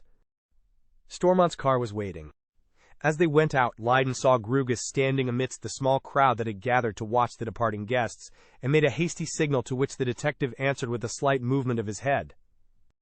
What was the young man's astonishment to see amongst the waiting crowd the weather-beaten face of Tom Newcombe, and a hasty glance at him revealed the fact that, if not actually drunk, he was certainly not strictly sober. As soon as he caught sight of his old pal, he rushed forward and shouted out what he intended to be a welcome, in a husky voice. Howard Stormont's face went white when he saw him. "Get out of the way, you drunken dog," he said in a low voice, full of fury. "Never dare to accost me again when you are in this state." The colonial, no longer shabby-looking, but dressed in very loud attire, which he doubtless considered to be the height of fashion, slunk away, his face working and muttering, "Drunken dog! Drunken dog!" Stormont pushed the women into the car and it drove off, the occupants waving a farewell to Leonard as he stood on the curb. When he turned round to look for Grugus, that gentleman had gone. He saw him a few yards off, stealthily tracking the colonial. He knew by this action that the ever-vigilant man had overheard what had passed, and was on a fresh scent. It was no use waiting for him. Chapter 16. It was not long before the quarry came to a halt at a public house in a side street off Piccadilly. When he reached this hostelry, his intense indignation had exercised a remarkably sobering effect upon him. His gait was quite steady, and when he asked the barmaid for refreshment, his voice had recovered its normal tones. Grugus had followed him in. After a little while, Newcombe went and sat down in front of one of the tables. After a decent interval, the detective followed him and opened up conversation by some remark about the weather. Mr. Newcombe made a somewhat gloomy response. It was evident his mind was still full of the epithet which Stormont had hurled at him as he hurried into the car. As Grugus saw that he was not disposed for general conversation, he thought he would try him on something that would interest him. He judged him not to be too well blessed with the world's goods, in spite of his loud but evidently cheap apparel. He thought, therefore, he would start on a democratic note. "Awful lot of money these knobs do waste on themselves. When you walk down these parts, the luxury that meets you on every hand makes you fairly sick, it does. Many a poor bloke has got to keep his wife and family for a week on what they spend on one meal." He was a very good actor, and he put on a right Cockney accent for the benefit of his companion. He did not want to be taken for a man of too superior class, or else he might easily excite suspicion. Mr. Newcombe grunted assent to these propositions and drained his tumbler. Grugus put on a genial smile and did the same. "They give you precious little stuff for the money in these days," he remarked in the same dissatisfied tone. "I feel a bit fed up today with thinking of all these things. I always feel that way when I see much of this quarter of the town. I'm going to have another. I should be rather glad if you'd have one with me." Mr. Newcombe hesitated for a second, then accepted. Grugus had judged his condition pretty accurately. He had had too much when he stood outside the house in Curzon Street. The abuse hurled at him by Stormont, and the indignation it created, had momentarily sobered him. But another glass or two would stir up the old drink and reduce him to his previous condition. When he got back to that, he would be disposed to talk. The second tumbler accomplished the desired result. The detective saw he could now get to work. "I've just strolled down from Curzon Street, and it was the sight of a big party going on at one of the houses that set me thinking. Motor cars galore waiting for the beautiful ladies with frocks that cost a small fortune, men coming out with their expensive suits. It gave me the hump, it did, so I cut it and dropped into the first public I could come across." Newcomb looked at him with a perfectly unsuspicious eye. "Was you there too?" "So was I." "Did you happen to see me?" "No," answered the detective unblushingly, feeling that he was lying in a good cause. "Rather rum that, when you come to think of it, isn't it? That we should be looking at the same thing, and then meeting a few minutes after, in this place, I suppose for the same reason, that we both felt a trifle dry. I say, we'd better have another. I always feel reckless when I'm a bit fed up." The colonial accepted the hospitality for the second time. Grugus went to the counter to get the drinks. He did not wish the colonial to entertain any doubts of his own sobriety, which was fast tottering under the last glass. When he returned, Mr. Newcomb began to give vent to some of the thoughts that were harrowing his indignant soul. "It isn't often I come in these parts. I live King's Cross way. But it being a fine day, I thought I'd just take a stroll up here and have a look at the knobs. Well, I wandered about a lot, then I sat down in the park, and afterwards I got into that street where you were. I forget what you said the name of it was." Grugus supplied the necessary information, and the colonial rambled on, in a voice that grew thicker as he proceeded. "Well, presently I come to that house where the show was. I stood looking at the motor cars and the dainty ladies stepping into them. Suddenly I see come out a man I have known for years, with his sister and niece. He was a pal of mine in Australia when we were both young men. Many a good turn I done him. Once I nursed him back to life through a bad fever. Well, remembering the good old days, I go up to him in a cheery sort of way. And what do you think I get in return?" "Haven't the slightest idea," replied the mendacious Grugus. "He called me a drunken dog, and dared me to speak to him in the street or anywhere else. What do you say to that?"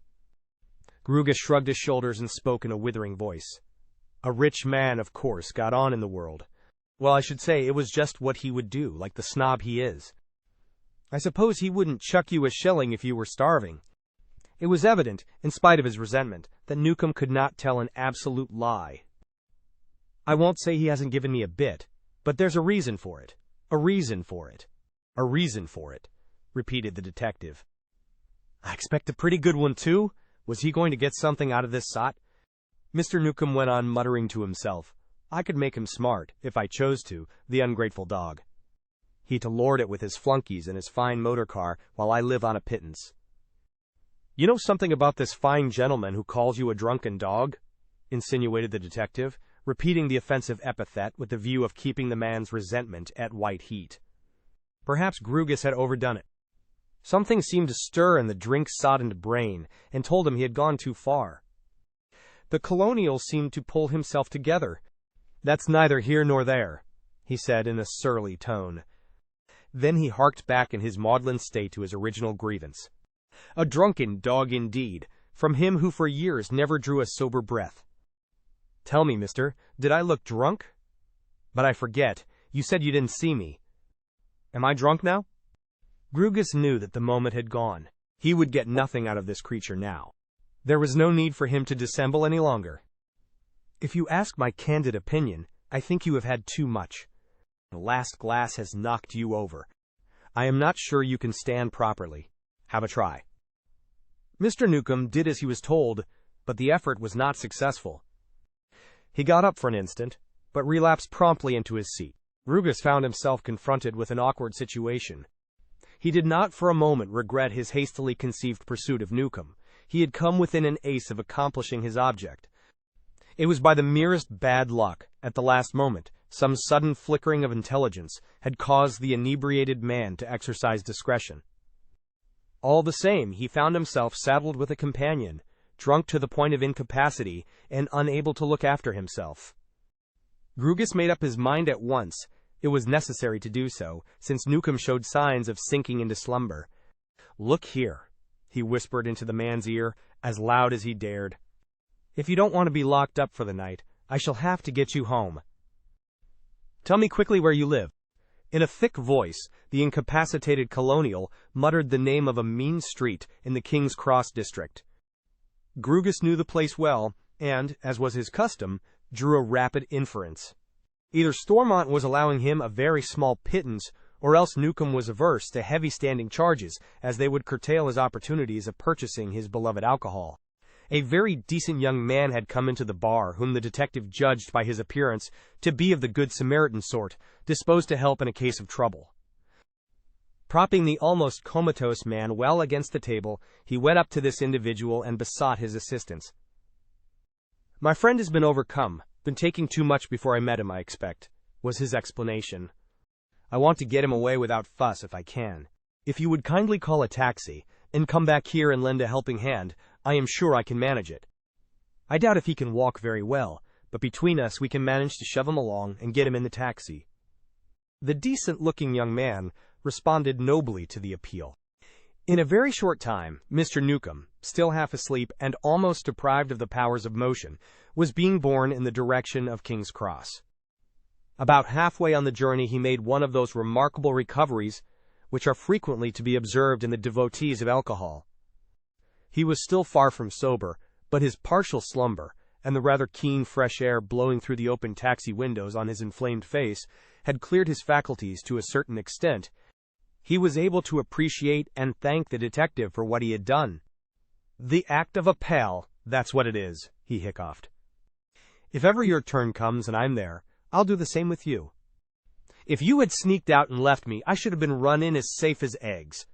His mind suddenly reverted to the events of a short time ago. "By gosh, if it had been that fellow with the flunkies and the fine car, he'd have left me in the lurch. I say, mister, I don't know your name. Perhaps I was a bit gone. He bawled at me that I was a drunken dog."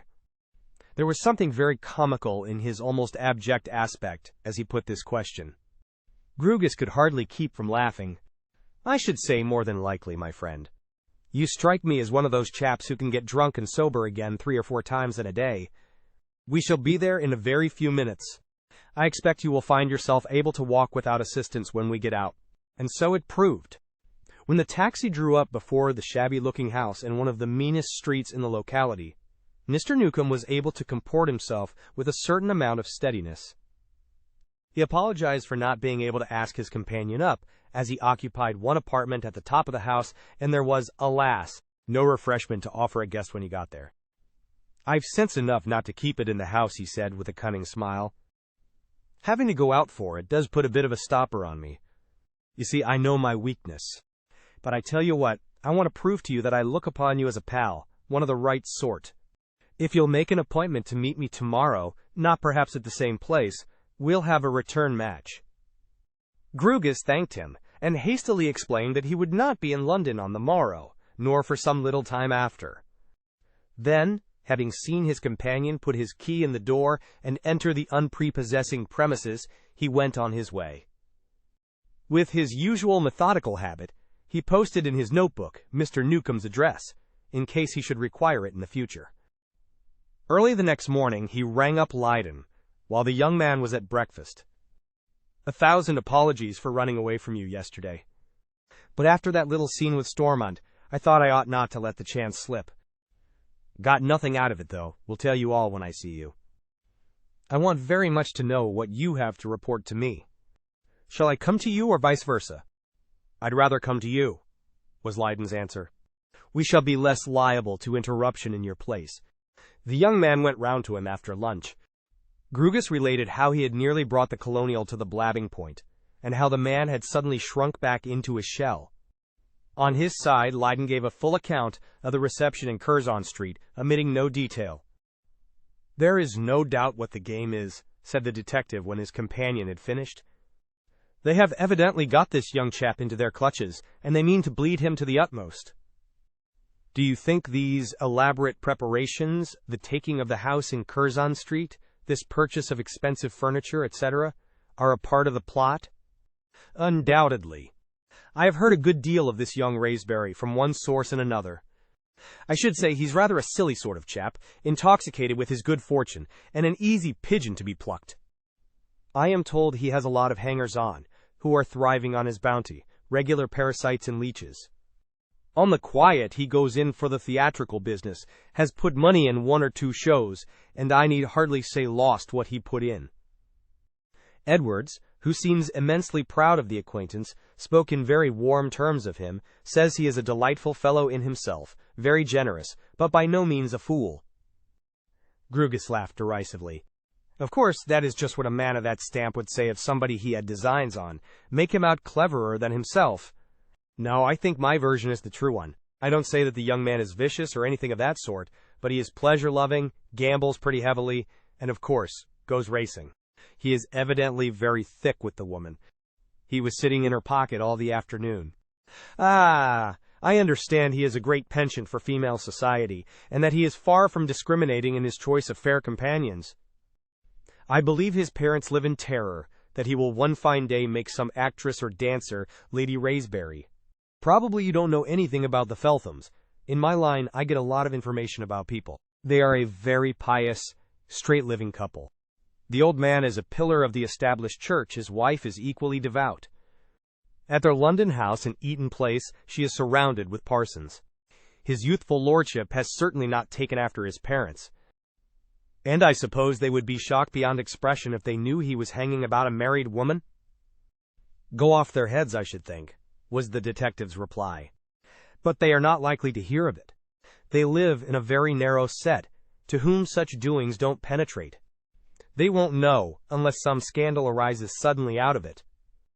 Presently, Lydon suggested that, in view of what they knew about Mrs. Edwards, otherwise Elise Macris, Raspberry ought to be warned. How could it be done? Grugus looked doubtful. You see, the difficulty is that we have no evidence of her having previously blackmailed anybody. Your friend, Mr. Craig, was very vague on the point, you say. Of course, I don't suppose they would dare to take any action if we did such a thing, wouldn't court having their past ripped up. But if this young ass is infatuated, and it looks very like it, he wouldn't believe much stronger evidence than it is in our power to produce. But you have no doubt of the character of all these people yourself? Asked Lydon, who did not perhaps quite realize the habitual caution of a man who followed Grugus's profession. In my own mind, certainly not. But what we do know is of such a purely circumstantial kind that we should have great difficulty in getting the average person to agree with us. One can feel a thing without being able to prove it. It seems to me that we have come to a deadlock, said Lydon in a tone of disappointment. Grugus reluctantly admitted that it looked like it. He added more cheerfully that something might turn up at any moment. The French police were still pursuing their inquiries into the mystery of Colliard's death, and they might still be able to connect Edwards, if not Zillah Mayhew, with that tragedy. Then there would be something to go on of a tangible nature. It was some few days after that Grugus sought another meeting with his client. Perhaps in their last interview he had sensed a certain dissatisfaction on Lydon's part at the slow progress of affairs. I have been thinking a good deal over that fellow Newcomb, he said. I have not the slightest doubt he could tell us something about Stormont that would make a certainty of what now is not more than a very strong conjecture. I wonder whether you would care to bribe him. There is no doubt that at the moment he is very incensed with Stormont. Those bitter words, although he has half a notion they were deserved, will rankle for a long time. Also, I doubt if Stormont pays him much to hold his tongue. Now would be the time to strike while the iron is hot, so to speak. Of course, the drawback is that you will have to put down more money in addition to the expenses you have already incurred, as it were, for no practical result. Lydon thought a little. I would give a great deal to have the thing settled, he said presently. To find out something which would definitely justify our suspicions, our almost positive suspicions, of Stormont. As you have pointed out, we cannot prove that Colliard was done to death at his instigation, but we have little doubt of it in our own minds. We cannot actually prove that this Curzon Street couple are out to fleece this simple young Raspberry, but we are sure of it, and Stormont, perhaps also Whitehouse, is at the bottom of that. What sort of a sum do you think would be required? I should say 500 at once would be a big temptation to a fellow of that sort. Lydon rose. Then set about it at once. I will go to that. If necessary, a bit more. Anything to get rid of this state of suspense. It was 5 days since Grugus had escorted Newcomb home to his mean little lodging. He had received Lydon's permission to embark on his new scheme shortly after the luncheon hour, their usual time for meeting. Directly after his client had left, he went up to King's Cross. The door was opened by a slatternly woman of middle age, whose appearance was in keeping with the house. She was the landlady. To his inquiry as to whether Mr. Newcomb was in, she replied in the voluble and indirect manner of her class. "You're the gent as brought him home in a taxi a few days ago, ain't you, when he'd had a drop too much? I saw you through the door when he let himself in, and I never forgets a face. Yes, he's in right enough, but nobody can see him. He's that bad, we don't know whether he'll pull through yet. The doctor ain't sure. What's the matter with him? The doctor says the symptoms are those of a man who has been poisoned, whether by bad food he can't say." "When did the attack commence?" "2 days after you brought him home. On the next day somebody called for him, dressed like a toff. A very genial, red-faced man. Said he was an old friend, and he went upstairs. They were in Newcomb's room for over an hour, and then they went out together." "Do you know where they went to?" "I'm coming to that in a minute, mister. I didn't see him again that day. He came back about 10 o'clock and went up to his room. The next morning he had his breakfast in my kitchen as usual. He always told me he was poor now, but had seen better days. Said he had been to dine last evening with an old friend of his who had known him in his prosperous times and had been given the best dinner he had ever had in his life. He didn't come to tea, and I went upstairs to tell him it was ready. He was a nice, pleasant feller, very free with his money when he had it, and always grateful for any little kindness or attention. He was sitting huddled up in his chair and couldn't speak. I sent for the doctor at once, for I was sure he had some money. We put him to bed, and there he's been ever since. He's still unconscious. I and my daughter look after him." Grugus pulled out his ever-ready notebook. "I should like the address of that doctor, please, in case I want to see him. Your lodger was once a friend of mine, and I've only lately learned he is down on his luck. I called today to propose something for his benefit. I will come again tomorrow or next day." "Many thanks. Sorry to have taken up your time. You must be a busy woman." He slipped a pound note into her hand and went straight to Lydon's office in Victoria Street. But he just missed him. Leonard had left to catch an early train to Brighton. He called on him early the next morning and told him what had happened. The two men looked at each other. There was an inquiry in Leonard's glance, which Grugus answered at once. "Yes, I surmise what you surmise. The genial, red-faced man was Stormont, and there is no doubt he is at times an active member of his organization. You may depend upon it, he is devilish clever, and this last thing may still remain a matter of conjecture incapable of actual proof." He paused a moment, then added, "But if this poor devil lives, he is clever enough for the same idea to occur to him. And if it does, he will speak out what he knows about Stormont." Chapter 17. It was a long time before Newcomb struggled back to convalescence. During that period, Grugus had several interviews with the doctor who was attending him, a young, harassed-looking man who had a large but not particularly remunerative practice in a poor neighborhood. The detective came to the conclusion at their first meeting that he was not a very brilliant member of his profession. He said there were symptoms of poisoning, certainly, probably ptomaine poisoning. The landlady had said the patient told her he was dining at some restaurant the previous evening, possibly some cheap one where there was little care exercised in the selection or cooking of food. Undoubtedly, he had partaken of some dish which had produced this disastrous result. Then came the day when Grugus was permitted to go up to the ill-furnished room where the colonial lay, a shadow of his former robust self. He stretched out a wasted hand. "Very good of you to come and see me, mate. My landlady told me a gent had been inquiring after me. For the life of me I couldn't guess who it was. I've no friends in this infernal country. And what made you look me up?" Grugus played a waiting game till he could see his way more clearly. "Well, just blind chance, as it were. I was in this district, on a bit of business one day, and remembering where you lived, I thought I'd look you up, to see if you had recovered from the effects of that rather warm evening we spent together. I was shocked to hear you were so bad." "I've had a close shave, mister. The doctor told me he thought my number was up. But he says now, if I keep quiet for a few days, I shall pull through. He paused and added grimly, if I do, I guess it will be a disappointment to somebody. So the same suspicion had crept into his mind. Grugus proceeded in the same quiet way. You dined out with a friend, your landlady told me. No doubt you partook of some food that poisoned you. The man's calm manner left him. His eyes blazed out in sudden fury. And a doggoned idiot I was, knowing the character of the man I went with. At my time of life, I ought to have had more sense. For a little time he kept silence, but his eyes were blazing, his face was working all the time. When he spoke again, it seemed as if he had, for the moment, forgotten the other man's presence, as if he were muttering his thoughts aloud. The dirty dog to try and do me in for the sake of saving a few paltry quid. Me that stood by him when he hadn't got a pal in the world, me that nursed him when he was sick to death, as well as his own mother would have done. The treacherous swine. Suddenly he seemed to realize the presence of Grugus, and his mood underwent a sudden change. The fury in his glance died down, the voice lost its tone of hatred. Don't take any notice of me, mate. I'm weak after this infernal bout and perhaps a little bit light-headed. I was just rambling, that was all. Grugus leaned forward and looked the colonial straight in the face. You are not light-headed, and you are not rambling, he said in a firm voice. You did not partake of any bad food. You have in your mind the same suspicion which I have, and that is, that you were deliberately poisoned, by some subtle means, by the man, your pretended friend, who took you out to dinner. Man's jaw dropped.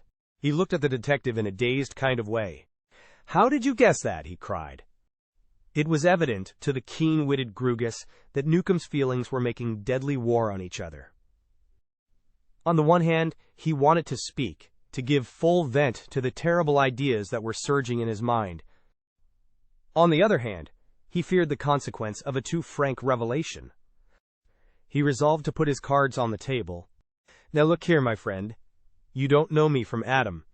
I will tell you frankly, I am here for a purpose. I'm not a detective in the usual meaning of the term, although I was for some years at Scotland Yard. I am no longer a recognized officer of the law. I am on my own, as a private inquiry agent. Here is my card. My office is in Craven Street, and my name is Grugus. Man's mind took in the situation swiftly. Ah, I see it now. You followed me that night from the street where the party was. I forget the name of it now. You followed me into the pub. You took me home, not because you were a particularly good sort of a chap as I thought, but because you wanted to find out where I lived. You're a smart fellow, Newcomb. I can see that quite plainly, said the detective, thinking a little flattery might be judicious. I think you and I shall get on quite well together presently when we know each other better. Now, first of all, I want you to get this thoroughly into your head, that I am not acting on behalf of the law. Unless you recognize that, it is not likely we shall go very far. Do you believe me? Mr. Newcomb hesitated a little before he replied to this straight question. Suppose I say I do, just to make things more comfortable between us, he said presently.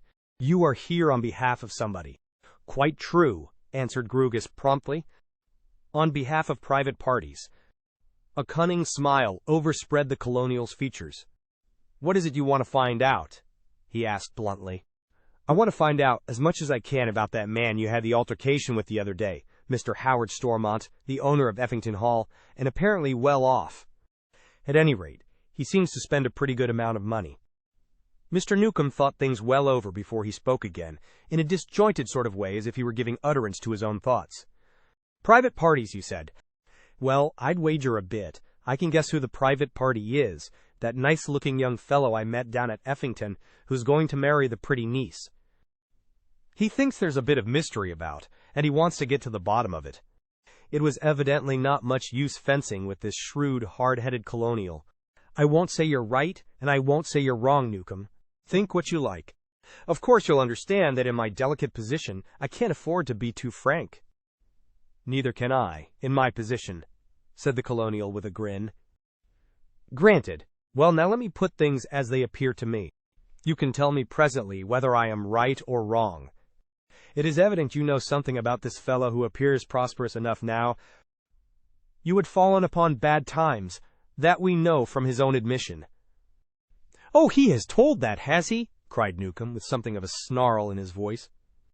"He didn't mind giving me away, did he?" "In a sense he was forced to. He had to explain your sudden arrival at Effington." "Well, to continue, you had fallen upon bad times.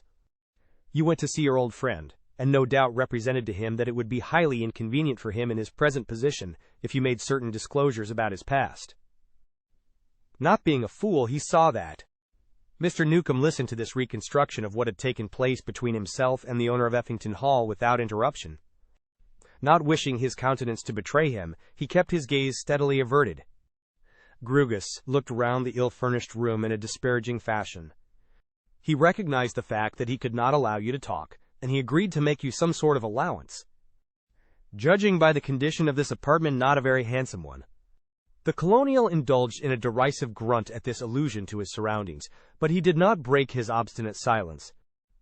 Small as that allowance is, he begrudges it. Or perhaps it is not the money he minds so much. What weighs upon his mind is that you are a standing menace to his safety, the fear that one day, when you've had a drop or two too much, you'll blurt out the very thing he wants to hide. He feels he'll have no real security till you are safely out of the way. Hence that apparently hospitable action the other day. Grugus had the satisfaction of seeing a vindictive scowl steal over the man's face at this reference. He hoped to appeal not only to the colonial's cupidity, but in an equal degree to his thirst for revenge. "If you ask me, I don't think your position is a very safe one, my friend. From what I do know of Stormont, I have reason to believe him to be possessed of diabolical cunning, and unscrupulous to a degree. If he has made up his mind to get you out of the way, it is long odds that, in the end, he will accomplish his designs either on his own initiative or with the help of his numerous friends." And then Mr. Newcomb spoke. "He's a cunning devil enough, you're right about that. Well, Mr. Private Inquiry Agent, let's come to the point. What is it you want to propose to me? You've been a long time leading up to it. Let's have it without any more beating about the bush. If you'll tell me the secret of Stormont's past, which he is paying you some paltry pittance to hush up, I'll pay you down in hard cash the sum of £500. And supposing you got that information, mind you, I haven't said that I can give it you. What use are you going to make of it?" Grugus was a bit puzzled what to answer to this plain and very natural question. Would Leyden take any steps against Stormont if he found himself in a position to do so? The young man had carefully kept Gloria's name out of the matter, but the shrewd detective had originally guessed there was a woman in the case. Newcomb's statement that Leyden was engaged to Stormont's niece confirmed that suspicion absolutely. No, he felt sure that his client would never lift his hand against the uncle of the girl he loved, however great his guilt might be. He was quite safe in making the colonial's mind easy on that score. Strange perversity of human nature that this man, presumably a crook himself, shrank from giving another crook away, even although he had been treated so vilely. Or was Newcomb's hesitation due to a sense of self-preservation? In giving his old pal away, would he be forced to implicate himself? I understand what is in your mind, but I think you may be quite sure nothing of the kind will happen. Certain suspicions having arisen, it is necessary to confirm or remove them. The colonial was evidently thinking very deeply, looking at the matter from every point of view. And supposing, mind you, I only say supposing, that the suspicions were confirmed, I presume the young fellow would chuck this pretty girl. "I'm sure of the contrary," answered the detective, speaking quite warmly. He had taken a great fancy to Leyden and was convinced he would never act shabbily to a woman. "It is not pleasant to have a criminal for an uncle, of course, but I understand her father is a man of the highest probity." Again the colonial put on his thinking cap. "That settles that, then." And now he began to relinquish, to some extent, his rather futile attempts at caution. "And now let's consider the position as it affects me. If I give Stormont away, I shall have to make a clean bolt of it. There'll be no further help from that quarter. Besides, I shouldn't be safe, if he happened to find it out, and it's a chance one must reckon with. He wants to get me out of the way as it is." "You're quite right, Newcomb. If he ever got a hint, he would be doubly, trebly anxious to remove you. If we do come to an arrangement, you'll have to quit in double-quick time." Now, let us discuss terms. If you can tell me something definite about this man, as I have said, there is £500 waiting for you. You are a man of brains and resource. With that sum, you can start life again. And, in my candid opinion, the sooner you get out of Stormont's reach, the better for your own peace of mind. Not enough, cried the colonial promptly. One can't do much in making a fresh start with 500. Besides, it's worth 1,000. But if Newcomb was hard at a bargain, Grugus was by no means a bad man of business. He joined issue at once, and for a long time they fought each other strenuously. A compromise was finally reached at 700. Grugus was sure his client would go to this extent, from what he had said. But the victory was not quite won yet. Newcomb wanted further time for reflection. It's a very serious step you are asking me to take. I've got to look at it all round. Don't think I have any consideration for that dirty dog Stormont. You wouldn't expect it, would you? If we were out in some parts one could name, I'd plug him without the slightest compunction. He'd deserve it. But I've got to think of myself, to be sure I'm not making a false step. From that position he would not budge. He must have a clear day to think it over. If Grugus would call at the same time tomorrow, he would give him his decision. Grugus saw his client later in the day and got an open check from him for the £700 which he would cash on the following morning. It was no use going to the colonial without the money in his pocket. His knowledge of human nature told him that Mr. Newcomb, if he had made up his mind to betray his old pal, would stipulate that the money should be handed over before he opened his mouth. My own impression is that he will bite, remarked the detective. It is perfectly obvious that he knows something damaging, or he would not have gone so far in the preliminary negotiations. We are buying a pig in a poke, and what he has to tell may not be worth so much money. Still, if Stormont suffers himself to be blackmailed to the extent of £3 or £4 a week, it must be something rather bad, if not so bad as we think. Lydon agreed. Anyway, if Newcomb took the £700, the suspense would be ended. They would know something definite. The thing I want to assure him positively of is that nothing he tells me will be used against himself or Stormont. I gave him this assurance off my own bat, as it were, said the detective as he took his leave. I take it that, whatever we find out, you personally have no intention of setting the police upon Stormont. In other words, this is strictly a private inquiry, with which the official police will have nothing to do? Lydon assured him that this was so. He could not yet quite bring himself to disclose his relations to Gloria. He simply said that the man belonged to a highly respectable family, which he was determined to spare so far as it lay in his power. The French police were still probing the mystery of the death of Calliard, the jeweler. If they were successful, it was more than probable that Stormont might be implicated. That contingency could not be averted. Of course I shall mention nothing of that affair to Newcomb, was the detective's reply. Chapter 18. Grugus did not pay his visit the next day as arranged. In the morning he received a wire from Newcomb, asking him for a respite of another 24 hours. It was evident the colonial wanted to think the matter well over, in other words, to consider which course would be the most beneficial to his own interests. On the second day the detective presented himself with the £700 in his pocket, the money which he devoutly hoped would soon pass from his keeping. Newcomb was much better, had recovered marvelously in that couple of days. His lean face had filled out. There were no longer about him the signs of a deadly and wasting illness. He greeted his visitor with a rough good humor. Grugus, a shrewd judge of men, put him down as a good-tempered fellow in the main, inclined to be quarrelsome and vindictive when the drink overtook him, rather a man of moods and apt to act on impulse. "Come along, mister. Glad to see you. The doctor says I have made a marvelous rally. I'm a different man from what I was when you last saw me. A lot of fight yet left in old Tom Newcomb." Grugus paid him handsome compliments on his changed appearance and laid on a little flattery. "Even now you look as if you could knock spots off some of the young ones. I should say you would be as fit as a fiddle in another week or 10 days. The colonial laughed his loud, hoarse laugh. "I guess a certain person will be bitterly disappointed to find his old palace so tough. Ha ha! He's wondering what has become of me. His money has come right enough, but I haven't acknowledged it yet. I don't quite know what I'm going to do about that." "It depends." Grugus did not answer. He was fairly confident he had won the day, but he did not wish to spoil matters by hurrying them unduly. He smiled agreeably and waited for Newcomb to speak again. "Well, mister, I've decided to accept your offer. Have you brought the boodle? If you haven't, we can adjourn this meeting till tomorrow. Another day will make no difference to me." Grugus drew out a bulky pocketbook and flourished it invitingly in front of his companion. "I'm a man of my word, Newcomb. I wasn't, of course, absolutely sure of what your decision might be, but I brought the money on the off chance. You would like me to hand it over to you at once, E.H.?" The man's eyes had an avaricious gleam at this invitation.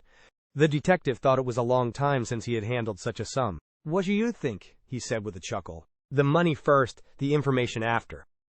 You would do the same in my place now, wouldn't you, if you had the brains of a mouse?"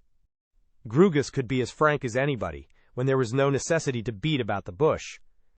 "I trust you more than you trust me, Newcomb. Here is the money. Count it over before you start." Newcomb began to count over the money. Suddenly, he looked up at his companion with a rather aggrieved air. "I say, you didn't answer that question. Wouldn't you do the same in my place? It's a matter of business, ain't it? Pure and simple." "Of course, my good fellow. I am not complaining. If I were you, I would certainly have the money before I opened my mouth." Mollified by this rejoinder, the colonial stuffed the notes in his pocket and again burst into his loud laugh. "Now, you're a clever man, mister. A darn sight cleverer than I am, I expect. And I suppose you haven't overlooked the fact that I might take the money and give you practically nothing for it." Grugus intimated in his suavest manner that such a contingency had not escaped his intelligence. In some cases he would have taken greater precautions. He ended with a handsome compliment. "I don't know much of you, Newcomb, but I'm pretty sure you're not one of that sort." The colonial looked pleased. "You're right, Mr. Grugus. I don't pretend to be much, but if people play fair and square with me, I play fair and square with them. I've never rounded on a pal yet. I shouldn't round on this swine if he hadn't played the dirty on me. Why, a week or two ago I would have been cut into little bits before I would have given Howard Stormont away. That was when I believed him to be a pal, not a too generous one perhaps, but still a pal. Have you got me?" "Perfectly," answered Grugus smoothly. "You would be a bit of a soft, I think, if you showed Stormont any quarter." The man's eyes flashed with sudden fury. It was evident his hatred of his old friend was very intense, and that once having made up his mind, he rejoiced in getting even with him. Yes, that was a bad evening's work for him, cleverly as he thought he had managed it. He was always very keen on the poisoning business, although, mind you, I can't honestly say that I ever knew of any case in which he had given it. But he was always fond of reading books on the subject. He used to laugh when he told me how people in the old days used to polish off their enemies with a poisoned glove or flour.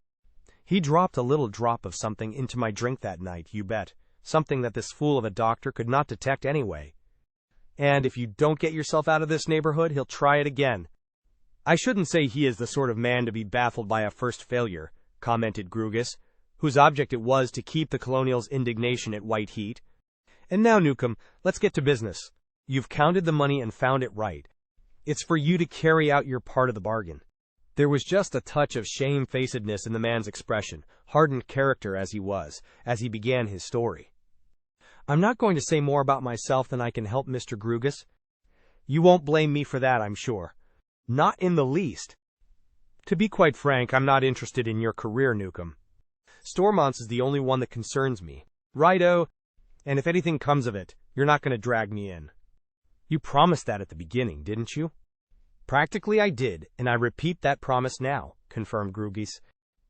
"Well, mister, I'll start with the days when I first came across Howard Stormont, when we both were young men. No need to tell you I wasn't a model youth. If I had been, I shouldn't have picked up with him, or rather he with me.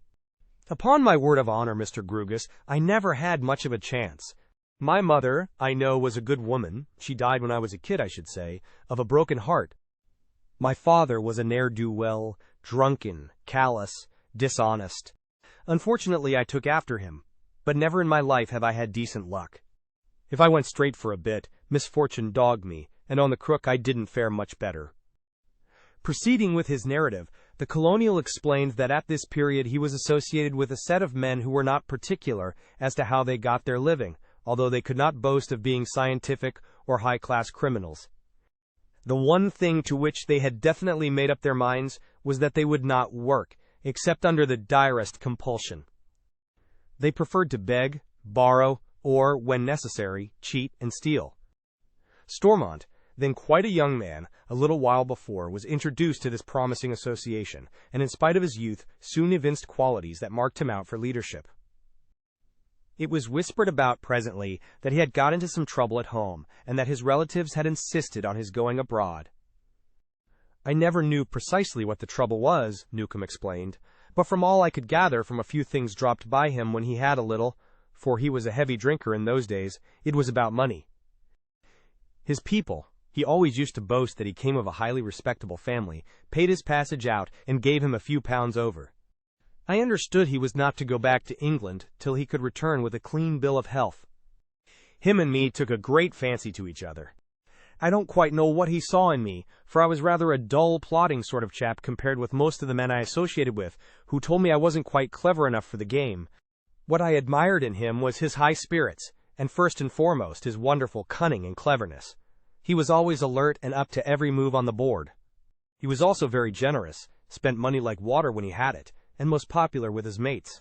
They thought a wonderful lot of his abilities, and prophesied that he would one day become a crook of the first water. I take it, these associates of yours were not in the front rank of their profession? Interjected Grugus. The colonial shook his head. Certainly not. With the exception of Stormont, they had neither the nerves nor the brains. A great deal of card-sharping, plucking raw young pigeons who had just come out, a little bit of easy swindling here and there, that was as far as they could go. Stormont was altogether on a higher plane. He had the brain to invent and elaborate big things. And of course he joined you in these agreeable pursuits, the card-sharping, the plucking of young pigeons, even although they did not give full scope for the exercise of his superior talents. That is so, mister, and in a minute, I'm coming to what you want to know. I take it, you've been making a lot of inquiries, but up to the present you haven't been able to prove definitely he is the criminal you believe him to be. That goes without saying. If you could have got that information yourself, you wouldn't chuck away 700 pounds on me. The colonial, when he could keep off the drink, was evidently a clear thinker. With great modesty he had spoken of himself as a dull and plodding fellow, but Grugus did not consider him as dull as he pretended to be. Probably intemperance had stood in his way, prevented him from being a successful crook, and reduced him to his present position of subsisting on Stormont's bounty. Well, the game wasn't fast enough for him. The profits out of this petty kind of roguery were too small for a man of his ambitious nature and expensive tastes. 3 or 4 times he launched out on things of his own, things that the others were too timid or too slow-witted to join in. And the last one brought him to grief. Grugus leaned forward in an attitude of expectation. At last he was going to get something definite about the apparently prosperous owner of Effington Hall. It was rather a neat little bit of forgery. He had laid his plans well, too, thought it all out very carefully, almost succeeded in fixing the guilt upon another chap, a perfectly honest man. As big a scandal as that, E.H.? Was the detective's surprised comment. Newcomb indulged in a sardonic laugh. Stormont wasn't the sort of man to think of anybody but himself. As long as he could swim, he didn't care who sank. An innocent man sacrificed didn't weigh heavily on his conscience. But clever as he was, the police just went one better. The other fellow's innocence was proved, and the guilt clearly fastened on the right person. I forgot to tell you that when he began to launch out on these dangerous coups, he changed his name from Stormont to Manvers. Under the name of Manvers, he was convicted and sentenced to a pretty tidy term of imprisonment. Now I've kept all the papers describing the trial and evidence. I shan't give them up, of course, but if you give me your solemn word of honor to return them to me, I'll lend them to you to make copies of. Thanks very much. I'll take them away with me when I leave. Does the name of Stormont occur in them? Yes, they discovered he had been passing under the 2, but they inclined to the belief that Manvers was the real one, and as Manvers he was convicted. Of course his old pals knew better. And what became of him after he came out of prison? He went back to England. I expect that sharp dose of imprisonment sickened him of Australia. He had been clever enough to put away the swag somewhere. It was quite a nice little sum. I've a notion he had a confederate, although I'm sure it was not one of the old lot, somebody much cleverer than we could turn out. He came to say goodbye to me and one or two others who had been his particular pals. He bluffed us that when he got back to his own country he was going to lead an honest life. For my part, I never believed it.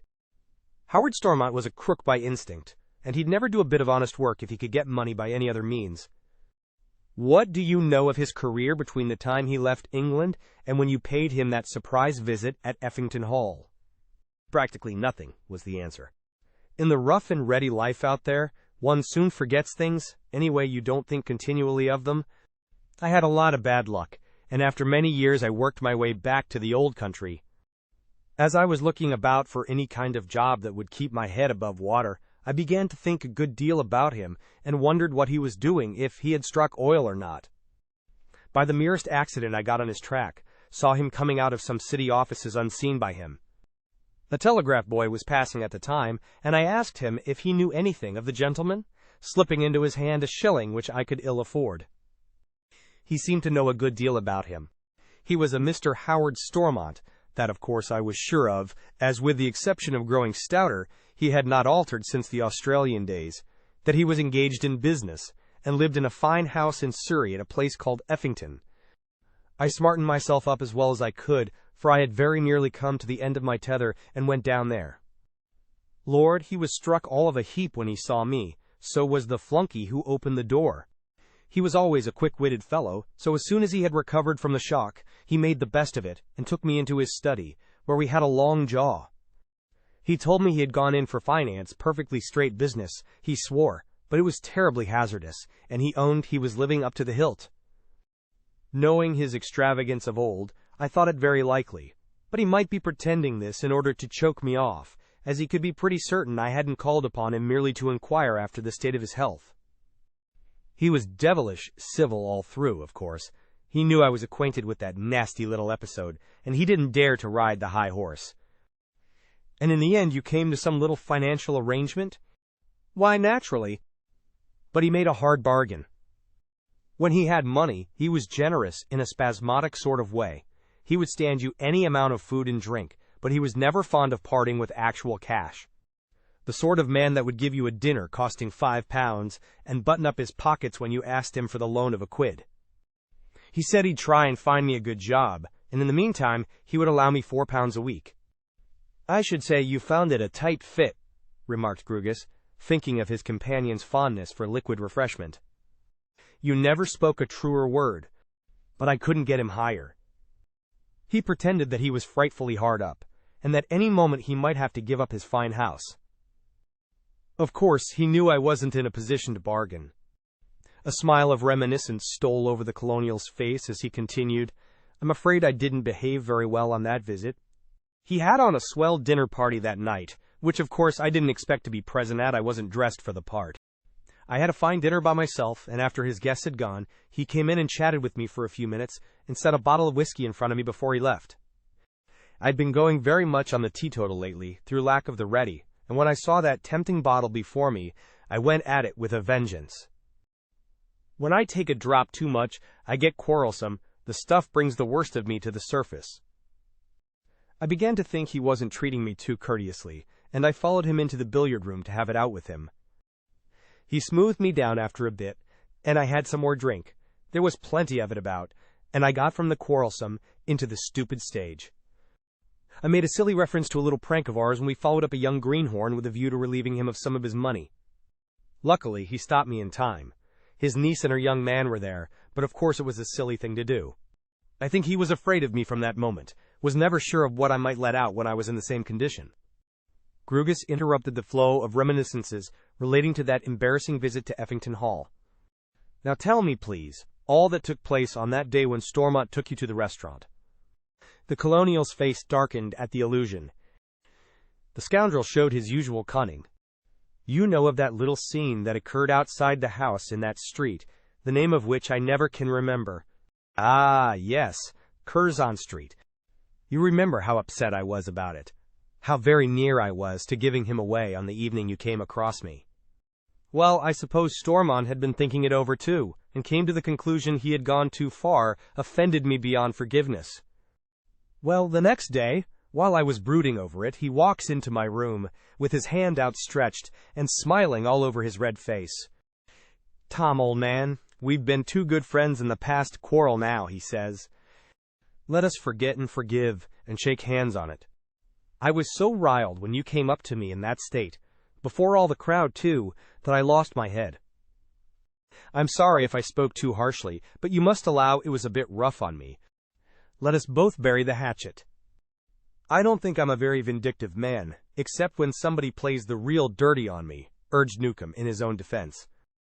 And I was forced to admit to myself it was a trifle rough on him, as he said. Well, after a bit we made it up and agreed to be friends again.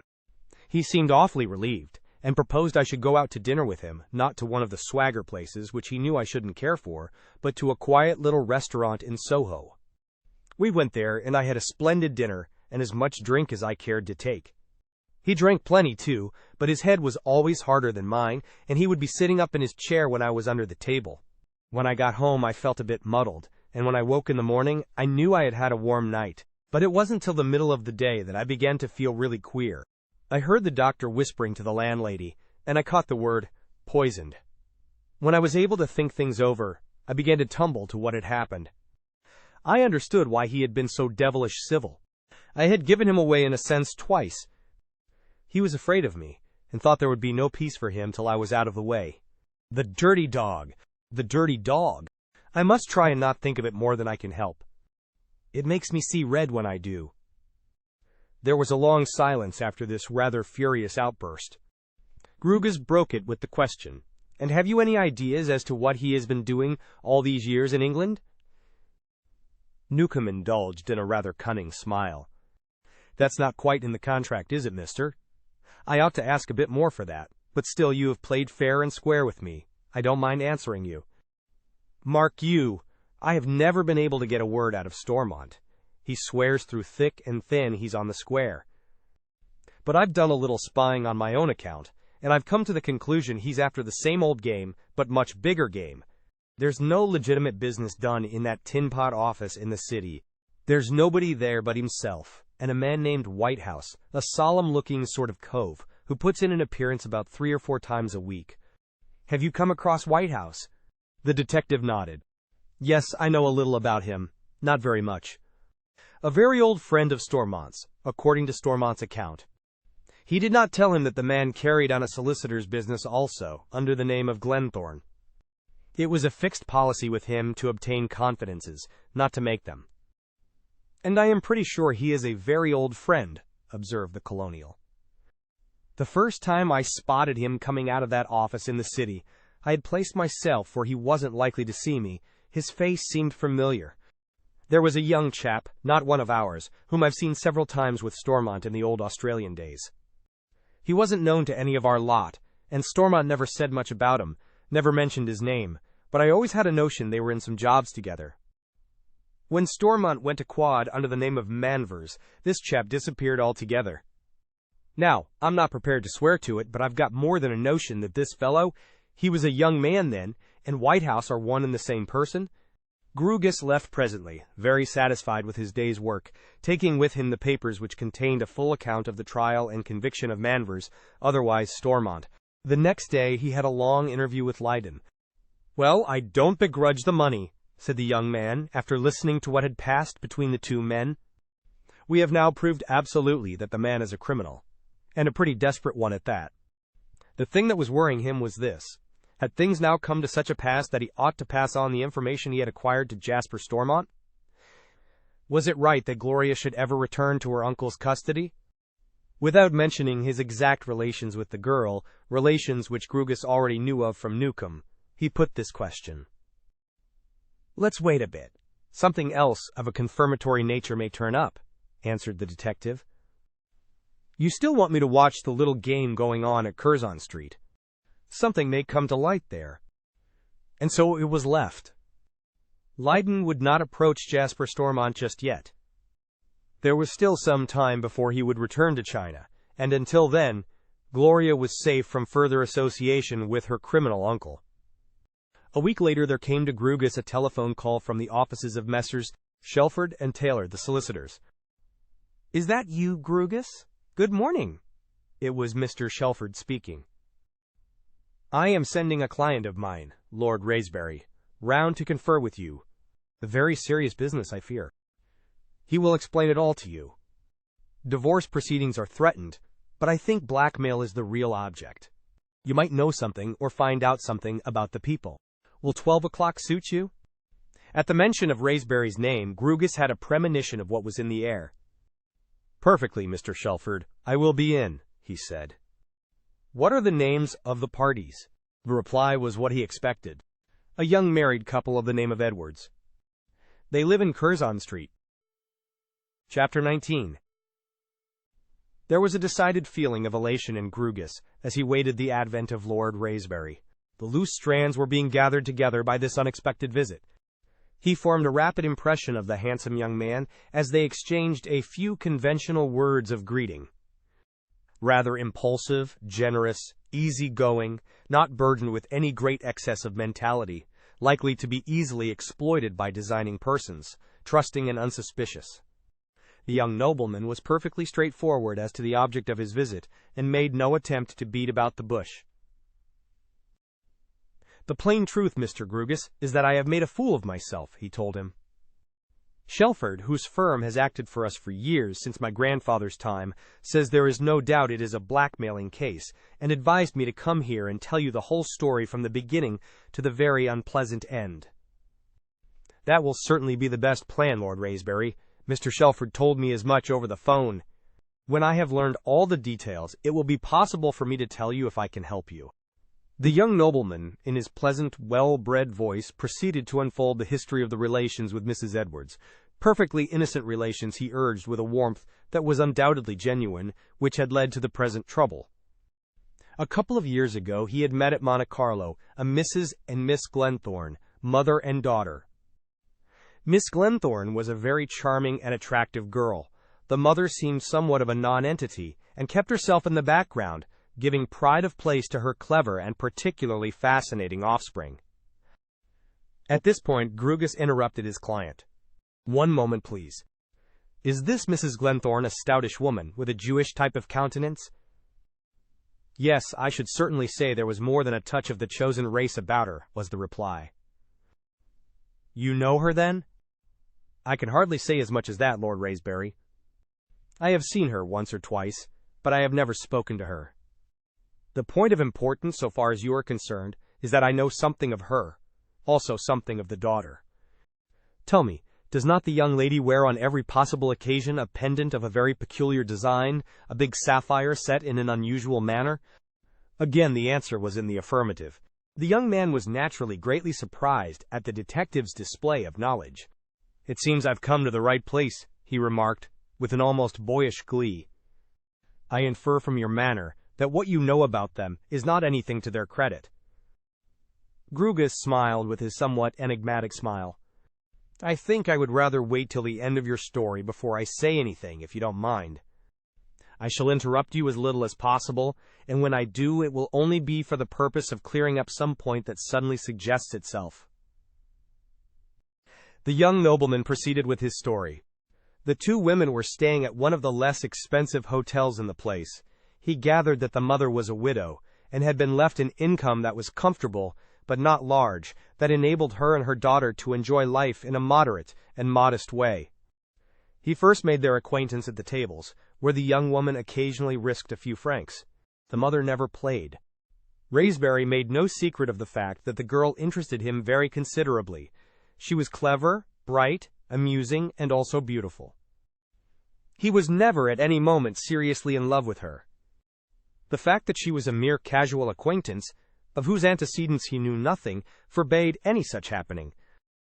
But in the free and easy atmosphere of Monte Carlo, the acquaintance ripened considerably. Possibly onlookers might have considered it an obvious flirtation on both sides. All the time he was perfectly heart-whole, and he felt pretty certain that the young woman was in the same condition.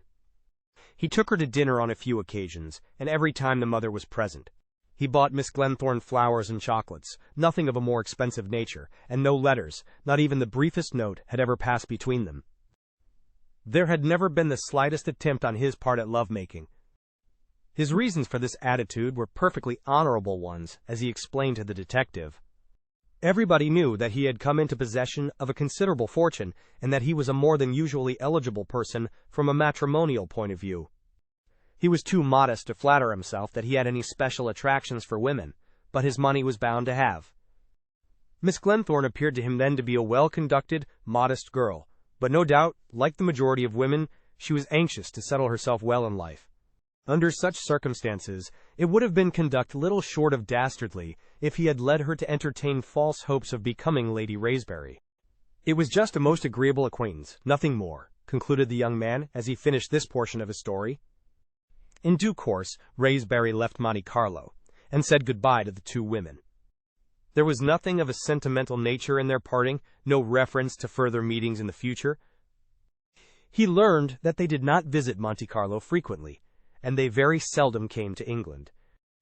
He thought it extremely improbable that he would ever come across the couple again. In due course, the memory of the dark, handsome girl faded away from his active recollections. Then one day, as Grugus already had learned from Leyden, he met the young woman at the Ritz, after this considerable period.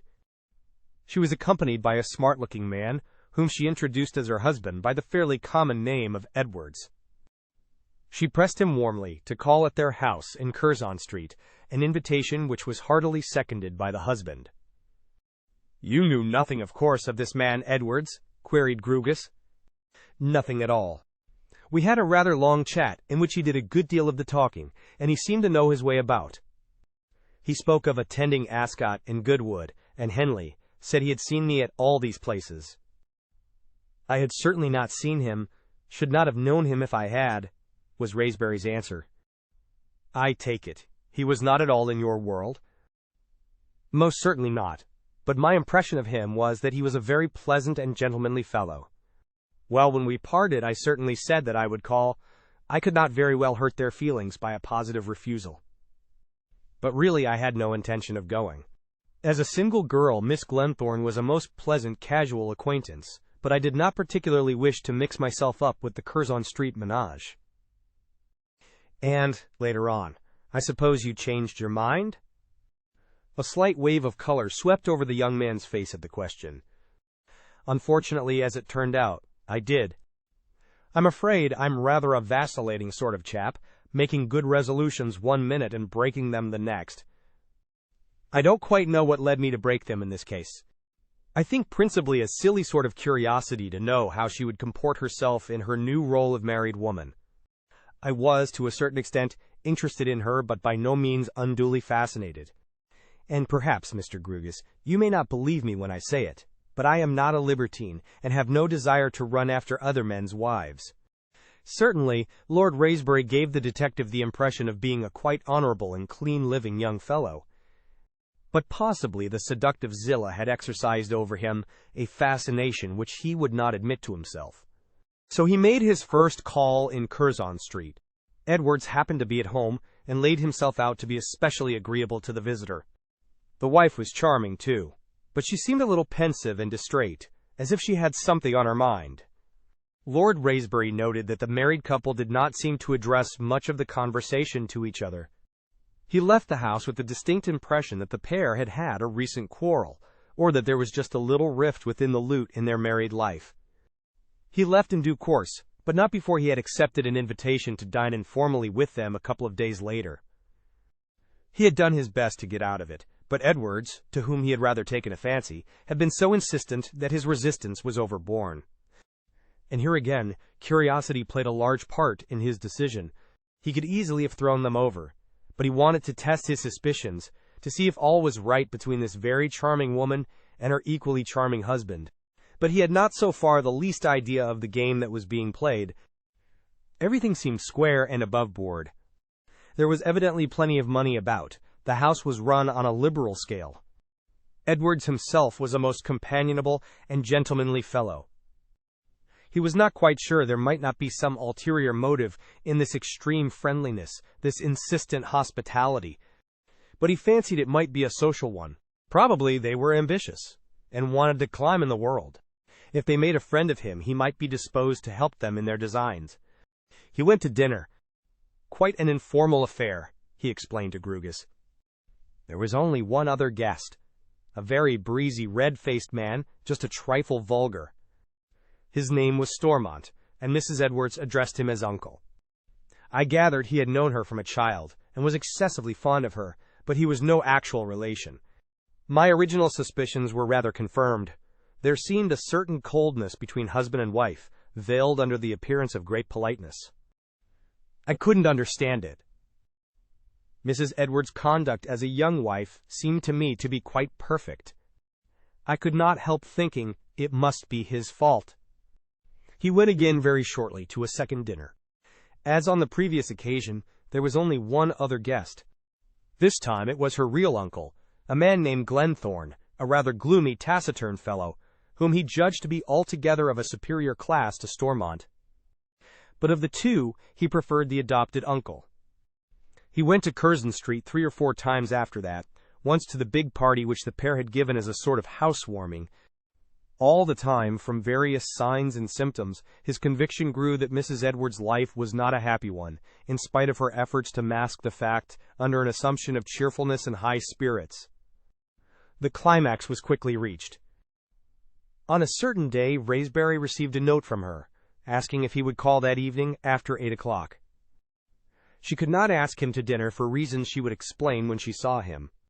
She was about to take a very important step, and, presuming on their old acquaintance, she would like to consult him as to the prudence of it. If he were engaged that evening, would he make it the next, or the next after that? Of course, now I come to think of it, there was something suspicious in that note, said the young nobleman. I ought to have told her to write to me what she wanted to consult me about, and I would preserve absolute silence and destroy the letter. But I'm foolishly unsuspicious, and I went, being disengaged that night. To my great surprise, the door was opened by Mrs. Edwards herself. She appeared in a state of great agitation. I thought at the time she had been crying. "Oh, Lord Raspberry, I am in the greatest trouble," she said in a distressed voice. "Come up to the drawing-room for just a few minutes, so that I can tell you about it. There is no danger. My husband is in the country and won't be back for a week. I have sent the servants out to the theater so that we might be alone. That is why I couldn't ask you to dinner." Raspberry did not quite like the look of things, the absence of both husband and servants, but he was still unsuspicious. The woman played her part so well that he attributed her rather foolish act to her acute distress of mind. He was quite sure it was connected with her husband, and that his suspicions of the unhappiness of their married life were going to be confirmed by her revelations. He went up to the drawing-room with her, resolving to get out of the embarrassing situation as soon as he could, and she at once burst forth into an impassioned account of her wrongs and sufferings. According to her account, Edwards, so genial and gentlemanly in public life, was a bully and a brute. On many occasions, she had suffered personal violence at his hands. She rolled up her sleeve and showed a shapely arm on which appeared a big bruise which had been inflicted a couple of days ago. She had no positive evidence of infidelity, but she had grave suspicions of his relations with other women. On Raspberry remarking that it was very early in their married life for such a thing to occur, she made a confession. "I must tell you a little secret. We have been married for some time. It was kept quiet for certain reasons of his own. The truth is, Lord Raspberry, he is tired of me. I feel I can stand it no longer. I have made up my mind to leave him. I'm sure you can't blame me." This was evidently the subject on which she had wanted his advice, and still unsuspicious, the young man answered her question. "But after all, Mrs. Edwards, I am not the person to whom you should come for advice," he had told her. "You are not without friends, who would not feel the responsibility as I should. There is your mother, your uncle, this man Stormont, who has the same regard for you that he would have for his own niece.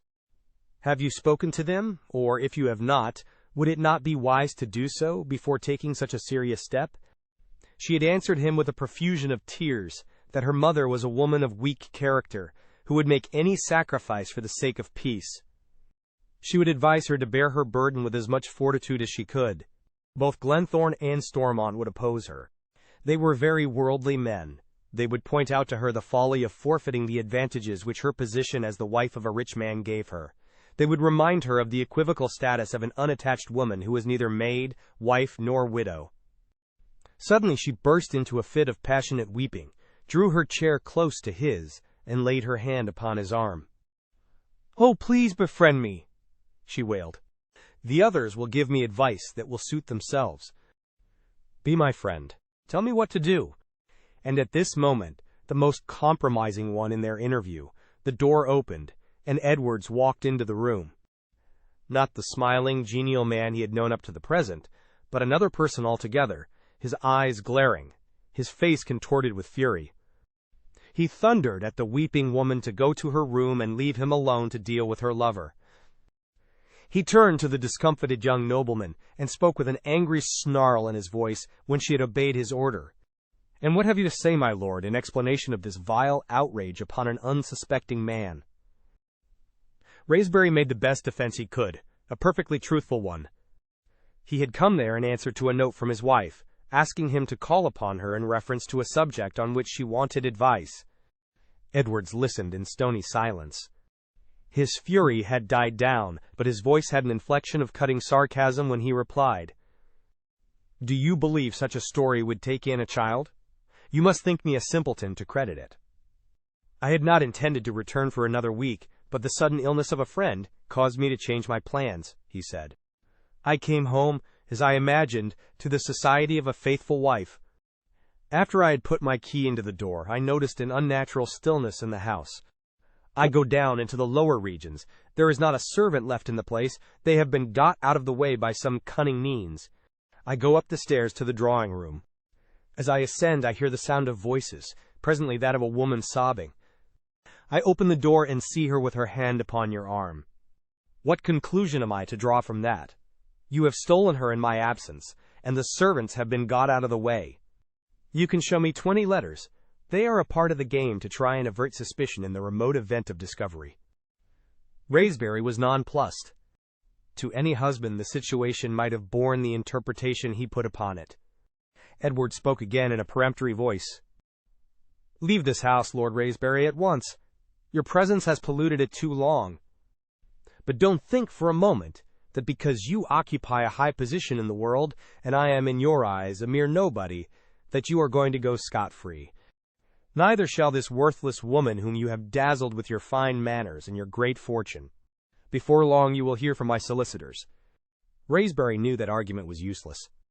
He left Curzon Street feeling bitterly humiliated. And as he walked along there dawned upon him the conviction that this was no unrehearsed scene to which he had been subjected, that there had been a cunning plot between husband and wife to entrap him. The woman's tears were simulated. Her story of ill treatment was a myth. That bruise she showed him had been purposely made to lend color to her story. 2 days later, a letter arrived from a firm of solicitors, stating that they were instructed by their client, Mr. Edwards, to bring an action for divorce and requesting the name of a firm who would act for him in the matter. He made an appointment with Mr. Shelford, but before the time arrived for him to keep it, he had a visit from Glenthorne, whose usually grave face looked graver than ever when he met Raysbury. Chapter 20. "A very terrible affair, Lord Raysbury," were his first remarks. "Very terrible for all parties concerned. Zillah has been to me. She is distracted. They had an awful scene after you went, and the same evening Edwards left the house. He raved that he would not spend another night under the same roof with her. Much as I deplore her conduct, I could not help pitying her. Mr. Glenthorne seemed to make no secret of his belief in the guilt of the parties. Of course, she swore to me that her husband had no ground for his suspicions, that unfortunately appearances were against her, that she was perfectly innocent. Well, any woman in her position would naturally say the same thing." "Mrs. Edwards has simply told the truth," answered Raysbury, speaking with the warmth he felt. "She is innocent, and so am I. Lord Raysbury, you will understand that I should espouse my niece's cause if I felt I had a leg to stand upon," said the usually taciturn man. "In that case, I would go to her husband and force him to hear reason. But how can I, in the face of such strong circumstantial evidence? How would it appear to you if I told you the same story of somebody else? Her husband away, as she was quite sure, the servants packed off to the theater, she alone in the house. What would a jury say? It was on the tip of the young man's tongue to answer that he was convinced that it was an elaborate plot, engineered by one or both and carried out with scrupulous regard to detail. But he could not say this very well to the woman's uncle, at any rate till he had received capable advice. He took refuge in silence, till suddenly what he considered a bright idea struck him. It was his general rule to destroy all correspondence that he considered of little importance, and at the time he had certainly classed Mrs. Edwards' letter under that category. But by the merest accident he had preserved it, and he showed it to his visitor with the observation, "If that doesn't prove to you my visit was an innocent one, nothing will." The grave-faced man read it with the closest attention, and in due course handed it back. "This cuts both ways, my lord. You probably are not possessed of what we call the legal mind. I am, being in the profession of the law myself, I am a solicitor. If I were acting as your counsel, I should urge this as an almost convincing proof of your innocence. But how would the counsel on the other side argue? He would say that letter was written with a purpose, as the result of an agreement between both parties, the purpose being to avert suspicion if, by an unforeseen accident, you were discovered together. He would also say that if the visit were a perfectly innocent one, there would be no necessity to get the servants out of the way. Mind you, I am endeavoring to show you what would present itself to the legal mind. It would give me the greatest pleasure to prove Edwards in the wrong, but I fear that letter won't help me." It might be a mere coincidence, but he was using just the same argument that the husband had employed. Having once allowed the suspicious side of his nature to develop itself, Raysbury suspected this grave-faced man. "What is the object of this visit, Mr. Glenthorne?" he asked sharply. "My deep concern for my niece's welfare," was the reply. "It is an awful thing to contemplate a beautiful young woman's career being blasted almost before it has begun, as it must be if this affair comes into court. Had you not better show that letter to Edwards, and point out to him the consequences of the step he is taking?" Mr. Glenthorne spoke, Raysbury thought, in a less assured tone. "Unfortunately, Edwards is a very obstinate man, a very vindictive one. The only thing one could appeal to, perhaps, would be his cupidity. He is very fond of money for its own sake, not because he hasn't plenty of his own." Raysbury repressed a smile. Sharpened by his experience of recent events, he divined that this solemn-faced, not very prepossessing person had come as an emissary. Realizing the delicacy of his mission, he experienced some embarrassment in coming to the point. He was now evidently on the road to it. "Will you speak a little more plainly, sir? I am not a very subtle person myself. Will you tell me what is in your mind?" And Glenthorne told him. "If this matter comes into court, Lord Raysbury, it will not only ruin my niece for life, it will be a very serious thing for you. It will damage you greatly, and cause terrible grief to your most worthy parents. I think it is worth a considerable sacrifice, even from your own point of view, to prevent it reaching that stage." The man was showing his hand very plainly now. Raysbury, with a face as grave as his own, led him on. "In plain English, you suggest this injured husband, as he pretends to be, can be bought off?" Glenthorne lowered his voice. "Between ourselves, my lord, I believe it might be possible. As I have told you, he is a very greedy man. I believe greed to be the predominant feature in his character. He will, of course, go for heavy damages, and with your well-known wealth, he is likely to obtain them. I think it possible that, if you anticipated those damages, as it were, made him a firm offer, he might withdraw from the action. Of course, I cannot speak positively, but I think it would be worth trying. I could say nothing on that point until I had consulted with my own solicitors, Shelford and Taylor." "You will understand that." "Quite," agreed Glenthorne.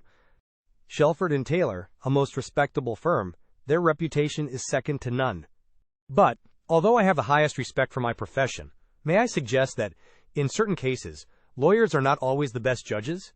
I think in the present instance the advice of a man of the world would be more helpful to you.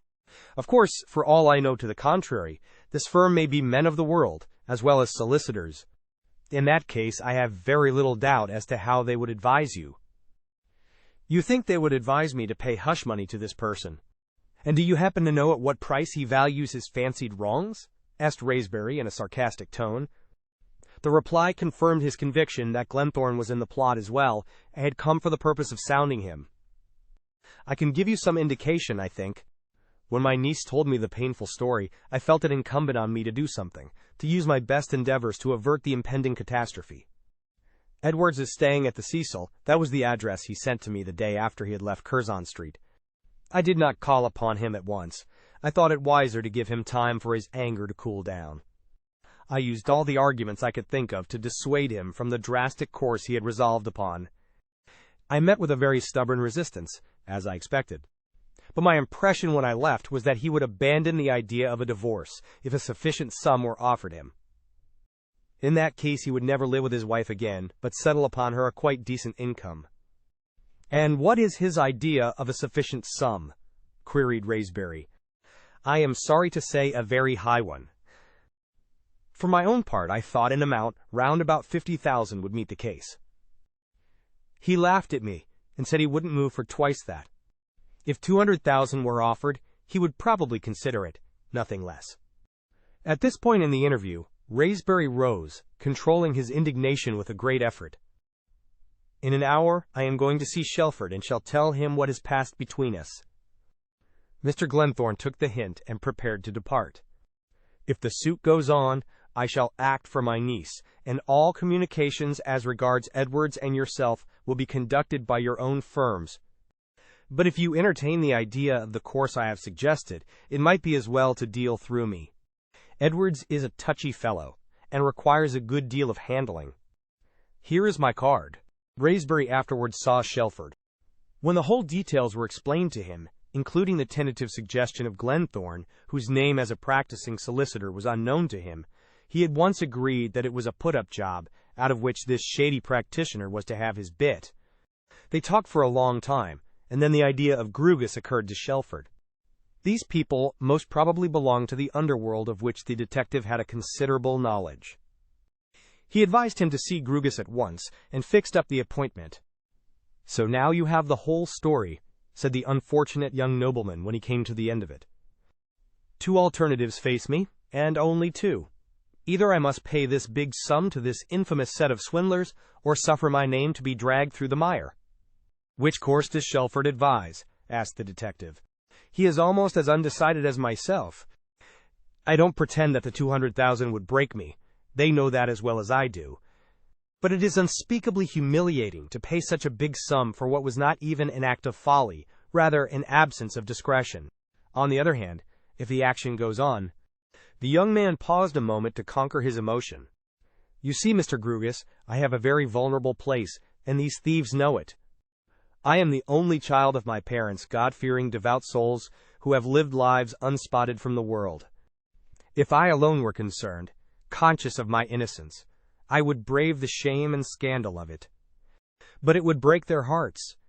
They would believe me, because they know my good points as well as my bad ones, but they would know half our world wouldn't share their belief, and they would never hold up their heads again."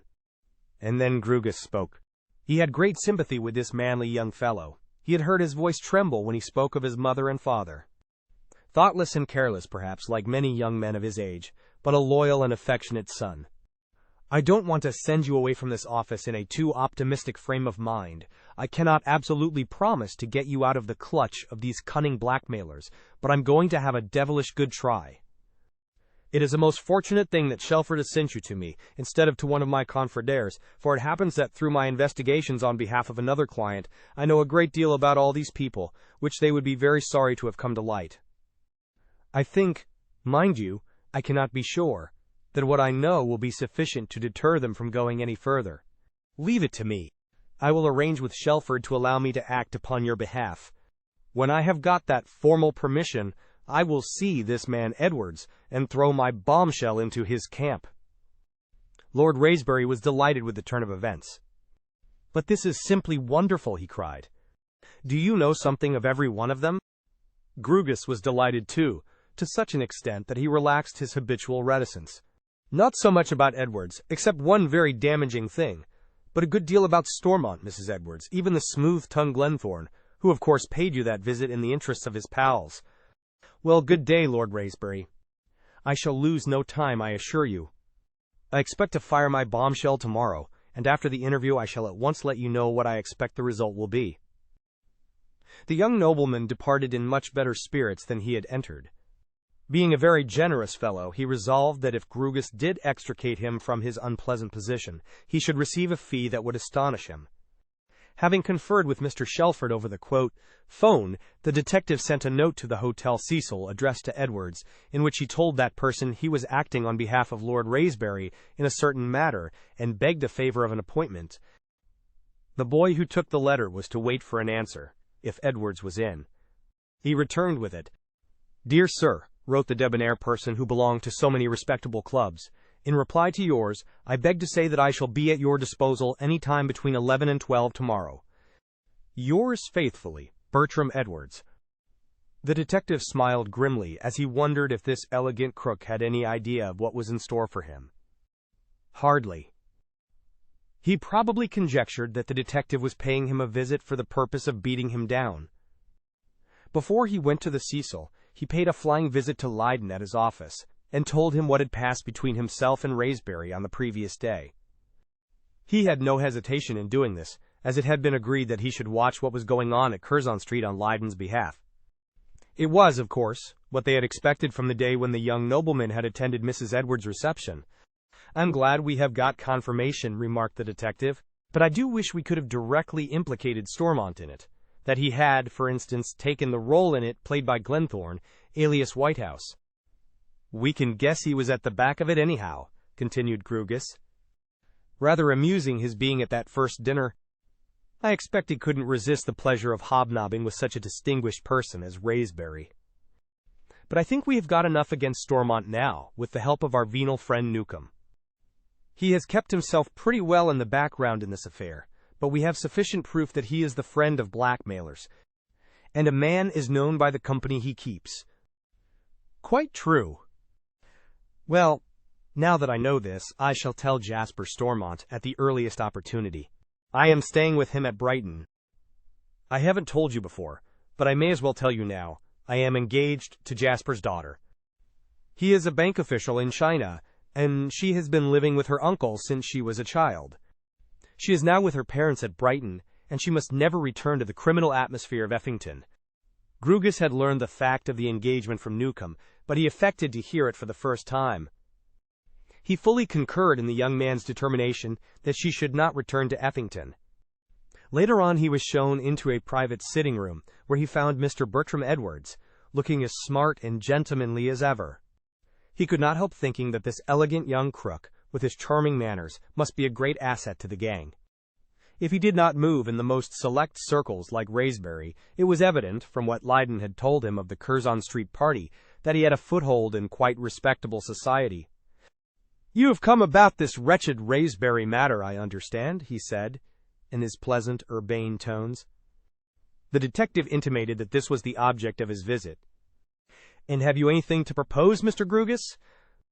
"My client, Lord Raysbury, has received a sort of unofficial intimation from a man named Glenthorne, who claims to be the lady's uncle, that if the sum of £200,000 is paid to you, you will abandon proceedings. I beg to tell you, Mr. Edwards, I shall advise his lordship not to pay you a single farthing." Edwards tried to assume an expression of indifference, but it was easy to see he was taken aback by this blunt declaration. "In that case, sir, the action will proceed, and I shall go for heavy damages. I am not going to permit a young sprig of the nobility to violate the sanctity of my home without making him smart for it in the only place where he can feel it, in his pocket." Grugus bent upon the dandified man his very penetrating and expressive glance. "This is a business interview, Mr. Edwards, and there is no necessity for heroics. You know as well as I do that Lord Raysbury is quite innocent of any desire to violate the sanctity of your home, or, for the matter of that, the home of anybody.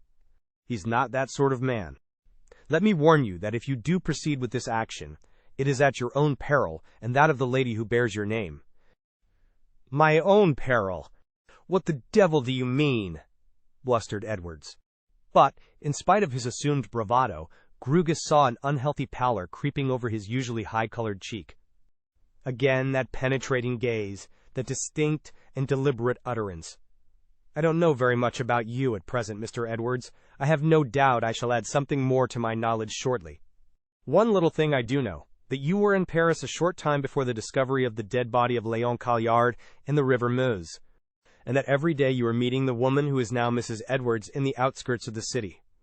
He paused, expecting a bold-faced disclaimer, but it did not come. For the moment the man was stricken dumb. Of the woman now calling herself your wife, I know a great deal more, under her different names of Elise Macris, Zillah Mayhew, Miss Glenthorne.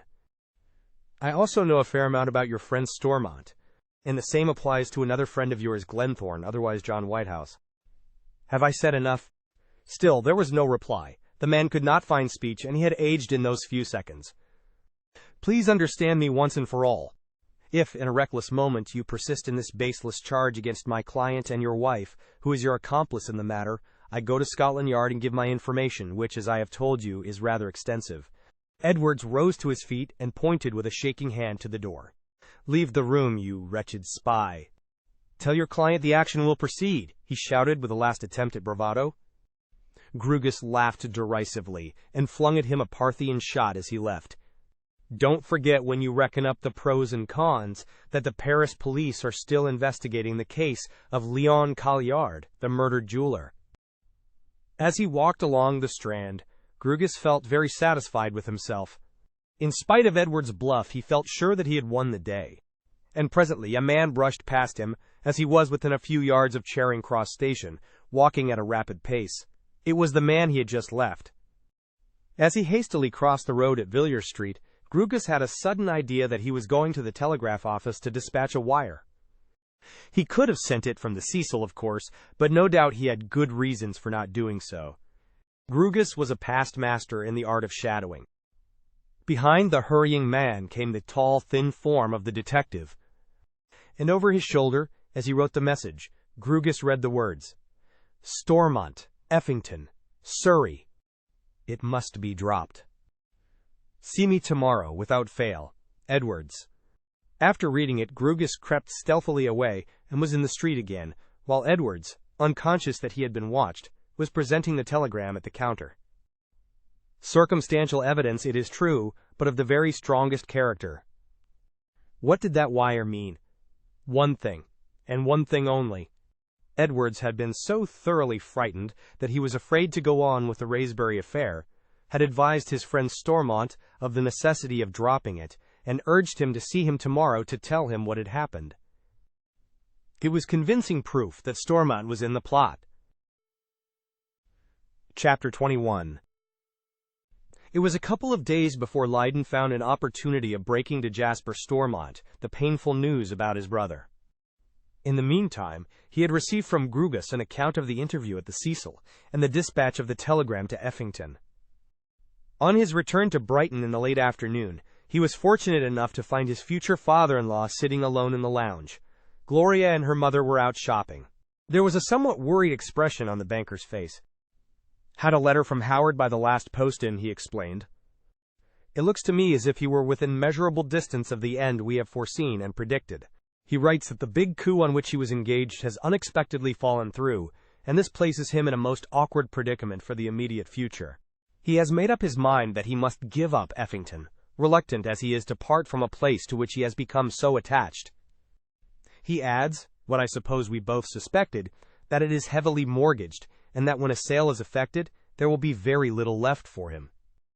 He has already apprised my sister of the alteration in his fortunes, and begs me to break it gently to Gloria. Somewhat to my surprise, he has made no request for money. I suppose he finds the future so dark that any little help I could give him would be useless, and that he must make a drastic change in his mode of life. I must own candidly, my sympathy would be keener if his own insensate folly were not the cause of the disaster. Here was a splendid opportunity, thought Lydon. The big coup on which Stormont was engaged, which was to repair his tottering fortunes, had failed to come off. It was easy to guess what the coup was, the extraction of that immense sum of money from young Raysbury. The abandonment of the prospect, which had been nipped in the bud by the visit of Grugus to the Hotel Cecil, had brought him to the ground. There is something I have to say to you about your brother, Mr. Stormont, something which I am sure will give you the greatest pain, but which it is right you should hear. But this is too public a place, and the ladies may return at any minute. Do you mind coming up to my room?" Wondering and uneasy, the banker went with him upstairs. When they were seated, the young man told him all the details with which the reader is acquainted. Jasper Stormont listened with a set and rigid face as Lydon explained to him how his suspicions had first taken definite shape on the arrival on the scene of Zillah Mayhew, whom he had at once associated, from the two facts of the scar and the sapphire pendant, with Elise Macrease, of his engagement of Grugus to follow up the clues and the various discoveries of that zealous detective, down to the latest episode in connection with Wraysbury, and the dispatch of the wire from Edwards to Howard Stormont, which clearly involved the owner of Effington Hall and the dastardly plot. "If I have not explained it as lucidly as I might have done," were the concluding words of the long recital, "I can take you to Grugus if you wish it, and he will, I am sure, give you a much more coherent account than I have been able to do." Jasper Stormont lifted his haggard face. "There is no necessity, Leonard. You would not say these things if they were not true, and I can quite understand how, even before the advent of this woman, Howard's unnatural reticence about his business affairs had created in you a feeling of uneasiness. I had that same feeling myself." Lydon drew a deep breath. "Ah, the same thing struck you then?" "Yes, I was suspicious, but very far from guessing the ghastly truth.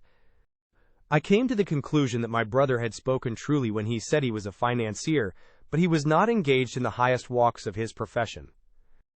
I guessed he was concerned with enterprises which men of strict integrity would describe as shady, but that in pursuing them he kept well within the compass of the law. That he bore to a financier of high repute much the same sort of relation that a blood-sucking moneylender bears to a reputable banker." There was a long pause before Jasper Stormont spoke again. "And now I must tell you something that would never have passed my lips but for what you have told me, and which proves that moral turpitude was ingrained in the man from his early years.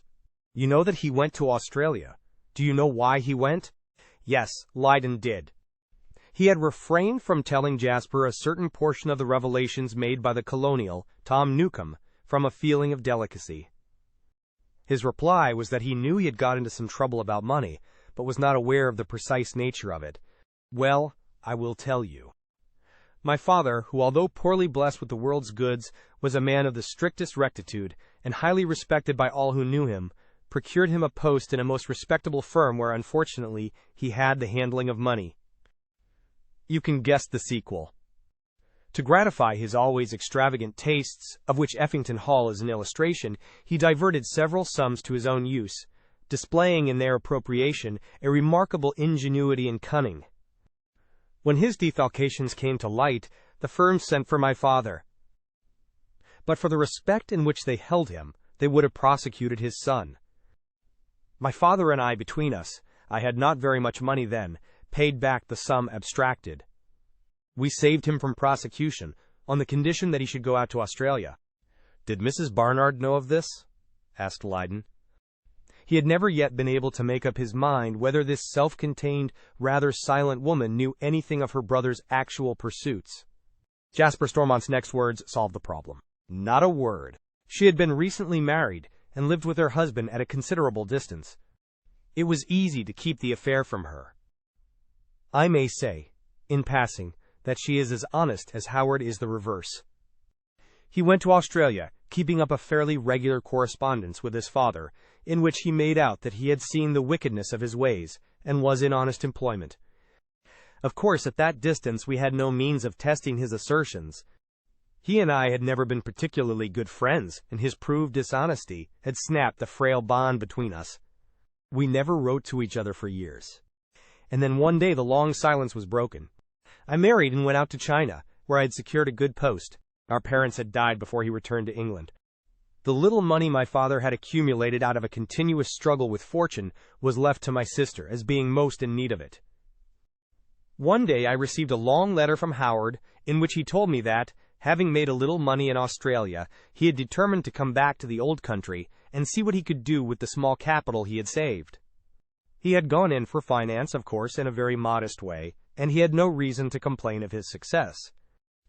It is perhaps not greatly to my credit when I tell you that I am very hard against evildoers, offenders against the moral law. I had not forgiven that early transgression, and I would have preferred not to renew relations with my brother. But I reflected that such sentiments were unchristian, and if the man was now walking in the straight path, it was not for me to withhold the hand of fellowship. I answered the letter, and from that day we corresponded more or less regularly. As that correspondence proceeded, it was apparent that he was prospering greatly. I was not surprised at that, for he had plenty of brains, and if he chose to employ them in a right direction, I saw no reason why he should not succeed. Mrs. Barnard's husband had died, leaving her a small annuity, which, joined to what my father had bequeathed her, formed a modest competence. Howard had pressed her to make her home with him, as he was a bachelor. He would not accept a penny from her towards the housekeeping. Her own small income she was to look upon as pin money. At this point in the history of his renewed relations with his brother, Jasper Stormont confessed that Howard's generous treatment of his sister had strongly impressed him in his favor. It was more than probable that that early lesson had sunk into his soul, and he had really undergone a process of complete moral regeneration. And then had come the request to adopt Gloria and make her welfare one of the principal objects of his life. That further established him in the good graces of a brother who was disposed to be critical. Criminal as he had been, there were some good instincts in him, and these he had displayed to the full in the case of these two members of his family. "It will be a terrible shock to Gloria when she is told, as told she must be," said the banker. "She is a shrewd girl, and you can see she has a sort of pitying contempt for some of his weaknesses, his extravagance, his vulgar love of ostentation. But she realizes he has shown unexampled kindness to her. If she could be spoiled, he has done his best to spoil her. I wish I could spare her sensitive nature the shock, but that cannot be. She must never go back to that man's roof. So far as my influence goes, she must hold no further communication with him. The money he has spent on her during these several years I shall refund to him. As I doubt if he will be in a position to dictate terms, I may make it a condition that he shall cut away from his evil associates. Heaven knows if he would keep such a promise. I fear the spirit of evil is too strong in his crooked nature." For some little time the banker sat in agitated meditation. Then he suddenly roused himself from his painful thoughts and spoke again. "I feel as if my own small world had tumbled about my ears, Leonard. You will understand that. There is one thing we have got to face first and foremost as a consequence of this hideous discovery. Gloria cannot become your wife." The young man looked at him in astonishment. "But, my dear Mr. Stormont, in the name of justice, why? Do you think me such a cur as to visit the crimes of her relative upon a pure and innocent girl? Gloria has promised herself to me. Depend upon it, I shall exact that promise." But Jasper Stormont could be a very obstinate man when he chose, and he held very rigid views of what was right and what was wrong. "No child of mine shall carry her tainted name into an honorable family," he said firmly. "And you cannot get away from it that he has communicated a taint to the whole of his kindred. Besides, how do we know what is going to be the end of it? How can we be sure that, long as he has succeeded in evading justice, it will not overtake him one of these fine days? Even if I could succeed in persuading him to lead an honest life for the future, how can we guarantee the past? You say the Paris police have not yet given up their researches into the mystery of the jeweler's death. At any moment something may come to light in that direction. No, my dear boy, I appreciate your nobility of choice, but Gloria must give you your freedom. If she is her father's daughter, I think she will take the same view as I do." Lydon was not so sure. In his own mind he thought that love would prevail. For a long time they wrangled over the point, the decision being finally reached that Gloria should act exactly as her feelings prompted her. Her father would state his views, but he would not use his influence over her to adopt them. It was natural they should still talk further over the subject, painful as the discussion was to both. That coup he pretended to be the outcome of some financial speculation was clearly the mulcting of this young simpleton of that tremendous sum, remarked the banker presently. The fact that it had fallen through as soon as he received that telegram from his accomplice proves that. And yet I do not see, if it had come off, that it would have made his position as sure as he told me. I do not know in what proportion these miscreants divide their villainous gains. There were certainly 4 of them in it, Howard, his friend Whitehouse, and the husband and wife, to say nothing of the gang who I suppose have an overriding percentage on everything. Even if Howard got a quarter of the amount, the interest on that would not keep a place like Effington Hall going. Lydon smiled ironically. Would a man of your brother's temperament bother about such things as investments and interest? If he received that sum, he would simply draw on it as long as it lasted, trusting to further luck to replenish his waning store. Horrible idea, said the banker with a shudder. But I think you have seen more clearly than I did, Leonard. To me, the idea of a man living on his capital is unthinkable. Well, I shall make these awful disclosures to Gloria after dinner. She shall have a little more peace, poor child. And later on, you and she shall have a heart-to-heart talk. That talk took place later on in the evening, when the young couple went for a stroll. At first, Gloria, tearful and agitated, took her father's view. It was impossible she could intrude herself into his life, with such a ghastly secret in the background, a secret that in all probability could not be kept indefinitely in the background. It would break her heart to part with him, but for his own sake, she must insist upon giving him back his freedom. If he was angry with her now, he would be grateful in the future. So she pleaded amidst her plentiful tears. But by degrees he wore down her resolution, dictated by the judgment, not the heart. If Howard Stormont's past should ever be revealed to an astonished world, he would help her with all his might to live the hateful thing down. When they returned to the hotel, he had proved the victor and announced the result to Jasper, who, loyal to his promise, acquiesced if he found it impossible to approve. I shall come up to London in the morning with you, he said to the young man, and ascertain on the phone what are Howard's movements. I should say that, as his coup has failed, he will be bewailing his ill fortune at Effington. He will hardly have the heart to resume his usual habits for a few days. And so it proved. Mrs. Barnard, who answered the phone call, explained that her brother was rather out of sorts, and Jasper would find him at Effington at almost any hour of the day. If he went out, it would only be for a stroll in the grounds or to the village. Jasper Stormont went down after luncheon. He had not committed himself to any particular time.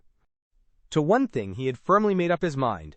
He would not take another meal at Effington Hall in the society of the man he had the misfortune to call brother. He took a taxi at the station and drove in due course through the big gates of the stately mansion, which he devoutly hoped he was entering for the last time. The owner was out, the new butler informed him, but was expected back shortly. Mrs. Barnard was in. She was pleased to see her brother. But why couldn't you come to luncheon, she asked him.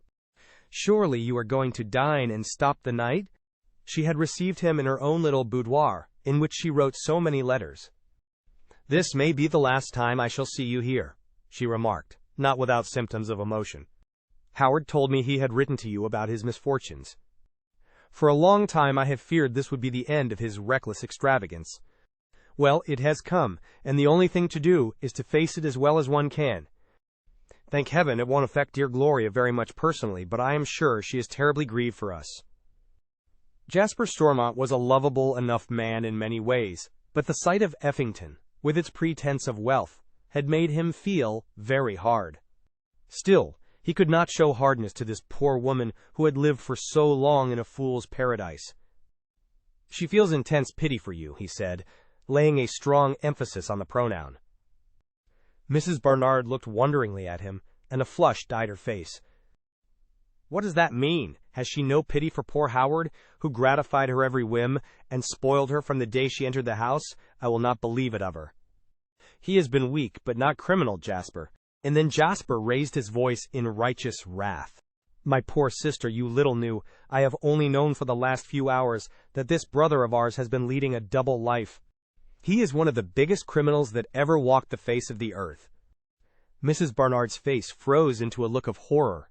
If any other man had spoken those awful words, she would have told him he lied. But she knew Jasper's character too well. He would not have made such a charge if it were not true. As briefly as possible, he told her what he knew, through that chance opening of the letter to Zillah Mayhew by Lydon. The unhappy woman burst into a passionate fit of weeping. Jasper, you must take me away with you when you leave, she said when she had recovered herself a little. I could not stay another night under the roof after what you have told me. The associate of thieves, blackmailers, a potential murderer himself. It is like some hideous nightmare. And at that moment, Howard Stormont walked into the room, with a smile of welcome on his harassed countenance. Perhaps he thought his brother had come to help him in his financial difficulties. But as he took in the scene, the still weeping woman, Jasper standing beside her with a hard and inflexible look upon his face, he knew that the visit portended nothing of the kind. He looked from one to the other, and his own face grew paler as he noted his sister's averted countenance. "What the devil does all this mean? And you, Jasper, why do you refuse to take my hand?" he cried in a harsh voice that showed traces of fear. At a sign from her brother, Mrs. Barnard withdrew, and the two men were left alone, Jasper, stern, rigid, Howard with terrible forebodings in his guilty soul. Chapter 22. Howard was the first to break the strained silence. He spoke in a toneless voice.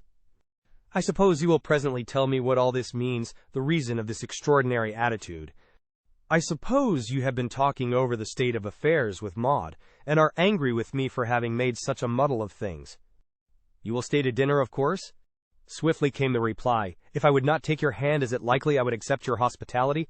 I hope never to see you, nor set foot in this house of evil again. Howard Stormont, I know you for what you are. I know the double life you have been leading since you left England, and since you returned to it. I know you to be the associate of criminals, yourself not the least criminal amongst them." The face of the detected crook went livid. "We can't talk here," he said hoarsely. "Come down to my room and let us have it out." They went into the handsomely furnished study. As soon as they got there, he opened the door of a small sideboard, from which he extracted a bottle of uncorked brandy. He filled a tumbler, half full of the raw spirit, and gulped it down. For the moment, the potent draught steadied his nerves, and he sank into a chair, and looked with a certain amount of hardihood at his brother. "Now let me hear what you do know, or think you know."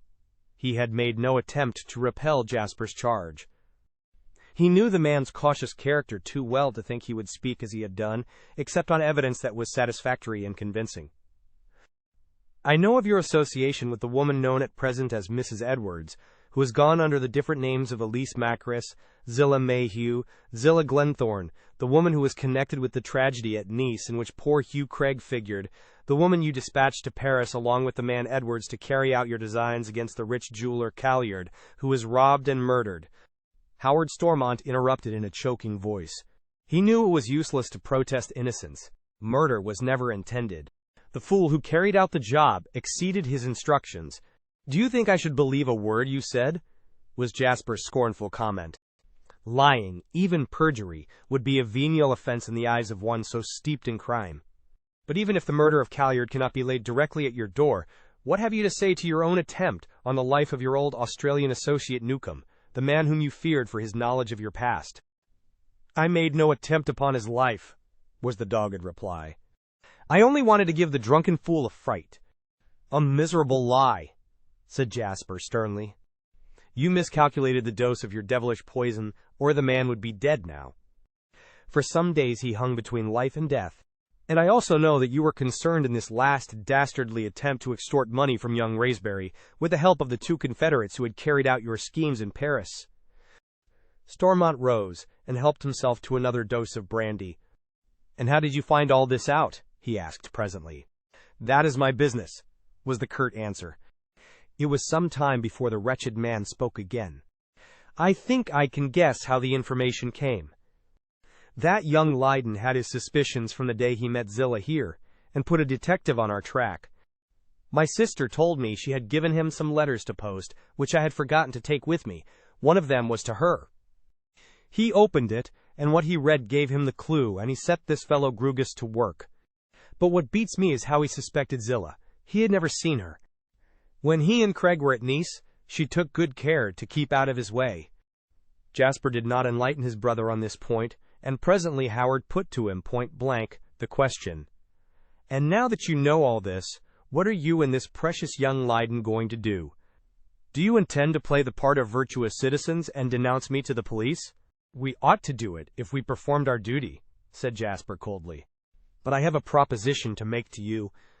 Your letter shows me that you are broke to the world. Your interview with your confederate Edwards, after Grugus had foiled his plot against Raspberry, must have convinced you that a continuance of this criminal life is fraught with peril, that at any moment Nemesis may overtake you. Stormont looked up sharply. "How did you know that I had an interview with Edwards?" he asked, in evident surprise. But Jasper declined to enlighten him. "Again I repeat, that is my business. This precious young Leyden, as you call him, has behaved like the honorable Englishman he is. I told him emphatically that he must give up Gloria, that he must not connect himself with a family that had this black stain upon its records. Gloria took the same view, and insisted upon releasing him, although she told me that to do so would break her heart." For the first time in their interview, the hardened criminal showed an overwhelming sense of shame. "Poor Gloria," he muttered in a broken voice. "Poor Gloria. It is indeed hard upon her. And Leyden would not accept his dismissal. Well, I will admit he is a noble fellow. I'm glad you do him that justice. Well, my proposition is this. It is horrible to me to think that my innocent and unsuspecting child has lived all these years upon the proceeds of infamy. The money you have expended upon her for something like 14 years, I will restore to you on the condition that you abandon this life and break away forever from your criminal associates. Even then, there is not absolute safety. At any moment the past may yield up its secrets, and all the world may know you for what you are." Howard Stormont kept silence. His active brain was no doubt weighing the advantages and disadvantages of his brother's suggestion. "As I shall be very liberal in my estimate of what she cost you," continued Jasper, "you could exist upon the interest of the capital sum I should hand over to you.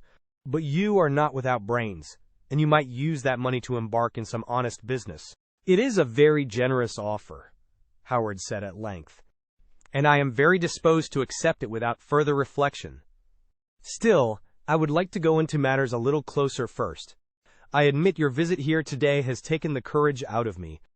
You will laugh at me, I suppose, and consider it a further proof of my hypocrisy when I say that I would prefer not to live upon your bounty. But I should like to reckon up what I am likely to get out of the sale of Effington when the mortgages have been paid off." "It is not a question of bounty. It is an act of reparation to my own conscience," said Jasper hastily. "I would prefer to return the money to its rightful owners if I could find them. But that is impossible. If you refuse to accept this sum, I shall devote it to charity, so as to make some sort of amends. Give me till tomorrow, and I will let you know definitely." "I presume you have told Maud?" "Certainly," answered Jasper.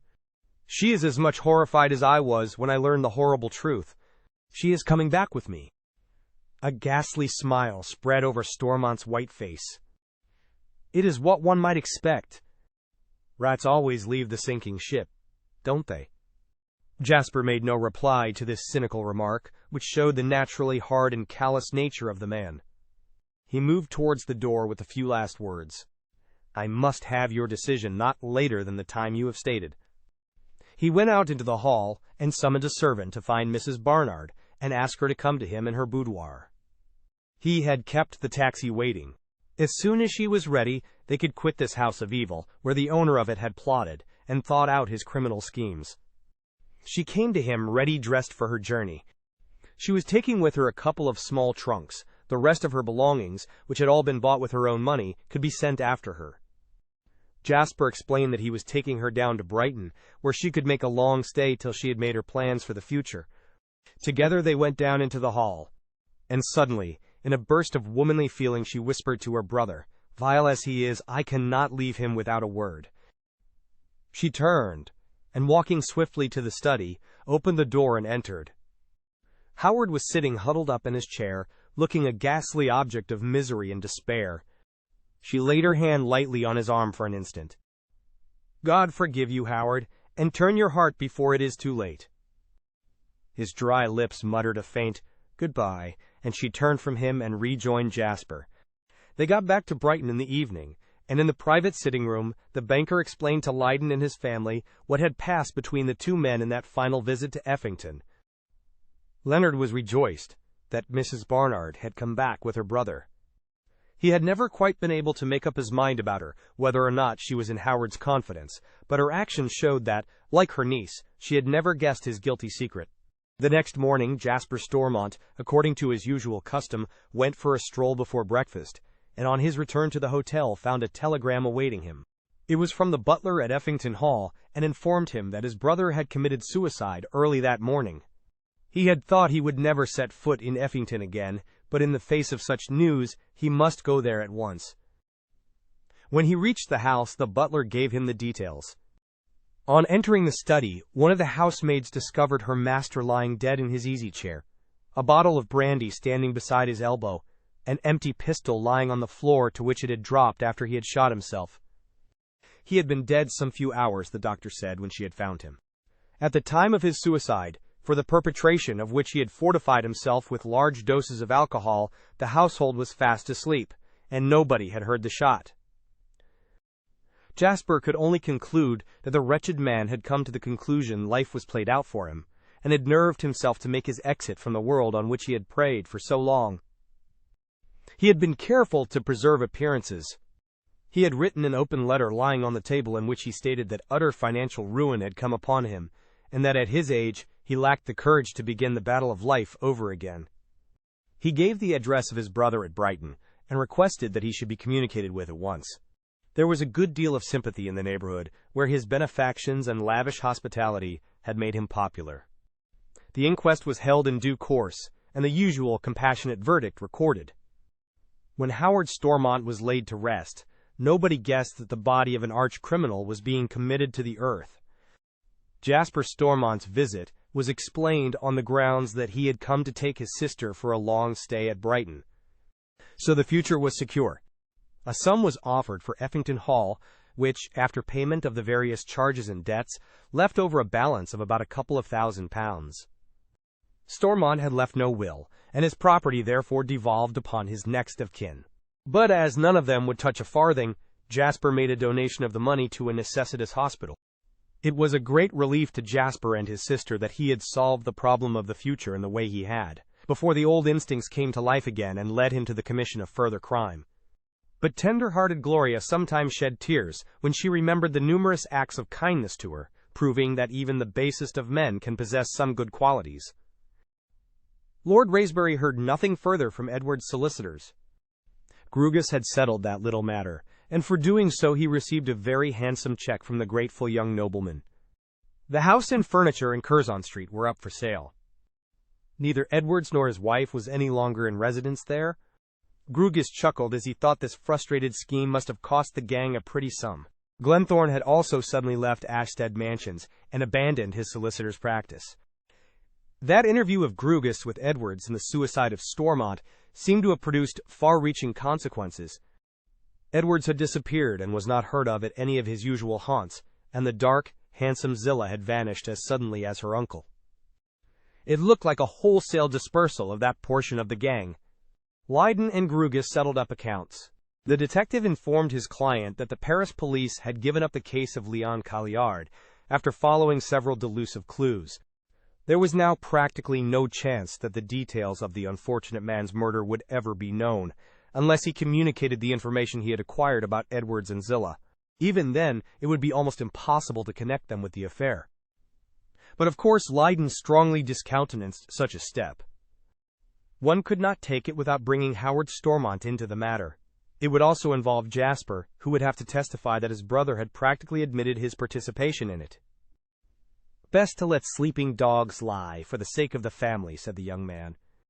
If one did discover the actual murderer, it would not bring the unfortunate Calliard to life, and it would inflict the greatest pain upon innocent people. Grugus agreed, rather reluctantly. He had the true instincts of the sleuth-hound. He loved to hunt his quarry down. He would dearly have liked to go to Scotland Yard, but he was bound to respect his client's wishes on the subject. All the same, he felt it was a tame sort of inquiry which had not resulted in a triumphant finish. As a consequence of it, Stormont had been driven to suicide, and the other persons concerned had found it expedient to lie low for a while. But for him there was no public kudos in it. On the same day on which he squared up accounts with Lydon, he came face to face in the Strand with his old friend Tom Newcombe. The gentleman's appearance had altered very much. He had discarded his beard and mustache, and a less keen eye than the detective's might have failed to recognize him. But Grugus had a wonderful memory for faces, and it required a very clever disguise to baffle him. They exchanged greetings. "Hardly knew me, did you?" inquired the colonial. "You see, I clean-shaved myself directly after we had settled matters. I got out of that house as soon as I could, but I was mortally afraid I might run across Stormont, and he might get me into his clutches again.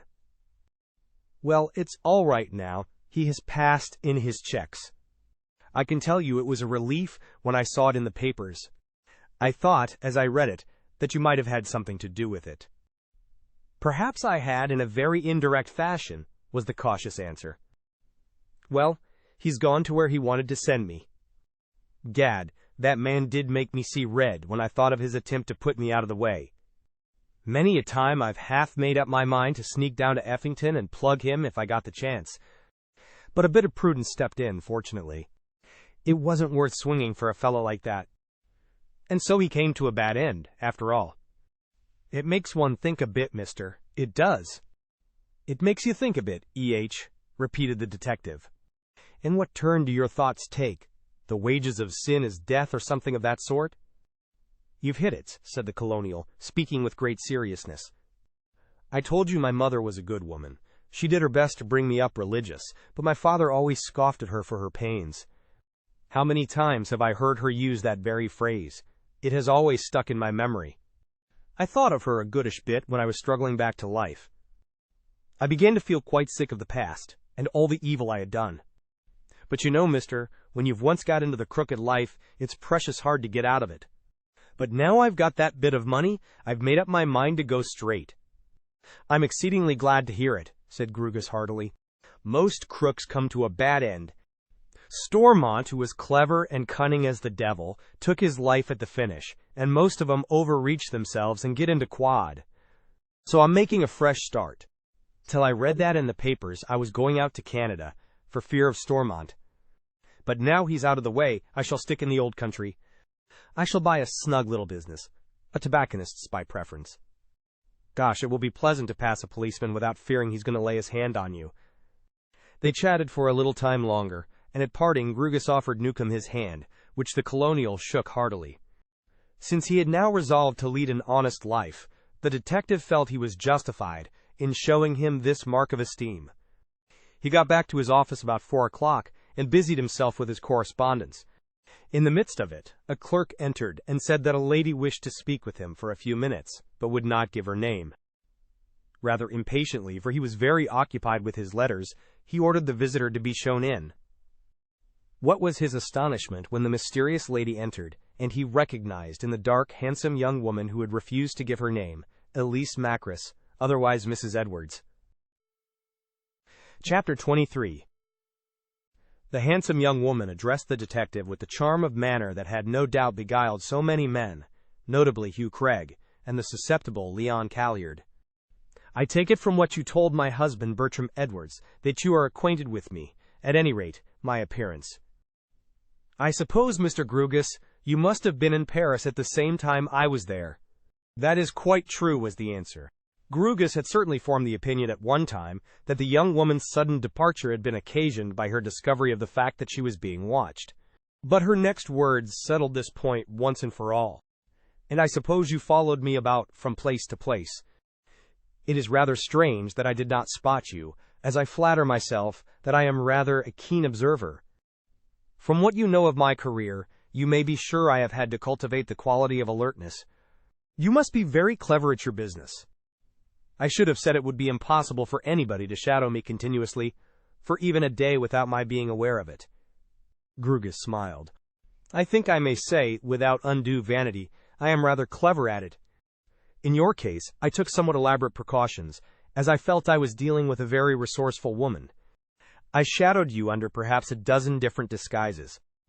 Well, Mrs. Edwards, I need hardly say I am very astonished to see you in my office. I suppose you will tell me in good time the object of your visit." A very hard look came over the handsome face. "I need not keep you waiting a moment longer. My object is revenge." "Against your former associates in general, or some particular person?" suggested the detective quietly. "Against my former associates. With one exception, I have no rancor." They did their best to make my life pleasant, so far as such a life can be made pleasant. I was one of those unfortunate creatures whose mode of existence is determined for them at a very early age by others, from whose domination it is impossible to escape. My father was a crook.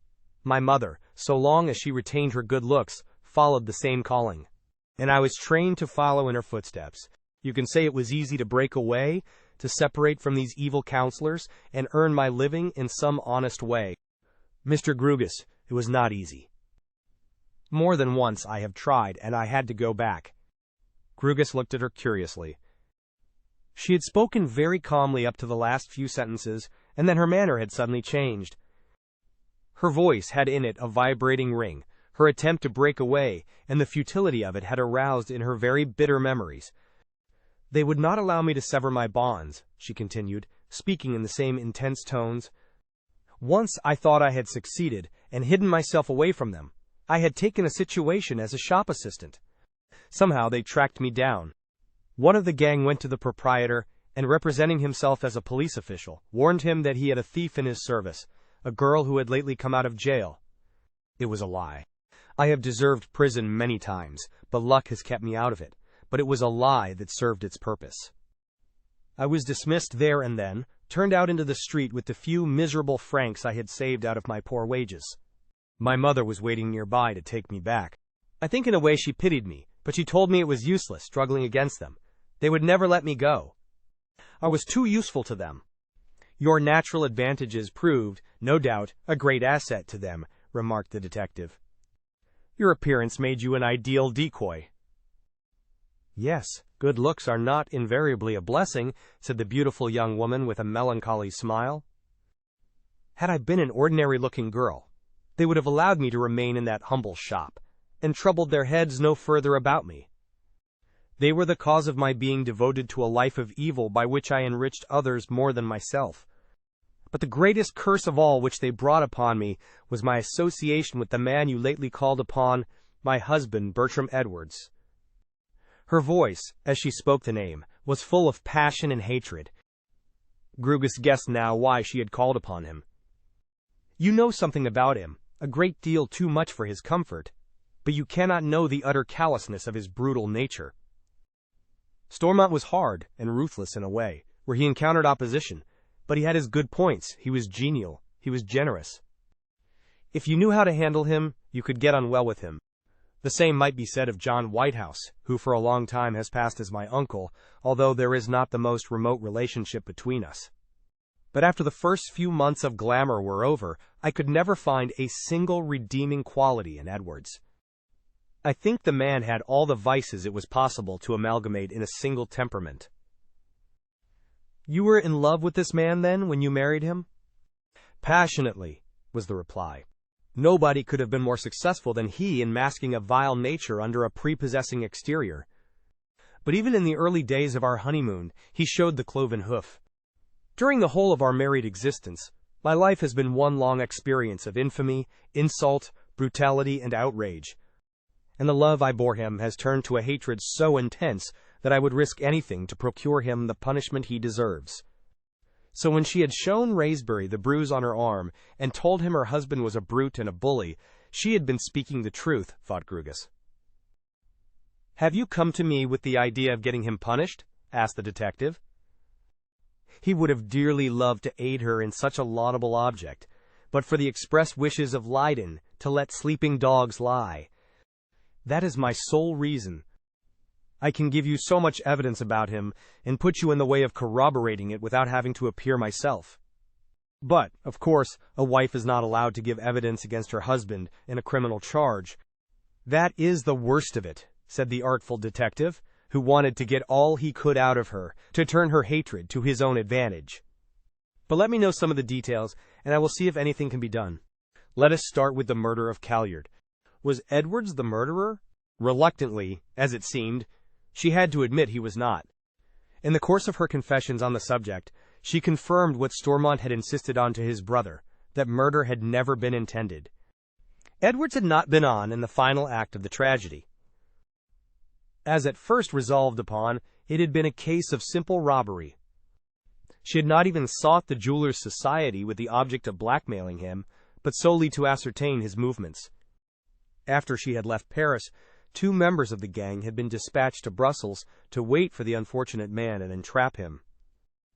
In rendering him senseless, one of the miscreants had given him too strong a dose of chloroform, and it proved fatal. To cover up their crime, they had thrown his body in the river. She had learned these details afterwards from Whitehouse, but she did not know the names of either of the men. Stormont, who was the leading spirit of the gang and had originally marked down Calliard for a victim, was alone acquainted with their identity. It was always his policy to keep the subordinate members of the association as far apart as possible. They worked in little coteries, and, in the majority of cases, one coterie knew nothing of the other. But dearly as she would have loved to implicate Edwards in the tragedy, she had to confess she could not do so. As a matter of fact, he was in Spain on other business when it happened. Our married life would have been intolerable, but for the fact that we did not spend a great deal of it together. When we did, I suffered physically and mentally, she explained at this point. His vile temper vented itself upon me on the slightest provocation, in spite of the fact that both Stormont and Whitehouse frequently intervened on my behalf and remonstrated with him. When the plot against Raysbury was hatched, it was a necessary part of it that we should live together. That was a time of terrible torture to me. When it failed, thanks to your intervention, he wreaked his disappointment on me. On the day he left England, frightened by your knowledge, he beat me almost into a state of insensibility. Was she exaggerating, or was Edward such a monster as she made out? But Grugus, a shrewd judge of demeanor, guessed by her emotion, her fervent accents, that she was telling the truth, that this man had terrorized and ill-treated her, that but for his devilish power over her, she would have broken away.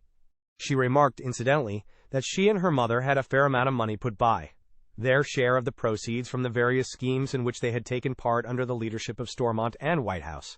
She gave him a great deal of information about Edwards. This rascal had specialized chiefly in blackmail, using her in most cases as a decoy, and his activities in this direction had almost exclusively been practiced abroad. The affair with Lord Raysbury was the only serious coup he had attempted in his own country. This unscrupulous scoundrel was intensely proud of his birth and social connections, and that perhaps was the reason he did so little in England. But from what he said to Whitehouse on the day after you had so thoroughly frightened him, I don't think he will ever return. You see, he is not sure how much you know. He guesses your inquiries were made on behalf of a private person, but he also remembers you threatened him with Scotland Yard, said the young woman when she had concluded this portion of her story. Grugus explained to her that he could not very clearly see his way to assist her in her schemes of vengeance on her brutal husband, as he had appeared to confine himself almost exclusively to acts of blackmail abroad. In all these cases, he told her, there is no chance of securing the cooperation of the victims. If we could have connected him with the kidnapping of Calliard, which resulted in unintentional murder, you yourself could assist the Belgian police, who have abandoned the case. But you emphatically say he was somewhere else at the time. All he did, I suppose, when in Paris was to convey the instructions set out by Stormont and meet you from day to day to learn what progress you were making. When you both left that city, I presume others were engaged in the affair. Mrs. Edwards admitted that this was so.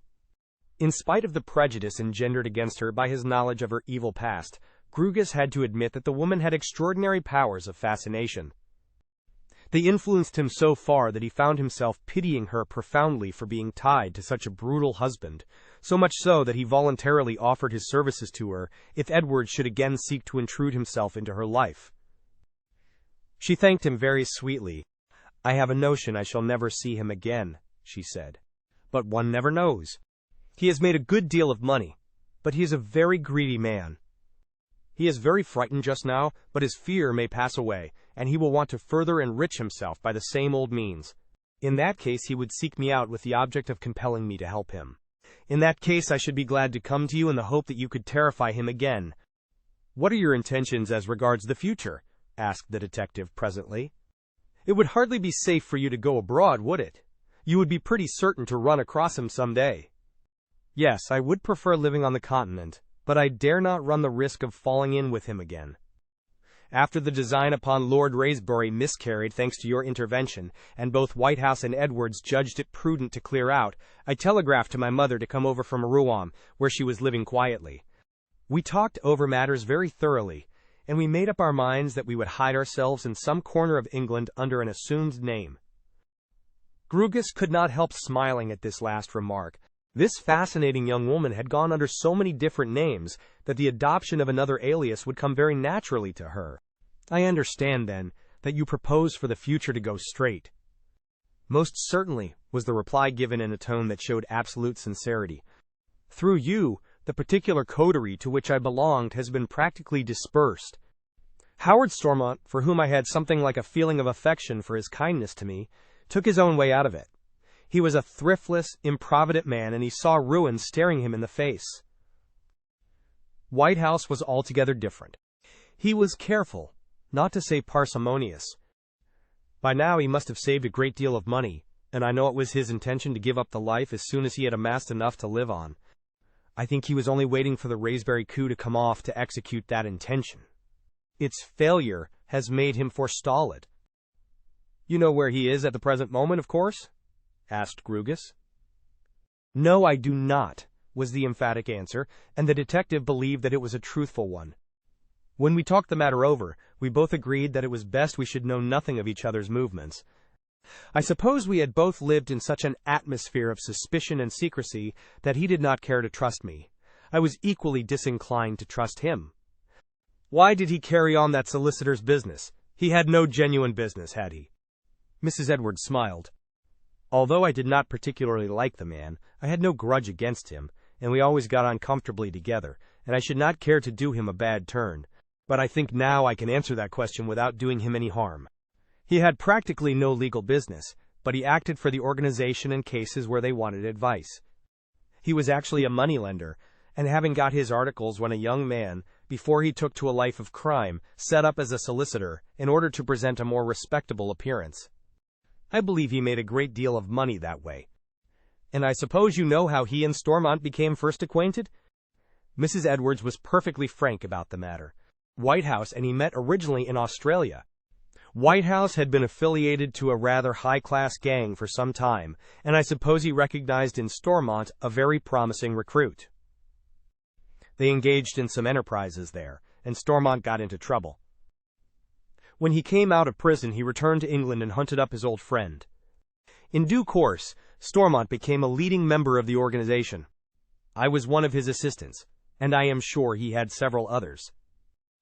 But he was a very cautious man, in spite of his bluff and genial manners, and he never allowed us to know much of each other. He and Whitehouse directed affairs in their own particular branch.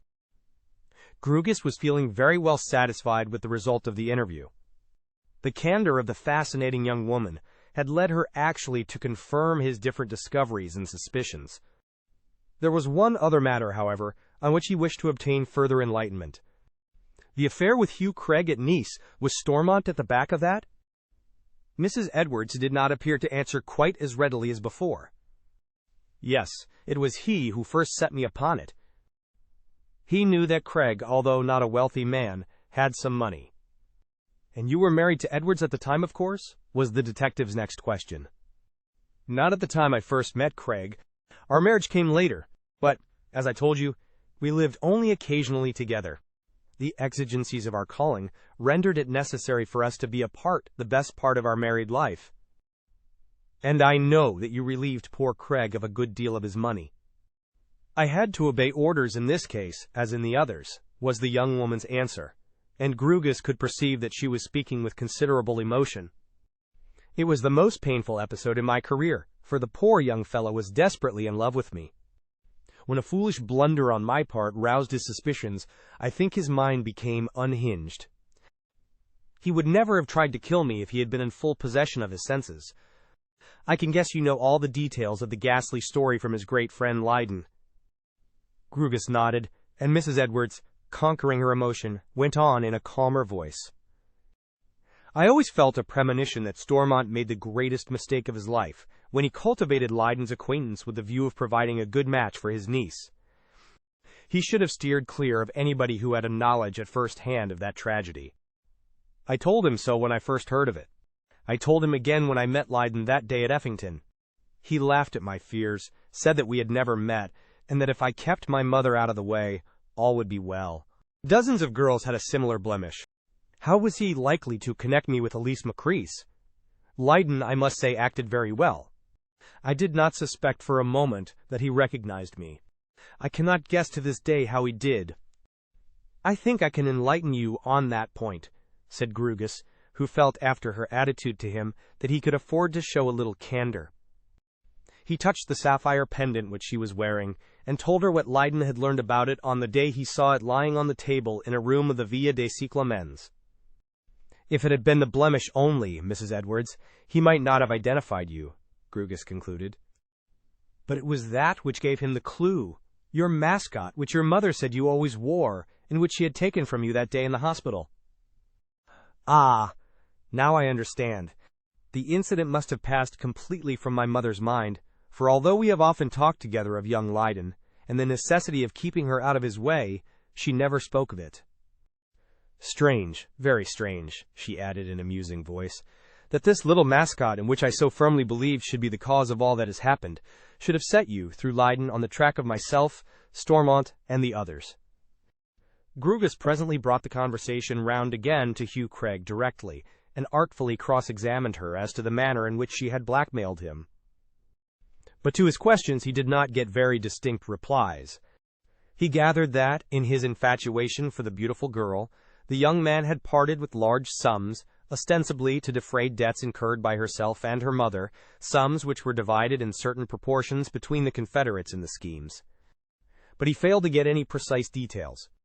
She sheltered her reticence under the plea that it gave her inexpressible pain to dwell upon those miserable days. She left him shortly, with renewed thanks for his promise to help her in case Edward should return and endeavor to force his society upon her. And after she had left, he sat for a long time meditating on herself, her strange charm, and all she had told him. Had she been only playing a part in order to excite his sympathy, or had she always hated the life which had been thrust upon her by her environment, and was only too thankful to embrace this opportunity of quitting it? Chapter 24. Leonard and Gloria were married a month before Jasper Stormont and his wife left England for China. That last month they spent in London. It was a very quiet wedding. A cousin of the bridegroom officiated as one of the bridesmaids.